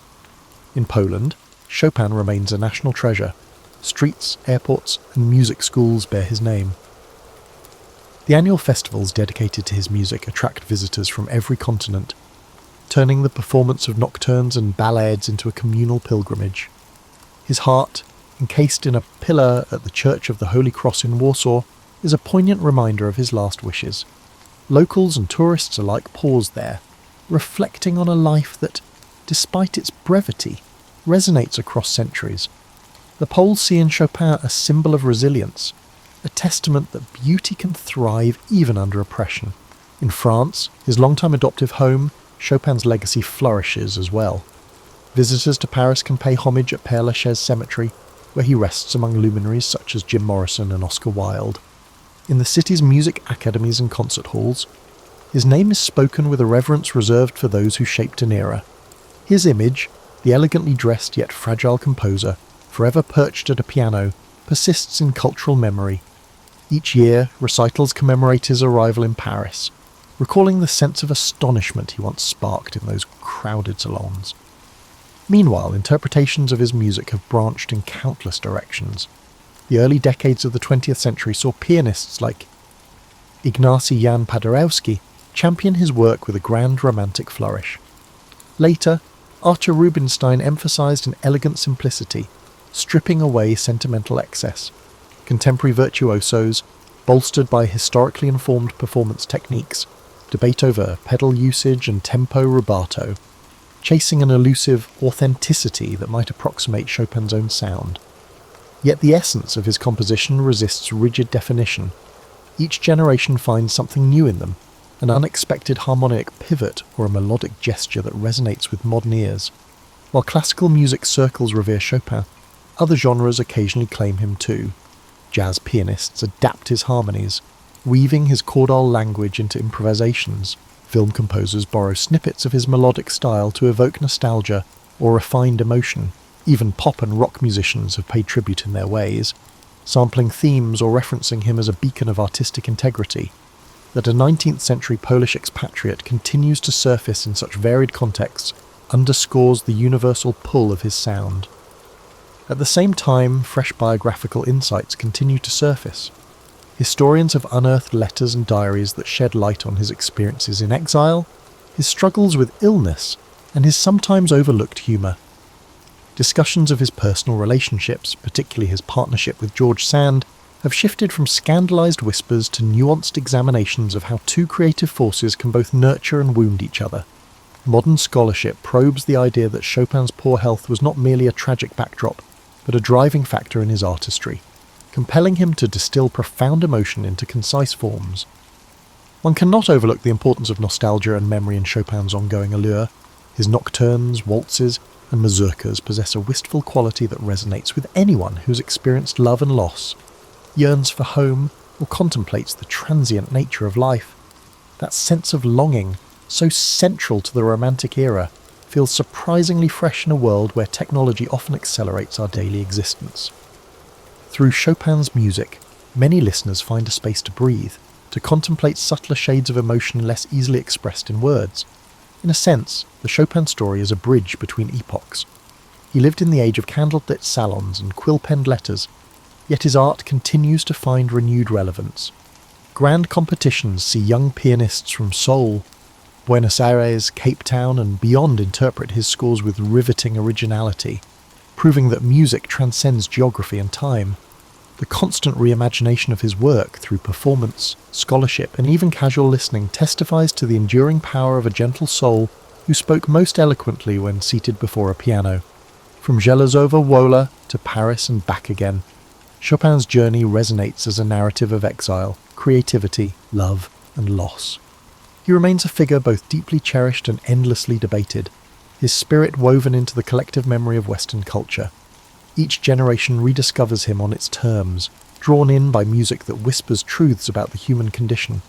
And thus, Frederic Chopin lives on, a quiet but potent force, reminding us that even the softest voice can reverberate through history.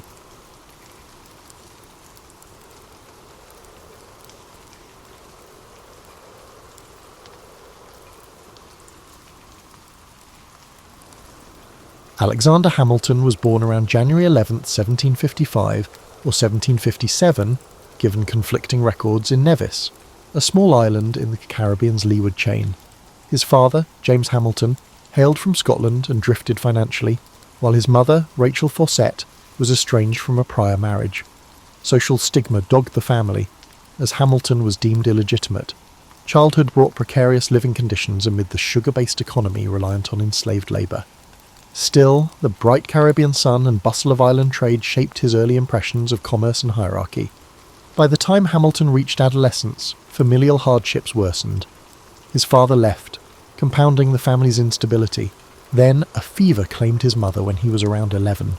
Orphaned, Hamilton found refuge with local merchants who recognised a keen mind behind the boy's formal but urgent letters. He took a clerking job at Beekman and Kruger's trading firm, absorbing the mechanics of shipping manifests, currency exchange, and negotiation. Observers noted a precocious skill in accountancy and a calm under pressure when storms disrupted cargo arrivals. This apprenticeship would lay the groundwork for Hamilton's later mastery of financial systems. A crucial moment arrived when Hamilton penned a vivid letter describing a hurricane's devastation. His prose, published in a local paper, so impressed leading citizens that they raised funds to send him to mainland colonies for education. The budding writer set sail, eventually landing in British North America, though precisely how he arranged further schooling remains partly obscure. By the time he stepped onto mainland soil, Hamilton possessed an unshakable resolve to escape the constraints of colonial class prejudice and prove his intellect in a broader arena. He enrolled at King's College, later Columbia University in New York City. Political tensions soared as Britain imposed new taxes and cracked down on colonial resistance. Hamilton, originally cautious, soon found himself stirred by pamphlets on natural rights. He contributed anonymous essays defending colonial protest, revealing a knack for polemical writing. Despite his youthful status, readers found his arguments crisp, blending logic with moral fervour. However, the outbreak of open conflict at Lexington and Concord disrupted studies at King's College. Hamilton, though short of stature, was physically active and spirited. He joined a volunteer artillery company, drilling near city squares. Even as shots from British ships threatened Manhattan, he balanced academics with preparing for possible war. In 1776, amid the swirl of confusion over independence, Hamilton left formal schooling to commit fully to the patriot cause. Some peers found him bold to do so, but Hamilton believed in forging a new order that might reward merit over birth. After forming an artillery unit, Hamilton exhibited discipline and quick strategic thinking. At the disastrous Battle of Long Island, his unit helped secure a retreat. The next months, through near collapses, he drew the notice of key figures. During the harsh winter of 1776 to 1777, with the army battered, Hamilton's diligence in orchestrating supplies and maintaining morale stood out. General George Washington recognised these talents, inviting Hamilton to serve as an aide-de-camp, an assignment that, while staff-bound, gave Hamilton unprecedented exposure to high-level decision-making in Washington's camp. Hamilton became indispensable, drafting letters, shaping policy briefs, and forging alliances with other officers. He gleaned leadership lessons from the general's balancing of caution and daring. Yet Hamilton, always seeking direct action, occasionally chafed at staff duties. He yearned to lead troops on the battlefield. Tensions with senior officers sometimes flared. Once, Hamilton fell out with Washington for a perceived slight over tardiness, but they eventually reconciled. Despite these brief spats, the synergy between them grew, anchored in mutual respect for diligence and strategy. Throughout 1777 to 1778, Hamilton's writing skill extended to political commentary. He published essays advocating for a stronger central authority to unify the war effort. The rickety Continental Congress, lacking stable finance and overshadowed by state autonomy, troubled him. He believed only a robust national structure could defeat Britain. This conviction would later inform his championing of a federal constitution. Meanwhile, in the immediacies of war, he juggled mission after mission for Washington, coordinating intelligence, planning for combined Franco-American operations, and refining supply requests. By 1779, Hamilton stood at the intersection of military and political realms, forging the identity of an intellect who saw national success hinged upon structure and cohesive governance. In early 1780, Alexander Hamilton encountered Elizabeth Schuyler, daughter of General Philip Schuyler, a prominent New York family patriarch. Their courtship blossomed swiftly. Elizabeth, often called Eliza, shared Hamilton's patriotic fervour and admired his restless intellect. They married in December 1780, forging a partnership that would steady Hamilton through tumultuous times. The Schuyler connection also raised his social standing, giving him a link to one of the colony's influential clans. Some whispered that Hamilton, a once penniless immigrant, had upped, but he dismissed such insinuations, cherishing Eliza's steadfast support. Meanwhile, Hamilton's yearning for field command lingered. He finally saw the action at the Siege of Yorktown in 1781, leading a night assault on British redoubts. This bold foray though brief, gave him the battlefield credibility he had long craved. After Yorktown's success, the war's momentum shifted. Peace negotiations advanced, culminating in Britain's formal acknowledgement of American independence. With the conflict winding down, Hamilton resigned from Washington's staff. Now, his energies turned to the new nation's post-war reconstruction. He recognised that independence alone didn't guarantee prosperity. A more cohesive union was necessary. Back in civilian life, Hamilton studied law intensively, passing the bar in 1782.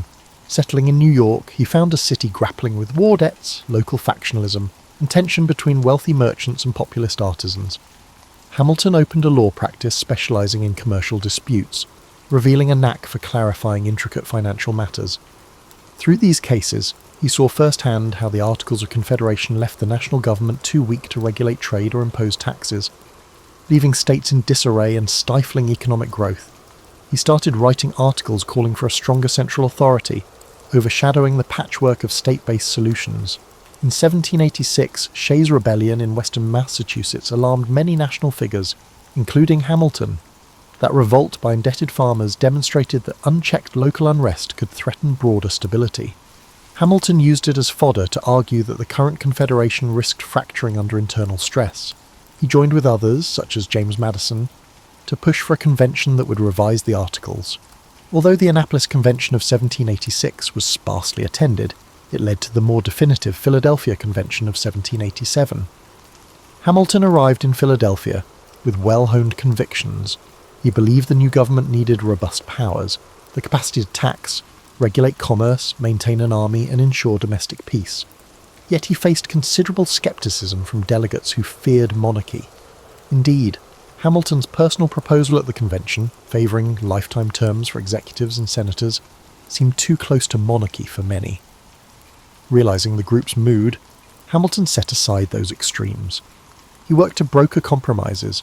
Although overshadowed by Madison's systematic plan, Hamilton's rhetorical skill and one-on-one lobbying helped shape the final constitution.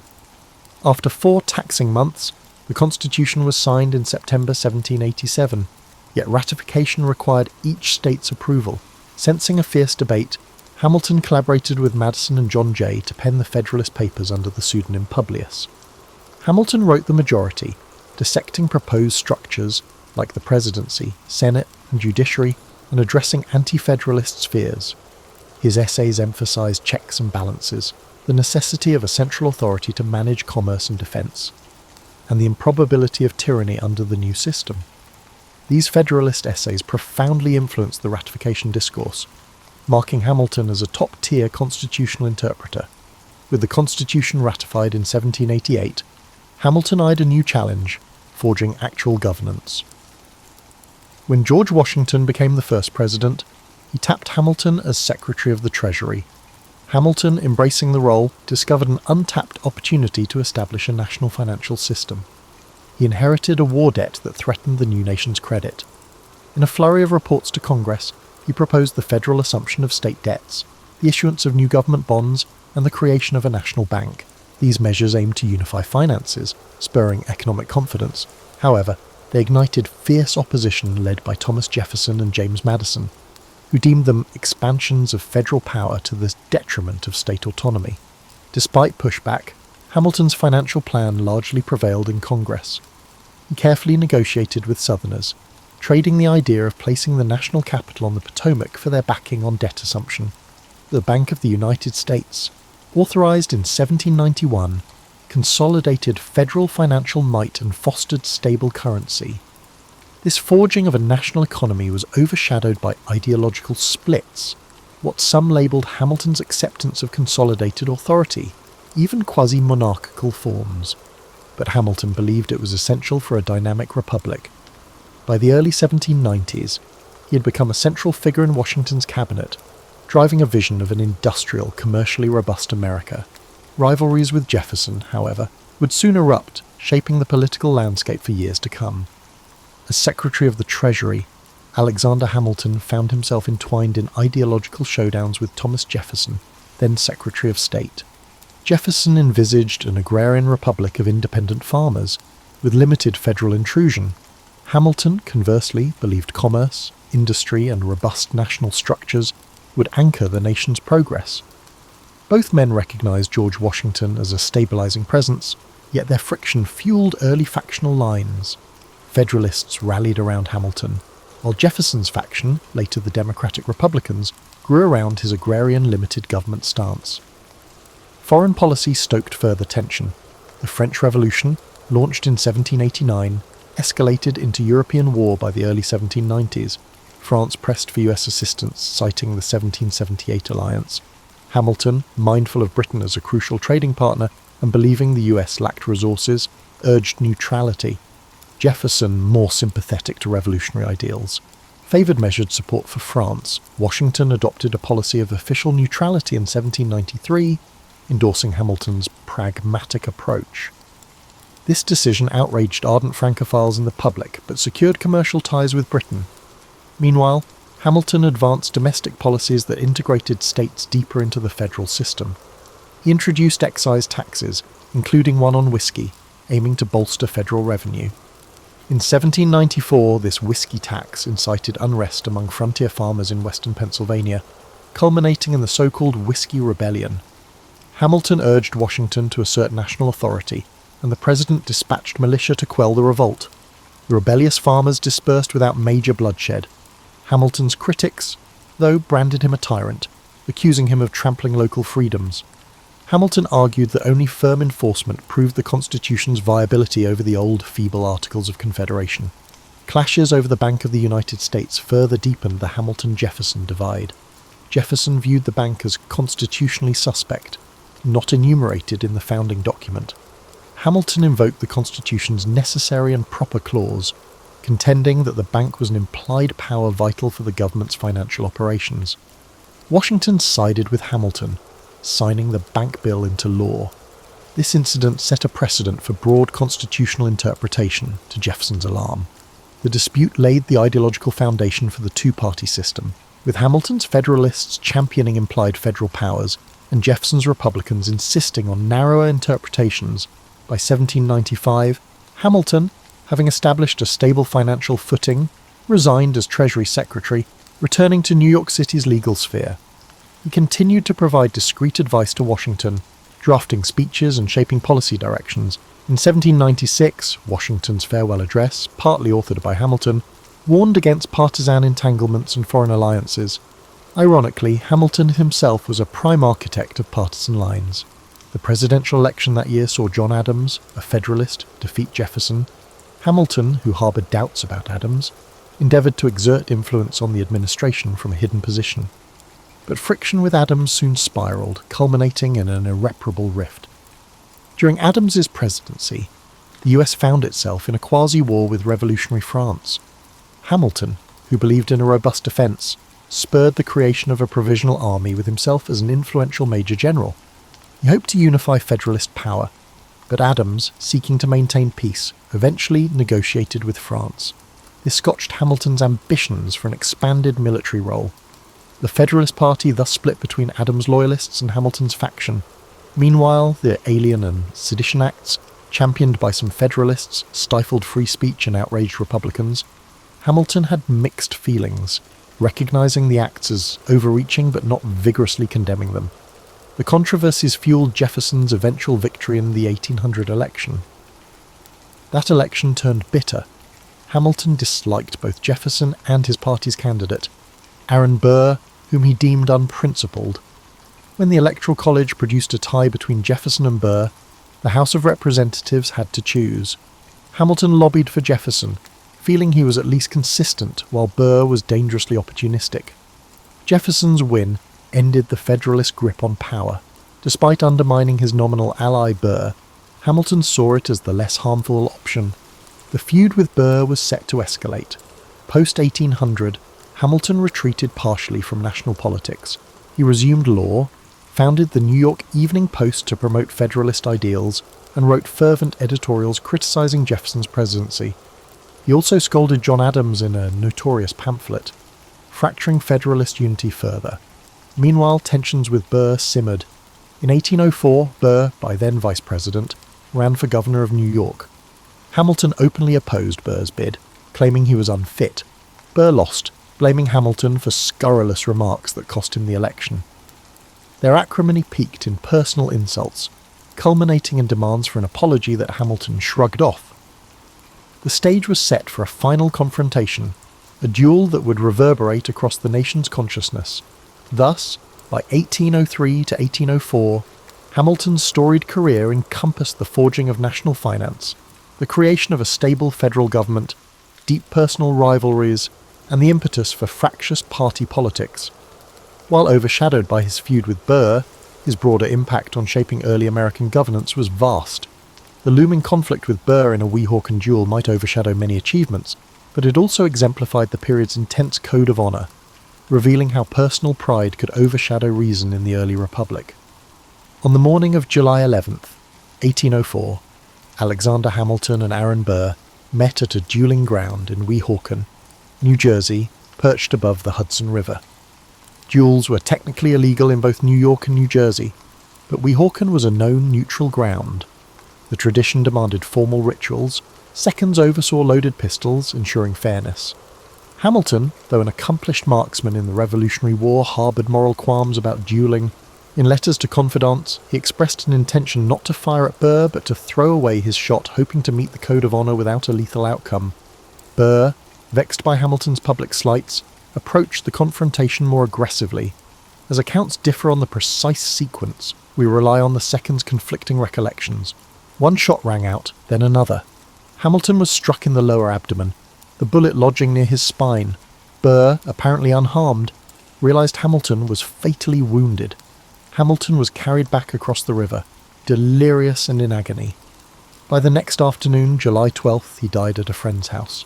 News spread swiftly, overshadowing Burr with accusations of murder. Even many of Burr's allies found his act reprehensible. Shock reverberated nationwide.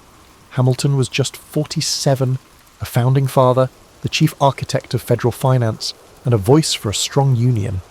That he fell in a personal duel seemed tragic, borderline barbaric. Burr faced immediate scorn, and though indicted for murder, he slipped away. His political career never recovered. The duel also propelled a re-evaluation of such honour-bound traditions. Public condemnation swelled, though duelling remained embedded in certain subcultures for decades to come. In the immediate aftermath, Hamilton's family faced financial insecurity. His estate was less robust than many assumed, reflecting that Hamilton had poured resources into speculative deals and lifestyle. Mourning Federalists championed him as a martyr to principle, ignoring the messy politics that led him to that fateful ground. Eulogies praised his brilliance, managerial acumen, and unwavering patriotism. Critics, while acknowledging his achievements, pointed out how his ambition and personal feuds shaped a harsh style that fanned party rancour. Nonetheless, the sense of a towering figure losing too soon overshadowed those critiques in the short term. His funeral in New York drew massive crowds. Processions in black, with the city's shipping at half-mast, showcased Hamilton's local significance. People recalled his rise from impoverished Caribbean youth to key founding statesman. A hush fell over the city's usual clamour. This wave of sorrow ironically softened some of the political vitriol that had dogged him in life. Over time, though, party lines continued to shift, and the nation turned to new challenges, from the War of 1812 to expansions west. Hamilton's memory lodged in history as the brilliant but intense figure overshadowed by the final duel. In that gloom, an essential question remained: how to interpret Hamilton's lasting impact. As the immediate swirl of grief eased, intellectuals examined his extensive writings, reports on public credit, the Federalist essays, and personal letters. They recognised that the federal government's stable finances owed much to Hamilton's early frameworks. The Constitution's broad interpretation that spurred the Bank of the United States shaped future developments in federal authority. The tension he introduced with Jefferson over implied powers would remain a fixture in legal debates for centuries. At the personal level, Hamilton's family endured heartbreak. Eliza Hamilton survived decades longer, dedicating herself to preserving his papers and championing philanthropic work. She co-founded charitable societies, including an orphanage in New York, perhaps reflecting her empathy for fatherless children, mindful of Hamilton's own orphaned beginnings. Over time, Eliza's curation of Hamilton's letters and manuscripts ensured that his role in founding the nation wouldn't fade. Without her stewardship, Many of his insights might have been lost, overshadowed by the swirl of other founding figures. Meanwhile, Aaron Burr slunk from public life, although he briefly re-emerged in conspiratorial escapades in the West, culminating in a high-profile treason trial. That fiasco further tarnished his name. Over the 19th century, Burr's memory was entwined with villainy, while Hamilton became the heroic victim. This moral narrative, though oversimplified, found resonance in society seeking tidy lessons about the cost of personal feuds among statesmen. Hence, the duel's tragedy overshadowed Hamilton's final years of potential. He left behind partial drafts of essays, a life cut short, and a legacy that historians would piece together. The subsequent swirl of politics saw the Federalist Party fade, overshadowed by Jeffersonian and Jacksonian movements. Yet as the new republic faced wars and expansions, Hamilton's institutional frameworks endured, shaping how the Union financed conflicts and integrated new territories. Over time, the memory of Hamilton grew from the dust of partisan fights into a near legend of the unsilenceable voice for a strong Union, a testament to how brilliance can shine even after tragic demise. Hamilton's reputation experienced both highs and lows as the 19th century unfolded. Early in the 1800s, supporters who revered his Federalist vision championed him as an intellectual giant, while Jeffersonian loyalists found him dangerously elitist. The War of 1812 underscored the value of robust federal finances, an echo of Hamilton's arguments. However, the rising tide of Jacksonian democracy in the 1820s and 30s resurrected negative images of Hamilton as the father of a financial aristocracy. His preference for a central bank and industrial growth clashed with the agrarian populism that saw big government as suspect.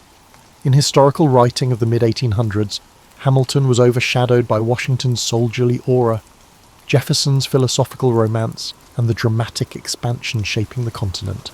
His ideas about manufacturing, shaped by the reading Adam Smith's works, found fresh appreciation in some northern states pushing early industrialization, but the memory of his direct political battles had receded. Meanwhile, his widow Eliza persistently championed her husband's memory, carefully organising his letters. She lived until 1854, bridging eras from the founding to the eve of sectional crises over slavery. As the Civil War approached, some northern intellectuals rediscovered Hamilton's emphasis on a strong union, seeing him as a prophet of national authority. They noted that had Hamilton's brand of federal cohesion fully blossomed, perhaps states' rights doctrines fueling secession might have been curtailed earlier. Writers evoked Hamilton as the founder who best grasped the necessity of a controlling centre that could override local fractiousness. Opponents of such interpretations pointed out that Hamilton's frameworks never explicitly addressed the moral contradiction of slavery. Indeed, Hamilton personally opposed enslavement but parted from radical anti-slavery moves, his stance overshadowed by political pragmatism. After the Civil War, industrial capitalism boomed, prompting new appreciation for Hamilton's foresight about manufacturing. Gilded Age financiers admired him as the original champion of a stable currency and big business. Critics, including agrarian populists, in turn damned him for setting a pattern favouring capital over farmers. Debates over monetary policy frequently referenced Hamilton's original central bank, especially regarding gold versus silver standards in the late 19th century. Some saw him as the father of stable credit, others as the father of corporate overreach. This relit his legacy, fueling a fresh wave of scholarly interest. In the 20th century, historians systematically uncovered more of Hamilton's personal writings. They found a figure often overshadowed by his own towering intensity, riven by internal anxieties about identity and acceptance. Born illegitimate and lacking wealth, he soared through brilliance alone. That personal dimension gave a new angle. Hamilton wasn't merely an aloof elitist, but a man forging personal progress in a world dominated by landed aristocracy. Simultaneously, the renewed scholarship dissected how the Federalist Papers shaped the Supreme Court's approach to constitutional interpretation. Cultural depictions varied. In some plays, Hamilton was the stiff, proud foil to the warm Jefferson. In textbooks, he appeared as the founder of the American financial system, overshadowing the fact that he also practiced law with fervour, championed reforms in local governance, and penned scathing critiques of political adversaries. Hollywood took scant interest. overshadowed by the flamboyant stories of the War of Independence or the Civil War. Hamilton's presence mostly stuck to academic circles until the wave of musicals or pop culture references in the 21st century suddenly catapulted him back into mainstream conversation. In that modern reimagining, a more complex portrait emerges, the visionary who overcame humble origins, shaped institutions, but self-destructed in a lethal feud. This dual narrative resonates with a public intrigued by underdog success stories and cautionary tales about ambition. Meanwhile, historians continue unravelling his personal letters for glimpses of how he wrestled with his private identity, overshadowing any single label like nationalist or elitist. They see in him the deep tension between moral convictions and the messy realm of real-world politics. Consequently, Hamilton's legacy stands as a testament to a founder whose brilliance forged the frameworks of American finance, ushering in a strong union that could handle crises from 1812 to beyond. His life, truncated by a bullet in a duel, exemplifies the era's precarious norms of honour. Yet the institutional frameworks he championed endured, overshadowing ephemeral partisan feuds. As American commerce and governance matured, many of his ideas about credit-out systems, minted currency, and regulated trade blossomed. Therefore, though overshadowed in certain historical arcs, Hamilton's imprint remains, woven into the fabric of the modern American state, bridging the intangible line from rebellious colony to global economic power. Alexander Hamilton's journey might echo as one of unstoppable curiosity and drive. Born into adversity, he harnessed his intellect to climb political and financial summits. His story underscores how relentless learning and a willingness to challenge entrenched norms can yield transformative results.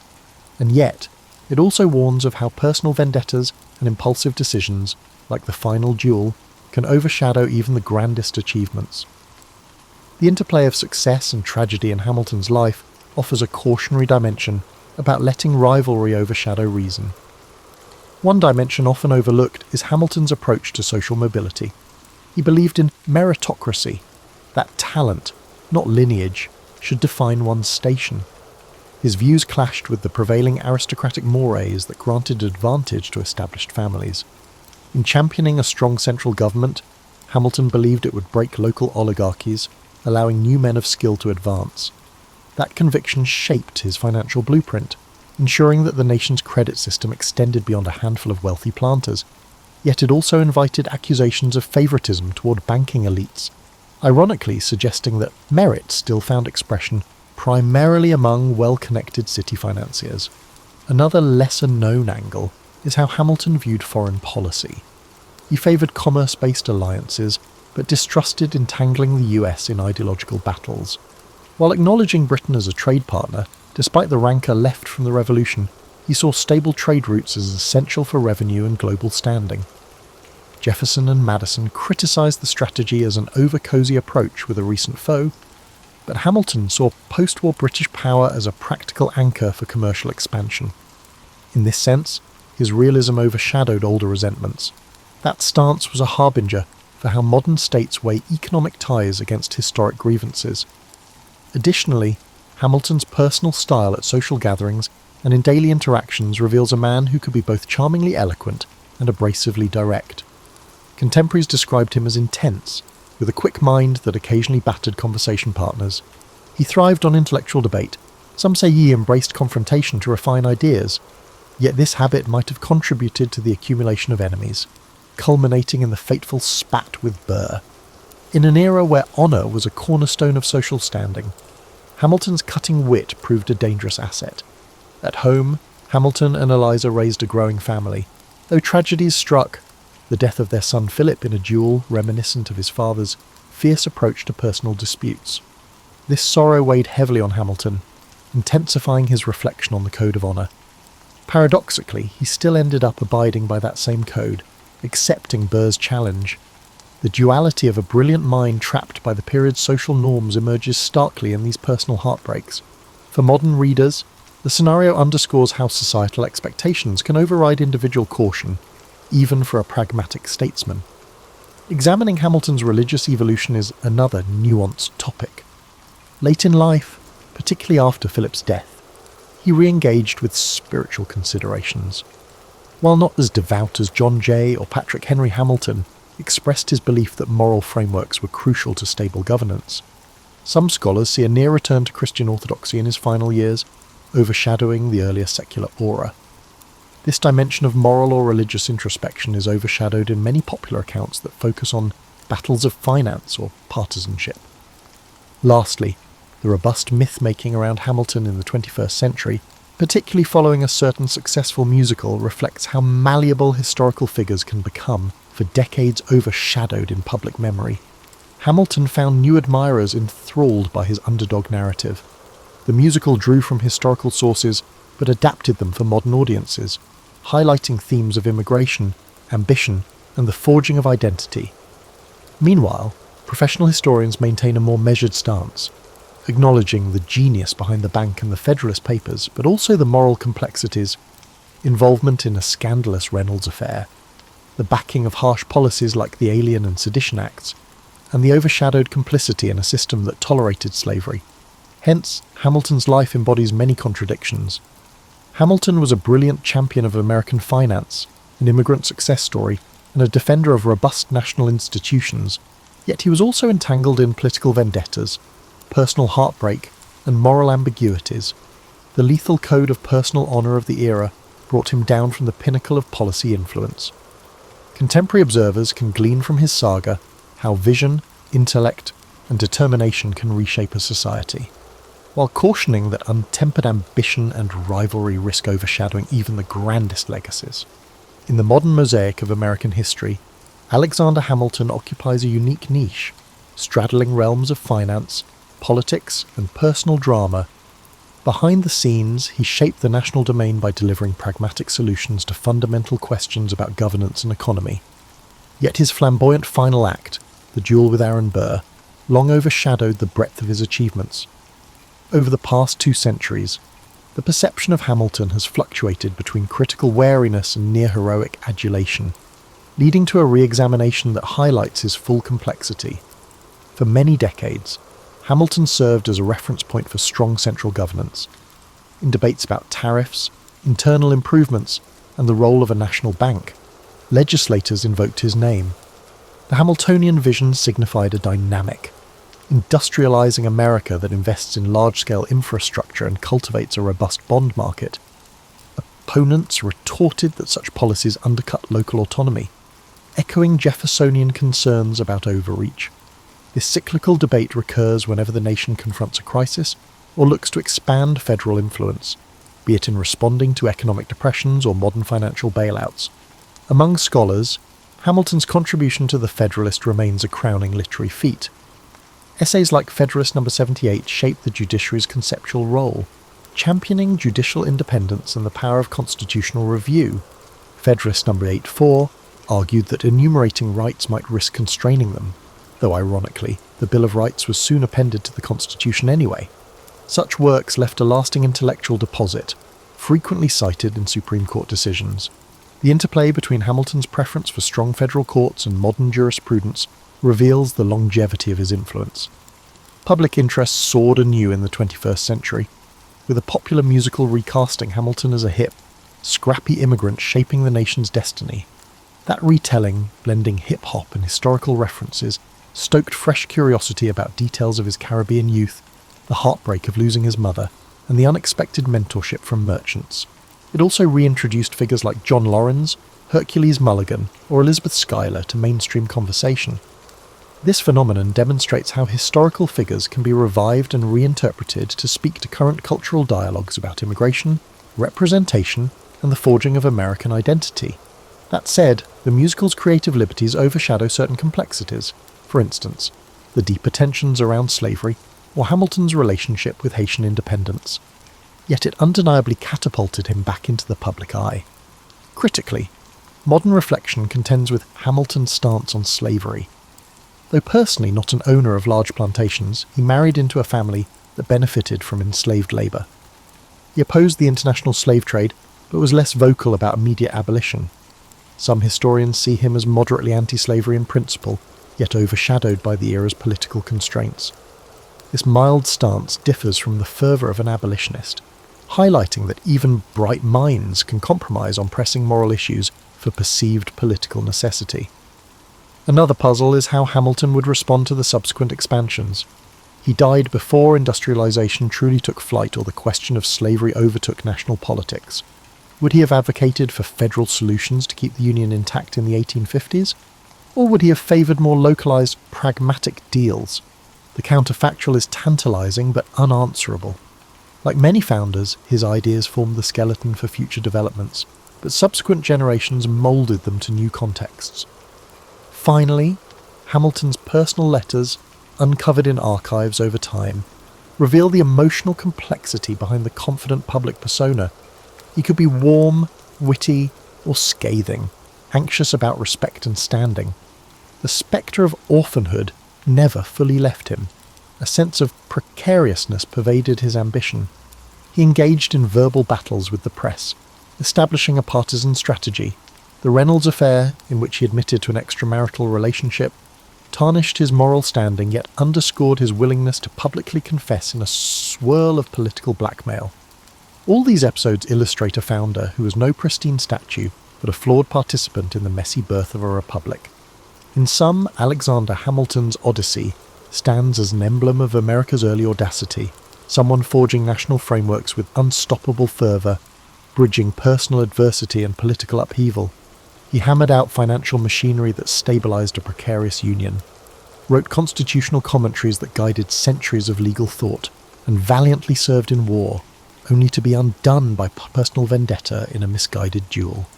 This story resonates with the universal themes of ambition, principle, rivalry, and the subtle interplay of personal and public realms. Hamilton's imprint endures in the institutions he shaped, the arguments he advanced, and the persistent puzzle of how a brilliant mind can fall victim to a bullet summoned by the code of honour with confusing reasoning.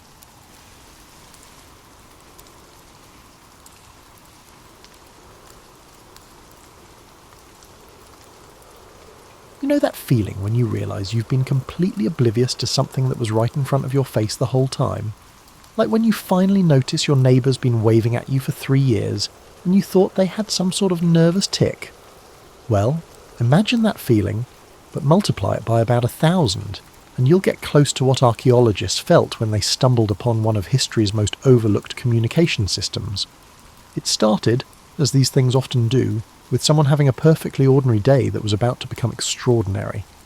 Dr. Elena Vasquez was having her morning coffee in a dusty tent outside Cairo, squinting at pottery shards that looked about as exciting as yesterday's newspaper, when her graduate student Marcus burst in with the enthusiasm of a golden retriever who'd found the world's best stick. "Professor, you have to see this," he practically shouted, clutching a fragment of ancient painted plaster like it contained the secrets of the universe. Which, as it turned out, it kind of did. The fragment showed what appeared to be a typical Egyptian banquet scene. You know the type, where everyone's sitting around looking impossibly elegant while servants fan them with giant feathers. But Marcus had noticed something that generations of scholars had somehow missed. Every single person at this banquet had their hair arranged in a completely different style, and more importantly, these styles seemed to follow very specific patterns.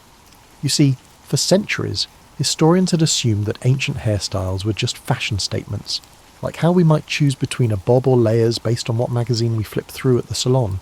But what if hair wasn't just about looking good? What if it was actually a sophisticated communication system, as complex and nuanced as any written language? The idea seemed ridiculous at first. After all, how could something as simple as how you wore your hair carry meaning beyond, "I'm having a good hair day," or "I clearly gave up on life this morning"? But the more Elena and Marcus examined the fragment, the more patterns they discovered. The woman with 3 braids wound with gold thread was positioned next to the man with the elaborate top knot, while the figure with loose hair adorned with lotus flowers sat across from someone whose hair was completely covered. It was like looking at a crossword puzzle, where you suddenly realise all the clues are connected. The positioning wasn't random, it was deliberate, meaningful, coded. These people weren't just sitting around eating grapes and looking fabulous. They were having a conversation, and their hair was doing all the talking. As Elena sipped her now-cold coffee, she felt that familiar tingle that archaeologists get when they're about to turn the academic world upside down. It's the same feeling you get when you're about to tell someone a secret that's going to blow their mind, except, in this case, the secret had been hiding in plain sight for thousands of years. The implications were staggering. If hair truly functioned as a secret language in ancient Egypt, what about other cultures? Had archaeologists been looking at countless artifacts, paintings and sculptures without realising they were essentially reading books with half the words missing? It would be like trying to understand a conversation by only listening to every other sentence. Technically possible, but you're definitely going to miss some crucial plot points. Eleanor set down her coffee cup with the decisive clink of someone who's just made a life-changing decision. She was going to prove that hair wasn't just about aesthetics in the ancient world. It was about communication, status, identity, and social navigation all rolled into one beautifully elaborate system. And if she was right, every museum in the world had been displaying what amounted to ancient text messages, completely unaware that they were looking at some of humanity's earliest social media posts. Little did she know that this discovery would lead her down a rabbit hole so deep and winding that she'd emerge on the other side with a completely new understanding of how our ancestors communicated, loved, fought, and lived their daily lives, all through the simple yet profound act of arranging the hair on their heads. You might think that cracking an ancient hair code would be like solving a jigsaw puzzle where half the pieces are missing and the other half are covered in dust, and you'd be absolutely right. However, Eleanor had consistently embraced challenges when faced with chaos. Her realisation that she had been approaching the problem incorrectly led to a breakthrough. Instead of trying to decode individual hairstyles like some sort of follicular Rosetta Stone, she needed to look at the relationships between different styles within the same cultural context. It was like realising that you can't understand what thumbs up means by just staring at a thumb. You need to know when, where, and how people use it. Elena started with what she knew. Ancient Egyptian art was notorious for its precision. Every hieroglyph, every colour, and every positioning had meaning. If the Egyptians were that meticulous about drawing a bird to represent a sound, surely they weren't just randomly doodling hairstyles for the fun of it. She began cataloguing every depiction of hair she could find in Egyptian art, from tomb paintings to temple carvings to papyrus illustrations. At first, the catalogue appeared monotonous, with page after page of ancient updos, braids and headpieces that would leave a modern wedding planner in a state of envy. But slowly, patterns began to emerge. Women depicted in domestic scenes consistently wore their hair in simple, low arrangements, often with minimal decoration. But the same women, when shown in religious ceremonies, suddenly sprouted elaborate constructions that defied both gravity and reasonable styling time. It wasn't that they were getting dressed up for special occasions, it was that they were literally changing their message. The domestic hair seemed to communicate availability, approachability and fertility. Think of it as the ancient equivalent of wearing your comfiest jeans and a world's best mom t-shirt. However, the ceremonial hair represented a form of pure power communication. Those towering arrangements studded with gold ornaments weren't just showing off wealth, they were broadcasting authority, divine connection, and social status so loudly that they might as well have come with their ancient PA system. Eleanor's real epiphany occurred when she began examining the men's hairstyles. For years, scholars had largely ignored male grooming in ancient art, assuming it was less complex than women's styles. This, Elena realised, was like assuming that ties are just decorative strips of fabric instead of recognising their role as subtle indicators of profession, personality and occasion. Ancient Egyptian men, it turned out, had their own sophisticated hair vocabulary.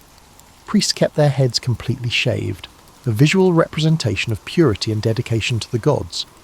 But they didn't just shave randomly. The timing of when they shaved, how often they shaved, and what they wore to cover their baldness all carried meaning. A priest with a perfectly smooth scalp was saying something very different from one with the faintest stubble, and both were distinct from the high priest, who wore an elaborate headdress that compensated for his lack of actual hair with symbolic power. Military men wore their hair in practical short styles that nonetheless managed to communicate rank through subtle variations in length and styling. A general's hair might look similar to a foot soldier's from a distance, but up close, the differences were as clear as military insignia. The general's hair would be precisely trimmed, perhaps with small braids that indicated his victories, while the soldier's simpler style communicated his readiness for battle and his place in the hierarchy. Elena found herself staying up late into the night, poring over images by lamplight like a detective solving a cold case. Each new piece of evidence added another layer to the picture. Hair wasn't just communication, it was a complete social operating system. It told you who they were, what they did, their social status, if they were single, what gods they worshipped, and maybe what they had for breakfast. The more she learned, the more she realised that modern people had completely lost touch with this ancient wisdom. We might spend fortunes on haircuts and products, but we use our hair primarily for personal expression, rather than social communication. Imagine if your hairstyle could tell everyone you met your job, your relationship status, your political affiliations, and your current mood, all without saying a word. It would be like carrying around a constantly updating personal billboard, and everyone around you would be fluent in reading it. As Elena's research progressed, she began to suspect that the Egyptians weren't unique in this practice. If hair could serve as a secret language in one ancient culture, surely others had developed their own follicular communication systems. The question was, how many civilizations had been having entire conversations over our heads for thousands of years, and we'd just been admiring their fashion sense? You know how sometimes you meet someone who completely shatters your assumptions about what they're going to be like? Elena felt that way about the Vikings when she started investigating their relationship with hair. She'd expected to find a bunch of rough-and-tumble warriors who maybe braided their beards when they remembered to, not a sophisticated culture with a hair communication system that made modern social media look primitive. The Vikings, it turned out, were absolutely obsessed with hair. However, it was not about vanity or fashion in the way you might expect. For them, hair held immense significance, influencing everything from social status to the likelihood of survival during a raid. Elena discovered these facts when she started examining Viking burial sites with a new perspective. Instead of just cataloguing the weapons and jewellery buried with the deceased, she began paying attention to how their hair had been arranged for their final journey. What she found was remarkable. Every single burial showed evidence of deliberate hairstyling, even when the body had been buried quickly or in difficult circumstances. Viking men, contrary to popular belief, didn't just let their hair grow wild and free like extras in a heavy metal music video. They maintained their hair with the same attention to detail that they applied to their weapons. A warrior's hair told the story of his life. Each braid might represent a successful raid, a defeated enemy, or a heroic deed. Long hair was a symbol of strength and virility, but one had to earn it. You couldn't just decide to grow your hair long. Your community had to recognise that you'd achieved something worthy of long hair privilege. The really fascinating part was how Viking hair customs differed based on your role in society. Jarls, the Viking equivalent of nobles, wore their hair in complex arrangements that took serious time and skill to achieve. The practice wasn't just showing off. It was a practical demonstration that they had enough wealth and status to spend hours on grooming instead of manual labour. Their hair was essentially a walking resume written in keratin, but the Vikings also used hair to communicate temporary states and intentions. A warrior preparing for battle might braid his hair in a specific pattern that announced his readiness to die gloriously, while someone seeking to negotiate a peaceful resolution would arrange their hair to signal non-threatening intentions. It was like having a universal mood ring that everyone in your culture could read from across a longhouse. Eleanor was particularly amused to discover that Viking women had their own elaborate hair hierarchy that made modern office politics look straightforward. Unmarried women wore their hair loose and flowing, advertising their availability with every strand. But the moment they married, that changed dramatically. Married women covered their hair almost completely, not out of modesty as scholars had long assumed, but as a form of social communication that said, "I'm taken, and my husband is powerful enough to afford a wife who doesn't need to advertise herself." The hair covering itself was a marvel of coded communication. The fabric, the way it was tied, the amount of hair that showed beneath it, every detail carried meaning. A woman whose covering slipped to show a bit of hair at her temples was communicating something very different from one whose hair was completely hidden. It was like having an entire conversation through strategic hat placement. But perhaps the most ingenious aspect of Viking hair communication was how they used it for deception and strategy. Viking raiders were masters of psychological warfare, and they quickly figured out that they could manipulate enemy perceptions through strategic hair choices. A raiding party might style their hair to appear larger and more numerous than they actually were, or conversely, they might tone down their hair displays to appear less threatening before a surprise attack. Eleanor found evidence of Vikings who had completely changed their hairstyling when travelling to foreign lands, essentially code-switching their appearance the way modern people might change their accent in different social situations. A Viking trader entering a Christian kingdom might adopt more conservative hair arrangements to blend in and avoid unwanted attention, while the same person might sport elaborate warrior braids when returning home to establish their continued Viking credibility. The complexity of the system was mind-boggling. Elena realised that Vikings had essentially created a visual language so sophisticated that they could communicate detailed information about personal history, current intentions, social status, and availability for various activities, all through hair arrangement. It was like wearing your entire LinkedIn profile in your follicles. As she explored the Viking hair culture, Eleanor began to understand that this wasn't just about communication, it was about identity itself. Your hair wasn't something you had, it was something you were. Changing your hairstyle wasn't a fashion choice, it was a declaration of personal transformation. No wonder the Vikings considered forced haircutting one of the worst possible punishments, equivalent to stealing someone's voice or erasing their identity. The more Elena learned about Viking hair practices, the more she realised that modern people had lost something profound when we abandoned these complex systems of visual communication. We'd gained individual freedom of expression, sure, but we'd lost a shared language that could convey incredibly nuanced social information at a glance. Elena discovered that ancient Asian cultures had developed communication systems so intricate that they made Viking hair codes resemble finger painting next to the Sistine Chapel. The deeper she dug into Chinese, Japanese and Korean historical records, the more she realised she'd stumbled into the equivalent of discovering that ancient people had been writing novels with their follicles. Ancient Chinese hair culture, Elena found, was basically a three-dimensional language, with grammar rules more complex than Latin. During the Han Dynasty, your hairstyle didn't just tell people who you were, it told them exactly where you fit in the cosmic order of the universe. There was no pressure there. The Chinese had developed what Elena came to think of as architectural hair, styles so precisely constructed that they required engineering skills alongside beauty knowledge. A proper court lady's hairstyle might take 3 hours to create and require multiple assistants, special tools, and enough hairpins to stock a small hardware store. But every single pin, every twist and every ornament placement followed strict rules that communicated everything from the woman's family background to her husband's political affiliations, to her personal virtues and accomplishments. Eleanor was particularly fascinated by the discovery that Chinese women could essentially update their status by changing small details in their hair arrangement. Moving a decorative comb from one side to the other might signal that they were ready to receive visitors, while adjusting the angle of a hairpin could indicate their mood or availability for conversation.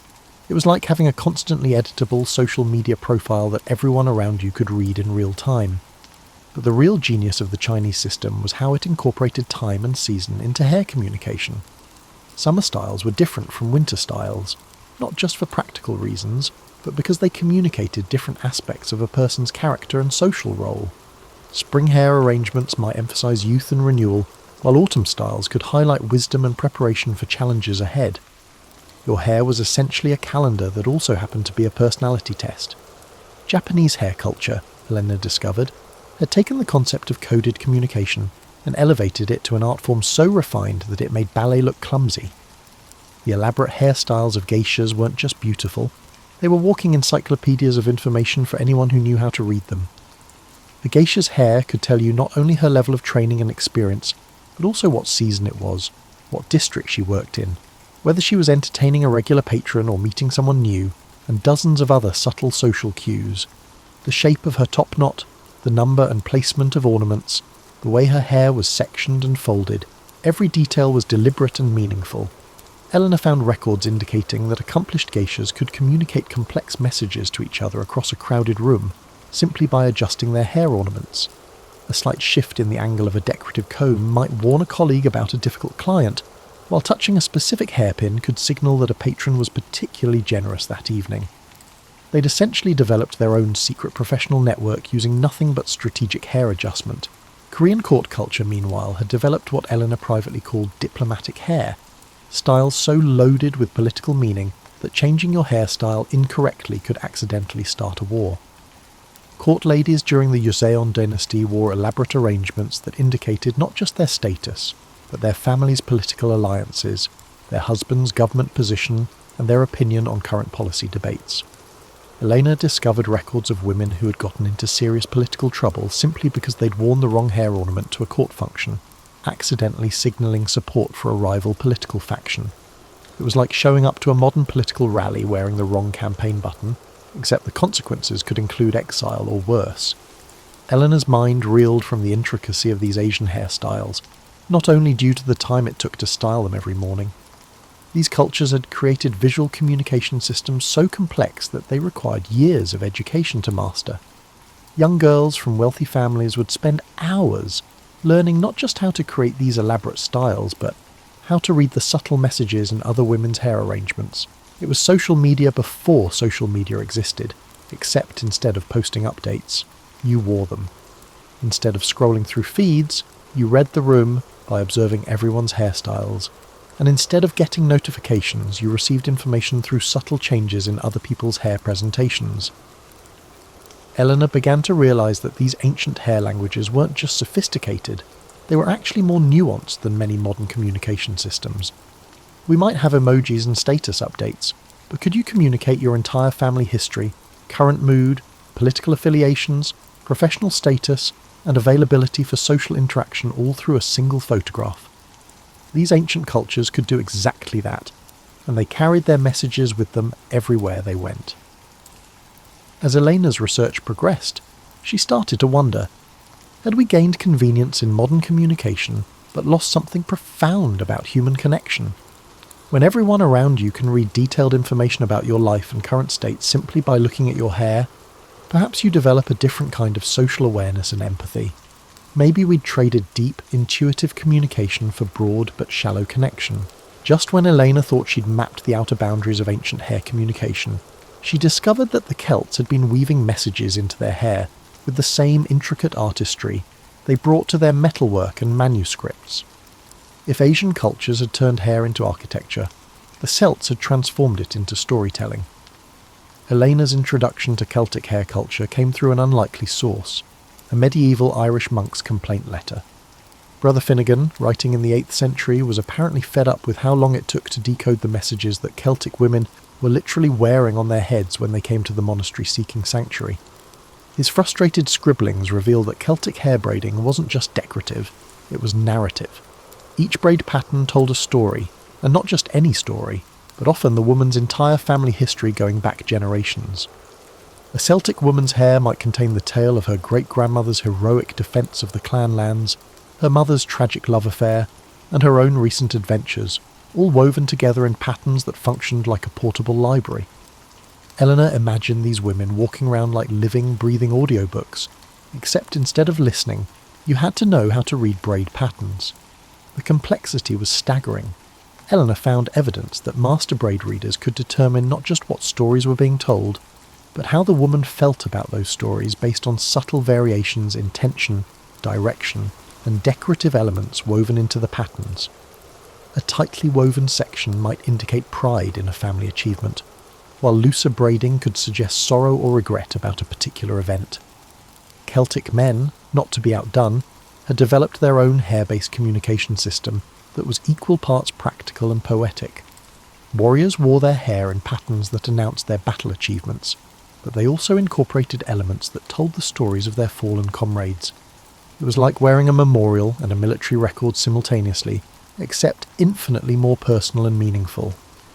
Elena was particularly moved to discover that Celtic hair patterns often included memory braids, sections specifically dedicated to keeping the stories of deceased family members alive. A mother might weave the pattern that represented her lost child into her hair, ensuring that the child's memory travelled with her wherever she went. It was a form of grief, processing and memorial that was both private and public, allowing the community to recognise and support someone's loss while giving the bereaved person a tangible way to carry their loved one's story forward.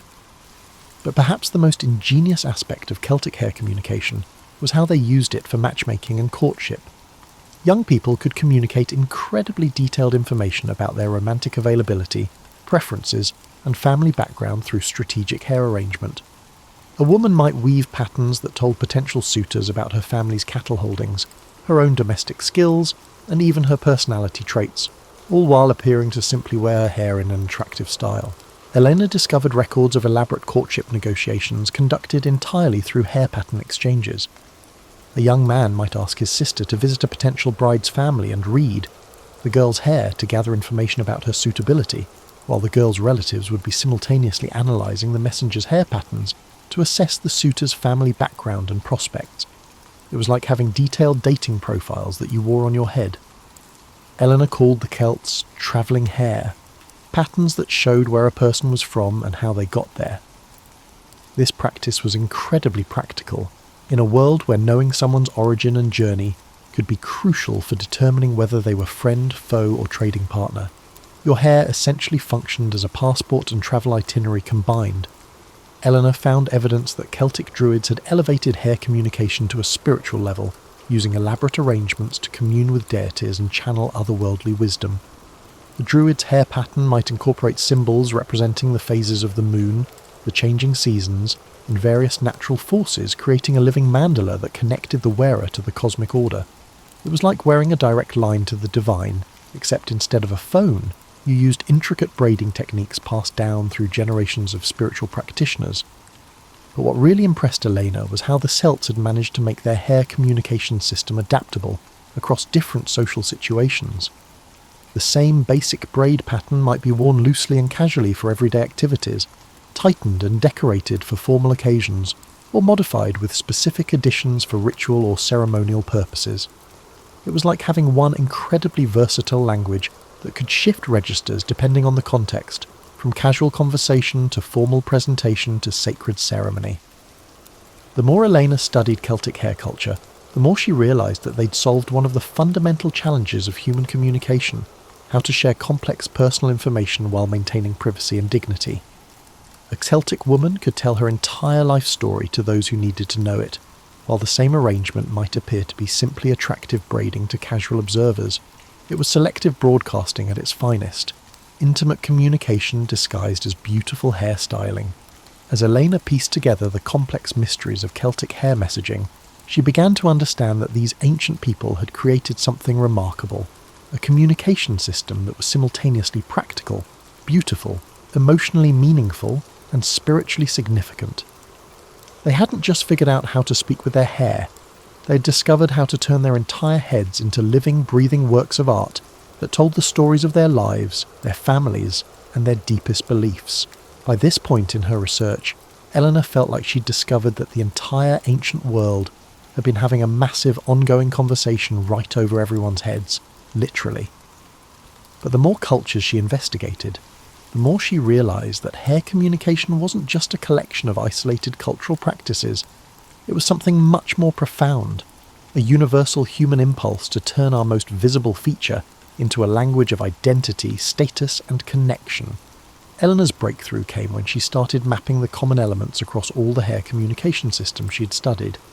Despite developing in complete isolation from each other, cultures around the world had independently arrived at remarkably similar solutions to the challenge of visual communication. It was like discovering that humans had an innate need to speak with their hair, regardless of their geographic location or historical period. Length, it turned out, was universal currency in hair communication.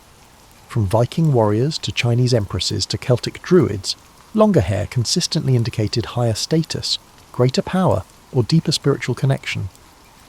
But the genius was in the details. How that length was managed, styled, and displayed varied dramatically between cultures, while maintaining the same basic meaning. This is similar to how a smile universally signifies friendliness, yet the specific ways in which people smile differ according to their cultural backgrounds. Covering and uncovering hair also appeared to be a universal communication strategy, though the specific meanings varied fascinatingly between cultures.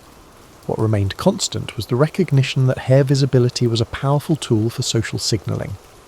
Whether you were a Roman matron covering your hair to indicate respectability, a Celtic warrior leaving his hair wild to demonstrate his dangerous nature, or a Japanese geisha revealing carefully styled locks to advertise her artistic refinement, you were all participating in the same basic human practice of using hair visibility as a form of communication. Elena discovered that braiding patterns seemed to emerge independently in every culture that developed sophisticated hair communication, but each society had found its own symbolic vocabulary within the medium of woven hair. Vikings braided stories of conquest, Celts braided family histories, and various African cultures, whose hair communication systems Elena was just beginning to investigate, had developed braiding patterns that could indicate everything from tribal affiliation to personal achievements to spiritual beliefs. But perhaps the most universal element Elena found was the use of hair communication for mate selection and relationship status. Every culture she studied had developed sophisticated ways to broadcast romantic availability, partnership status, and desirability through hair arrangement. It made perfect sense from an evolutionary perspective. Hair is visible from a distance, can be styled to enhance or disguise certain features, and changes over time in ways that can indicate health, age, and social status. The more Elena studied these patterns, the more she realized that modern humans had retained many of these ancient instincts without consciously recognizing them. We still make judgments about people based on their hairstyles, still use our hair to signal different aspects of our personality and social status, and still pay attention to hair changes as indicators of life transitions or emotional states. We just don't have the sophisticated, culturally agreed-upon vocabulary that our ancestors developed. Eleanor began to see that hair communication hadn't disappeared with ancient civilizations. It had just become less conscious and systematic. Modern people still use dramatic haircuts to mark major life changes, still spend enormous amounts of money and time on hairstyling to communicate aspects of their identity, and still notice and interpret other people's hair choices as social signals. We'd just lost the shared cultural knowledge that would let us read these signals with the precision and sophistication of our ancestors. This realization led Elena to what she considered her most important discovery. Hair communication systems seemed to emerge naturally in any society that valued complex social relationships and nuanced identity expression. The more sophisticated the social structure, the more elaborate the hair language became. It wasn't that ancient people were obsessed with hair for its own sake. They were using hair as a tool for navigating increasingly complex social environments. Elena started to understand that these ancient hair languages represented something that modern society might have lost, a shared vocabulary for expressing the subtle, complex aspects of human identity that don't fit neatly into simple categories.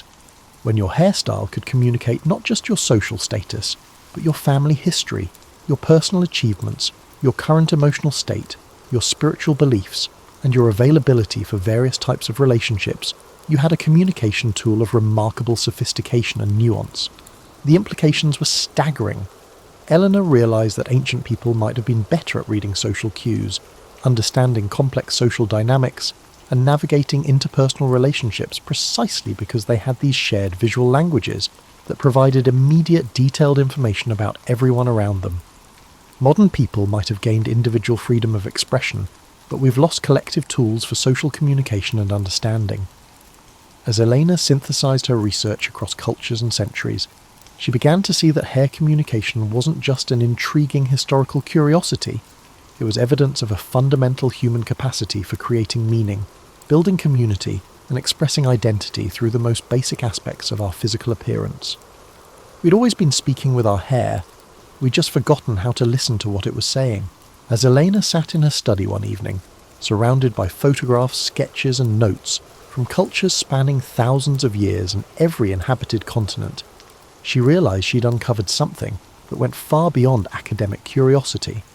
She'd discovered a lost dimension of human communication that revealed profound truths about connection, identity, and the ways people create meaning in their lives. The evidence was overwhelming. For most of human history, hair had served as a sophisticated, nuanced language that allowed people to communicate complex information about themselves, while simultaneously reading equally complex information about everyone around them. Modern humans had retained the instinct to use hair for communication. We still make dramatic hair changes to mark life transitions, still judge others based on their styling choices, still use our hair to express personality and attract partners. But we'd lost the shared cultural knowledge that would make this communication truly effective. Eleanor began to imagine what it would have been like to live in a world where everyone around you was constantly broadcasting detailed information about their identity, status, history, and current emotional state through their hair choices. Instead of the awkward small talk that dominates modern social interactions, ancient people could gather enormous amounts of relevant information about new acquaintances simply by observing their hair arrangements. It would be like having everyone's biography, current mood, and availability status visible at a glance. But the more Elena thought about it, the more she realised that ancient hair communication offered something even more valuable than efficient information exchange. It provided a way for people to express the full complexity of their identity within a shared cultural framework. When your hairstyle could tell the story of your family, your achievements, your beliefs and your dreams, you had a way to be seen and understood as a complete person rather than just a collection of demographic categories. Elena found herself wondering what we'd lost when we abandoned these sophisticated visual languages. Modern people often complain about feeling disconnected, misunderstood, or unable to express their authentic selves in social situations. What if part of the solution was learning to read and speak in the visual languages that humans had naturally developed over thousands of years? The implications extended beyond individual communication to community building and social cohesion. When everyone in a community shared a visual language that could communicate personal history, family connections, social status, and current circumstances, it created a web of understanding and mutual recognition that went far deeper than surface-level interactions. People could understand their place in the community, not just through verbal communication, but through constant visual reinforcement of social relationships and shared values. Eleanor realised that ancient hair communication systems had solved one of the persistent challenges of human society: how to balance individual expression with community cohesion. These systems allowed people to express their unique identity and personal story while simultaneously participating in a shared cultural language that strengthened community bonds. You could be completely yourself while still being clearly connected to your community. While Elena reflected on her research, she began seeing parallels between ancient hair communication and modern digital communication. Social media platforms, dating apps, and professional networking sites all attempt to help people broadcast information about their identity, status, and availability, essentially the same functions that hair served in ancient cultures. But where hair communication was immediate, nuanced, and integrated into daily life, digital communication often feels artificial, performative, and separated from authentic human connection. Perhaps most importantly, Eleanor realised that hair communication had been inherently democratic. Unlike written languages that required literacy and education, or complex social protocols that required training in etiquette, hair communication was accessible to everyone. Rich or poor, educated or illiterate, everyone had hair, and everyone could participate in the visual conversation that helped bind communities together. Elena's research had started with curiosity about ancient aesthetics, but it had evolved into something much larger, a recognition that humans have always had sophisticated ways of communicating identity, building community, and creating meaning through the most basic aspects of physical appearance. We hadn't lost the ability to communicate through hair. We'd just lost the shared cultural knowledge that would make that communication effective and meaningful. As she prepared to share her findings with the world, Elena felt both excitement and sadness. Elena was filled with excitement as she discovered evidence of human creativity, ingenuity and connection that had been concealed for centuries. She felt sadness because she realised how much richness and depth of communication modern people had unknowingly sacrificed for the sake of individual freedom and simplicity. But perhaps, Elena thought as she finally turned off her desk lamp and headed to bed, understanding what we'd lost was the first step toward recovering some of what had made ancient communities so skilled at reading, understanding and connecting with each other. Perhaps we haven't truly lost the secret language of hair, but it's simply waiting for us to reclaim its ability to communicate. Your hair, after all, has been trying to tell your story all along. The only question is whether anyone around you still remembers how to listen.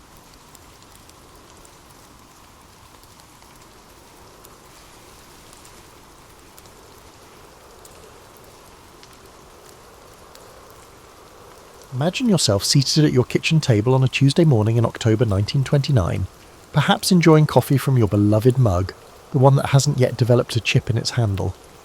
You're flipping through the newspaper, probably complaining about something perfectly mundane, like how the neighbour's dog keeps digging up your petunias.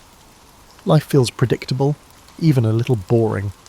Then the phone rings, or maybe you hear it on the radio. The stock market has crashed. The stock market has not merely faltered or experienced a difficult day, but it has plummeted completely and catastrophically. Within hours, everything you thought you knew about your comfortable little world starts shifting beneath your feet like sand. Now you might be thinking, what does Wall Street have to do with my dinner table? Get ready to learn that everything is connected in ways that will make your head spin. Before the crash, American kitchens were experiencing a period of prosperity. Electric refrigerators replaced the old ice boxes that required actual blocks of ice. Consider how you might explain that to someone today. Yes, dear. A man came by twice a week with frozen water. No, we couldn't make our own. Cooking became easier with the newfangled appliances, and grocery stores brimmed with an abundance of options that would have left your grandmother dizzy. Families were eating beef roasts on Sundays, fresh vegetables from local farms, and desserts that didn't require a mathematical equation to figure out sugar ratios. Bread was white and fluffy, not because it was healthier, but because it felt fancy and modern. The poor ate brown bread, but America was far from impoverished. But here's the thing about prosperity. It's often built on a foundation that's more wobbly than anyone wants to admit. Banks were lending money recklessly, individuals were purchasing stocks with funds they lacked, and farmers were producing more food than the nation could consume. It was like a giant game of Jenga and someone was about to pull out the wrong block. When that crash came, it wasn't just rich investors in fancy suits who felt it. The ripple effect spread faster than gossip in a small town. Banks closed their doors, taking people's savings with them. Factories shut down, sending workers home with empty pockets. Suddenly, the cosy middle-class way of life you'd been relishing vanished. The concept vanished as swiftly as ice cream on a sweltering summer day. The cruel irony was that there was still ample food available for cultivation. Farms across America were still producing wheat, corn, vegetables, and livestock. The problem wasn't that food had disappeared, it was that nobody had money to buy it. It's like being locked outside your house with the keys sitting right there on the kitchen counter, visible but completely out of reach. This is where our story really begins, because when people can't afford food, they get creative. By creative, I mean they learn to create meals using ingredients that would make modern food bloggers cry. Forget your artisanal this and organic that. People were about to discover that survival cooking is its kind of art form, though not necessarily one you'd want to Instagram. So there you were, perhaps still sitting at that same kitchen table, but now instead of casually reading the newspaper, you're studying it like it holds the secrets of the universe.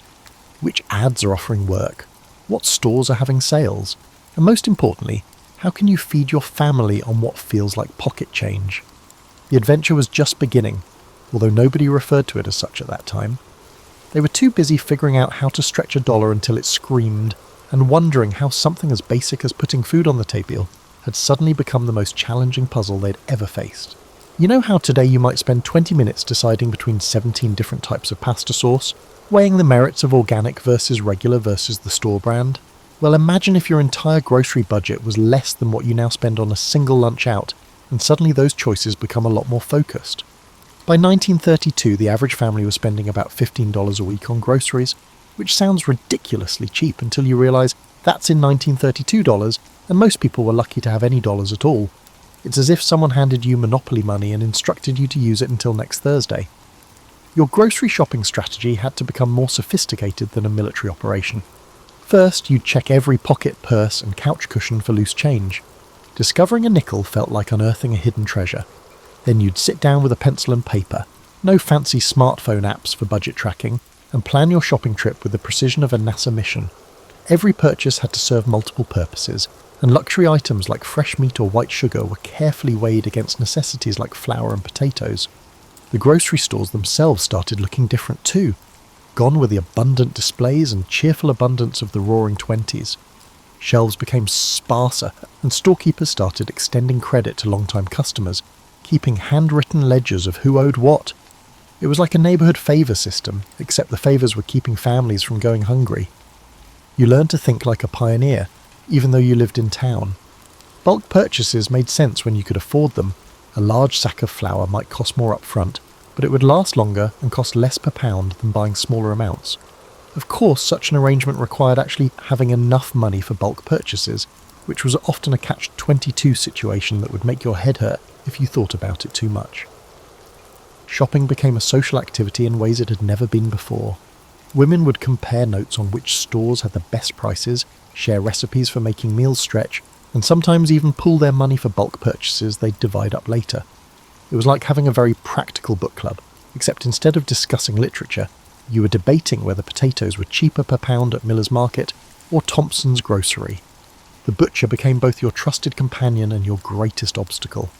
While meat was costly, bones were inexpensive, and a quality soup bone could serve as the basis for numerous meals.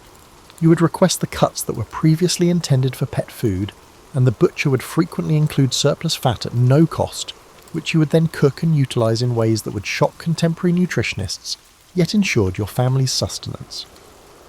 Seasonal shopping took on new meaning. Summer meant fresh vegetables and fruits when they were cheapest, but it also meant thinking ahead to winter. Canning became less of a hobby and more of a survival skill. Your kitchen might fill up with mason jars like a general store, each one representing a meal saved for the months when fresh food would become even pricier.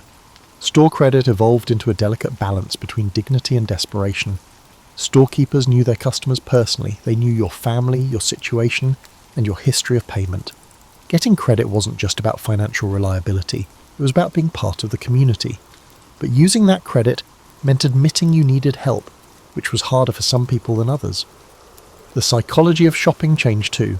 You'd find yourself calculating not just price per pound, but meals per dollar. A bag of dried beans might be boring, but it could feed your family for a week if you knew how to cook them right.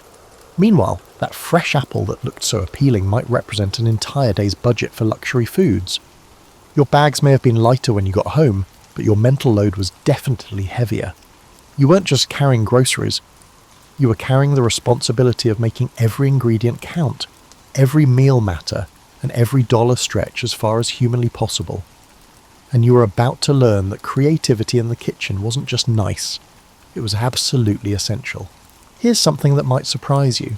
Before the Great Depression, leftover food was often just thrown away. Can you imagine? Families would actually toss perfectly delicious food because it was a day old or didn't look as appealing as when it was fresh. If you told someone from 1935 that people in the future would throw away food because it was approaching its expiration date, they'd probably think you were describing some kind of fantasy world. But once money became scarce, leftovers transformed from kitchen waste into precious resources. Every scrap of food became the star of its own potential meal, and home cooks developed an almost supernatural ability to resurrect yesterday's dinner into something that felt new and exciting, or at least edible. Take bread, for example. In better times, day-old bread might have been tossed to the birds or used for kindling. But during the Depression, stale bread became the foundation of entire meals. Bread pudding wasn't just a dessert, it was a way to use up every last crust. Breadcrumbs extended meatloaf, and bread soaked in milk became a filling breakfast that cost almost nothing.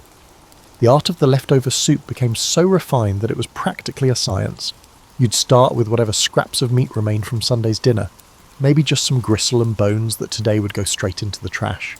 Add some wilted vegetables that were past their prime, throw in yesterday's mashed potatoes for thickness, and suddenly you had a new meal that could feed the whole family. Every kitchen developed its own leftover ecosystem. People saved meat drippings and used them to flavour vegetables. Vegetable cooking water became the base for soups because throwing away anything with potential nutrients felt almost criminal. Even coffee grounds got reused, sometimes multiple times, until they were producing something that barely resembled coffee, but still provided a hot, caffeinated beverage. The psychology of leftovers changed completely. Instead of being considered somehow inferior to fresh food, leftovers became challenges to creativity. A good cook could take completely unrelated remnants and somehow make them work together in harmony. It was akin to performing as a culinary DJ, combining various ingredients to create a dish that exceeded its individual components. Casseroles emerged as the ideal way to utilise leftovers, even though they weren't referred to as casseroles in the past. They were simply anything we could combine in one pot. Have some leftover chicken. Mix it with yesterday's vegetables and top with whatever starch you could manage. Although it was unrefined, it provided a substantial meal, was cost-effective and effectively utilised all items that could have otherwise been discarded. The transformation of leftovers also changed how families thought about meal planning. Instead of planning individual meals, you started thinking in terms of food chains, how Sunday's roast chicken would become Monday's chicken salad, Tuesday's chicken soup, and Wednesday's chicken and dumplings. It was like meal planning chess, thinking several moves ahead. Children grew up with an entirely different relationship to food waste than their parents had. Not only was leaving food on your plate considered bad manners, but it also represented a significant waste of family resources. Kids learned to clean their plates not because of starving children in far-off countries, but because that leftover bite might be tomorrow's lunch. The creative leftover culture led to some surprisingly tasty discoveries. Combinations that seemed weird on paper actually worked well together. Leftover mashed potatoes mixed with flour became potato pancakes. Yesterday's vegetables mixed with eggs became frittatas before anyone knew what to call them. In ways that would influence American cooking for generations, necessity became the driving force behind invention. Storage became an art form too. Without reliable refrigeration in many homes, keeping leftovers safe required timing, temperature control, and a bit of luck. Root cellars, cool pantries, and even outdoor storage in winter became part of the leftover management system. You had to eat things in the right order to prevent spoilage, which meant planning your leftover consumption as carefully as your original meals. Looking back, this leftover revolution created cooking skills that modern Americans have largely lost. These skills, such as the ability to look at random ingredients and see potential meals, to stretch food beyond its obvious uses, and to waste absolutely nothing, were not just survival skills from the Depression era. They were the foundation of a more sustainable and creative approach to cooking that we could probably learn from today, even if we never want to have to rely on it quite so desperately. Imagine opening your pantry today and discovering that half the ingredients you normally use for cooking have disappeared. They were not spoiled or sold out at the store. They were just completely unavailable, or so expensive that they might as well have been made of gold. That's essentially what happened during the Great Depression, when basic ingredients became luxury items and home cooks had to become kitchen chemists, figuring out how to create familiar flavours and textures using whatever they could actually afford. Sugar was one of the first casualties. Real white sugar became so expensive that it was rationed out like precious gems. Families used honey when they could, molasses when they couldn't, and sometimes corn syrup or sugar substitutes made from their own beets. Desserts took on entirely different flavour profiles. Less cloyingly sweet, more complex, and sometimes earthy. Your grandmother's cookies probably tasted nothing like what you'd expect biscuits to taste like today. Butter virtually disappeared from many family tables, replaced by whatever fat was cheapest and available. Occasionally it was lard, which at least provided richness and flavour.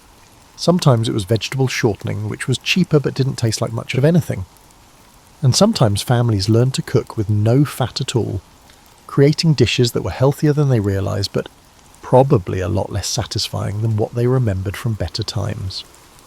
Meat substitution evolved into a complex game of culinary fantasy. People extended ground meat with breadcrumbs, oatmeal, or any spare grain, resulting in meatloaf that contained more filler than actual meat. Sometimes families made entire meals that were designed to taste like they contained meat, but were actually made from beans, vegetables, and creative seasoning. It was like culinary theatre. Everyone pretended it was the real thing, and occasionally the pretending was so good that it almost worked. Coffee was another heartbreaker. Real coffee became so expensive that families started mixing it with chicory, dandelion root, or whatever else could provide a bitter hot beverage that felt like coffee in the morning. Some substitutes weren't terrible.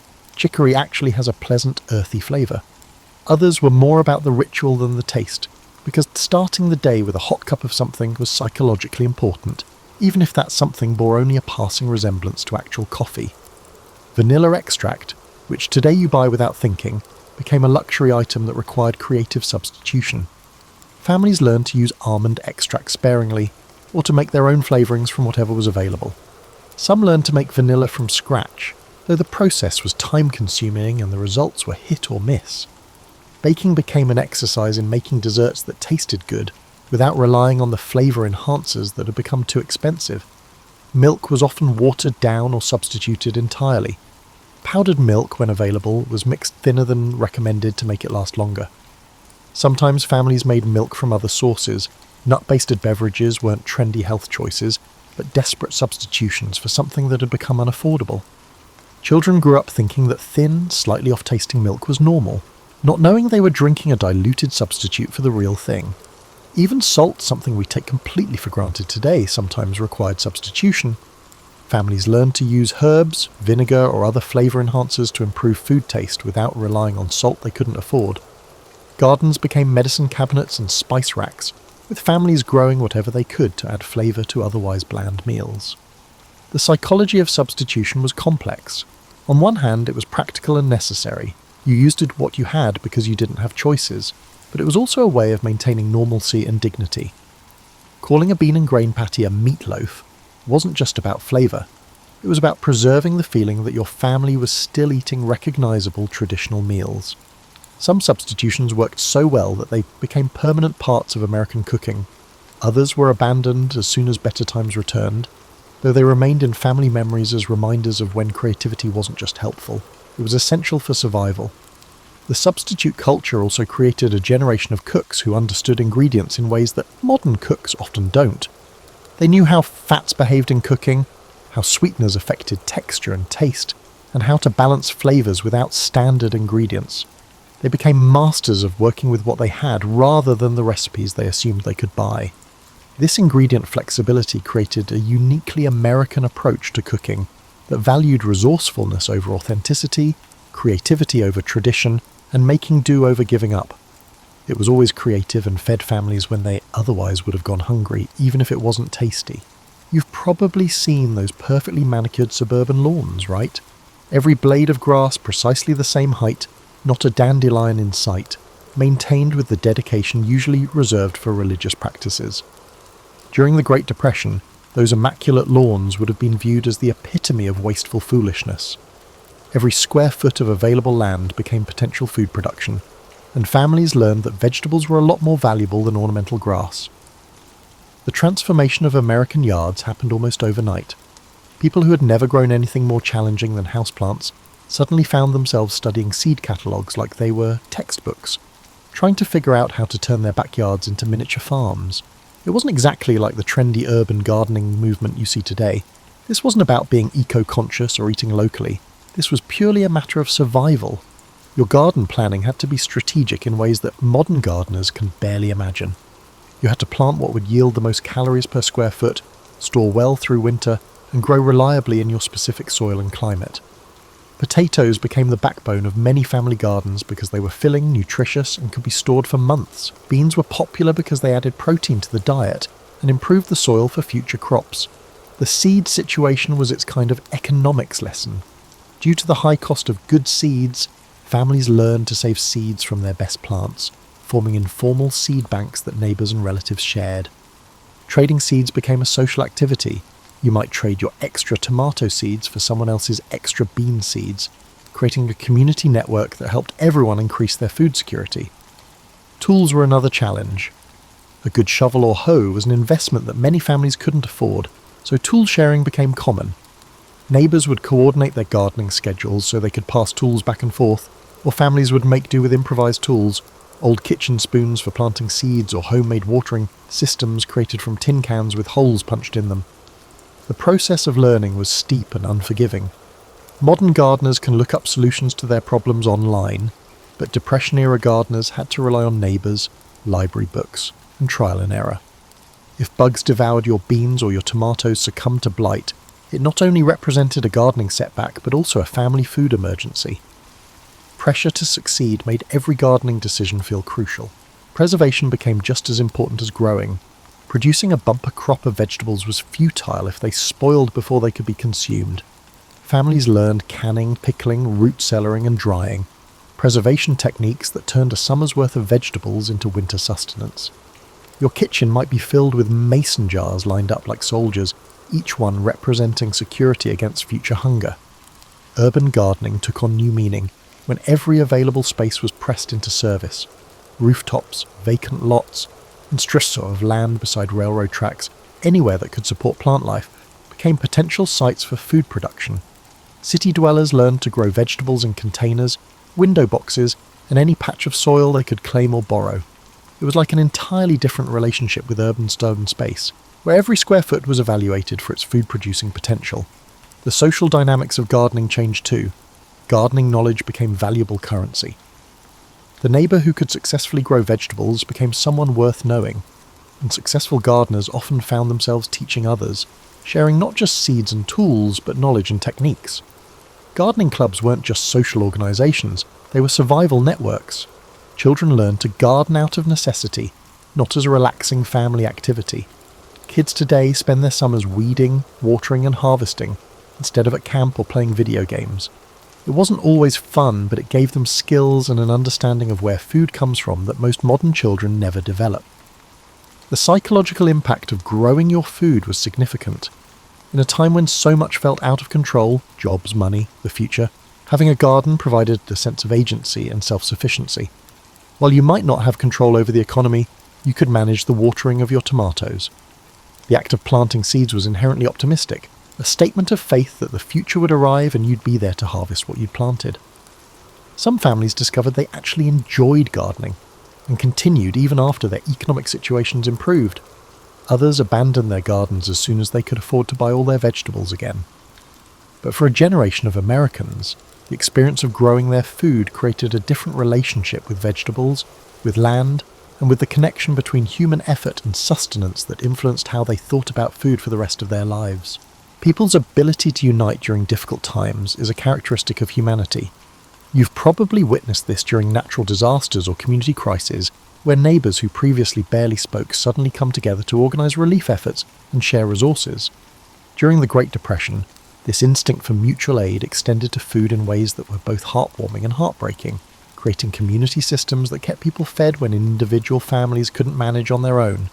Community kitchens started appearing in churches, schools, and any building, large enough to accommodate cooking for crowds. These weren't trendy communal dining experiences or social experiments in group living.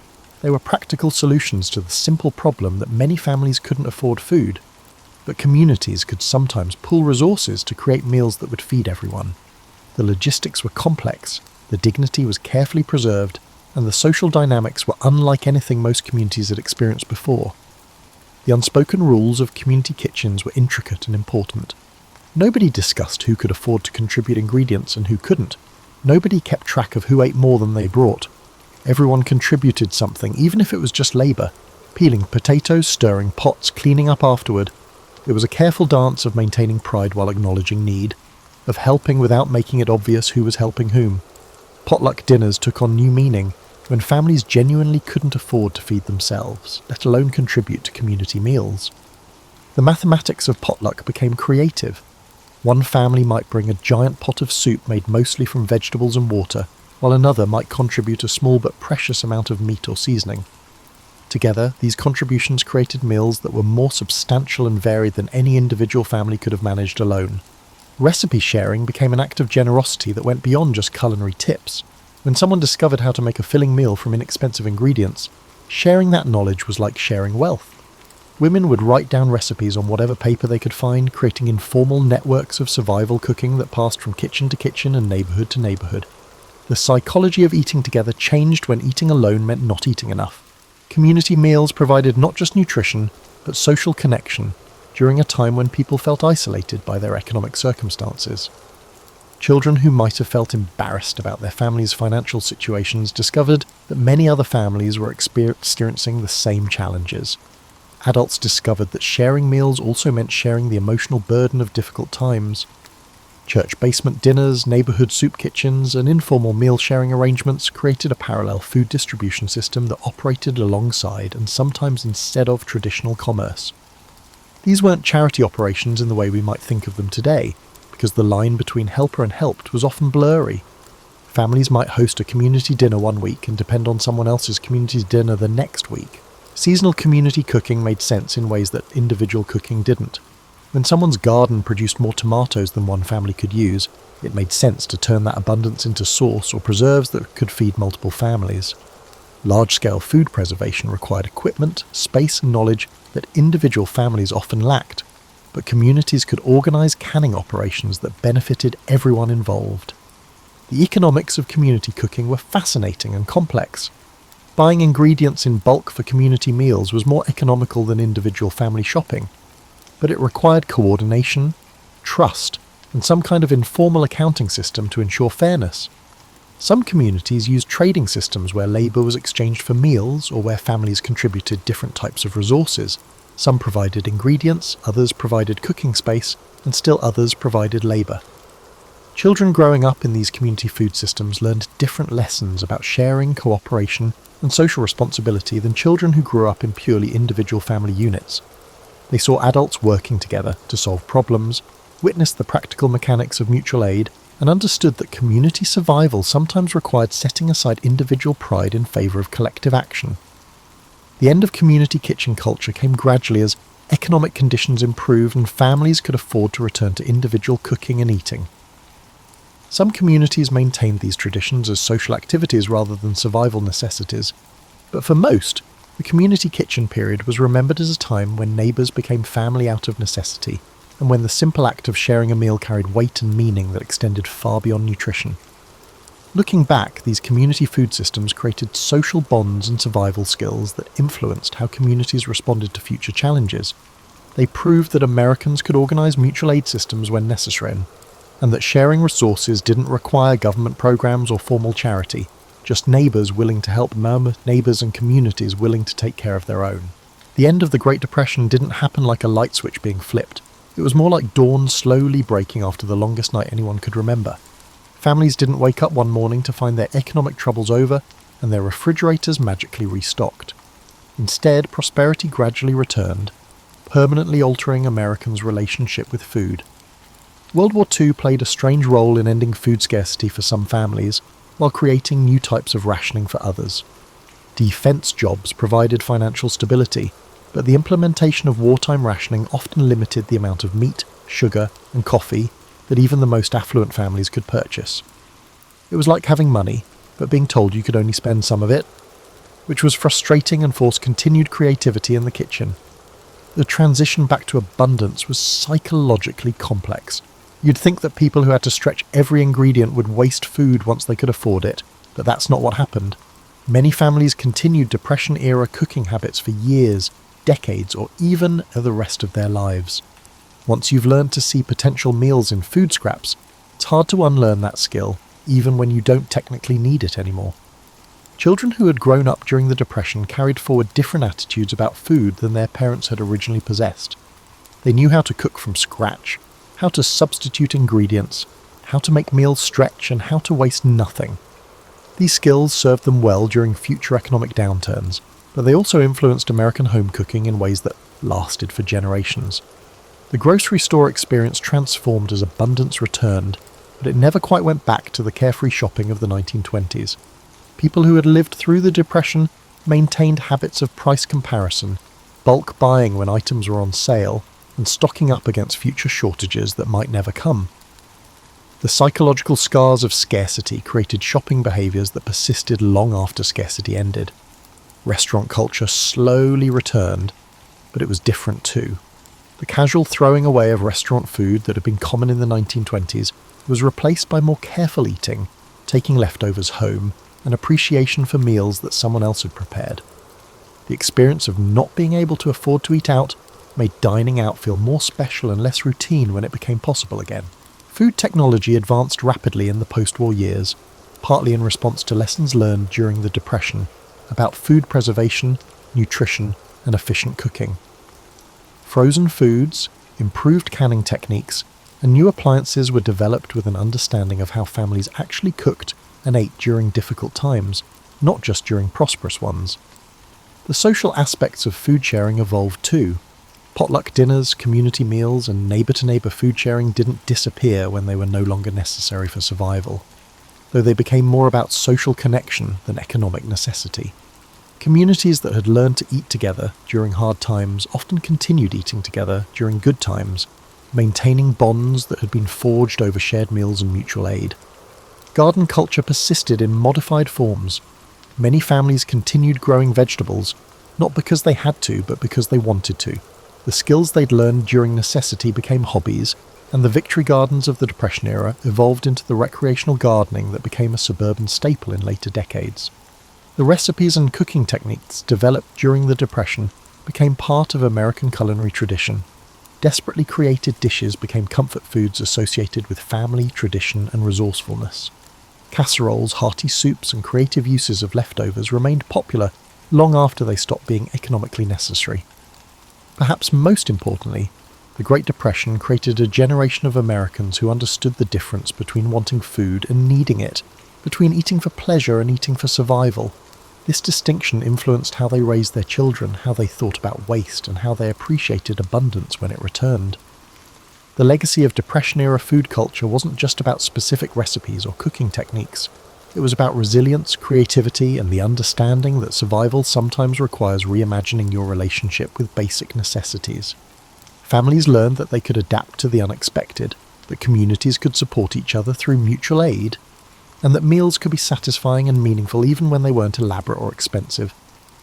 As you drift off to sleep tonight, maybe in a kitchen stocked with more food choices than Depression-era families could have dreamed of, it's worth remembering that the ability to adapt, to create something from nothing, and to find satisfaction in simplicity aren't just historical curiosities. They're human capabilities that remain available to us, skills that our grandparents and great-grandparents developed out of necessity, but that represents something valuable about human creativity and resilience. The Great Depression taught America that food is never just about food. It's about community, creativity, survival, and the remarkable human ability to make the best of whatever circumstances life serves up, even when those circumstances are nothing like what anyone ordered.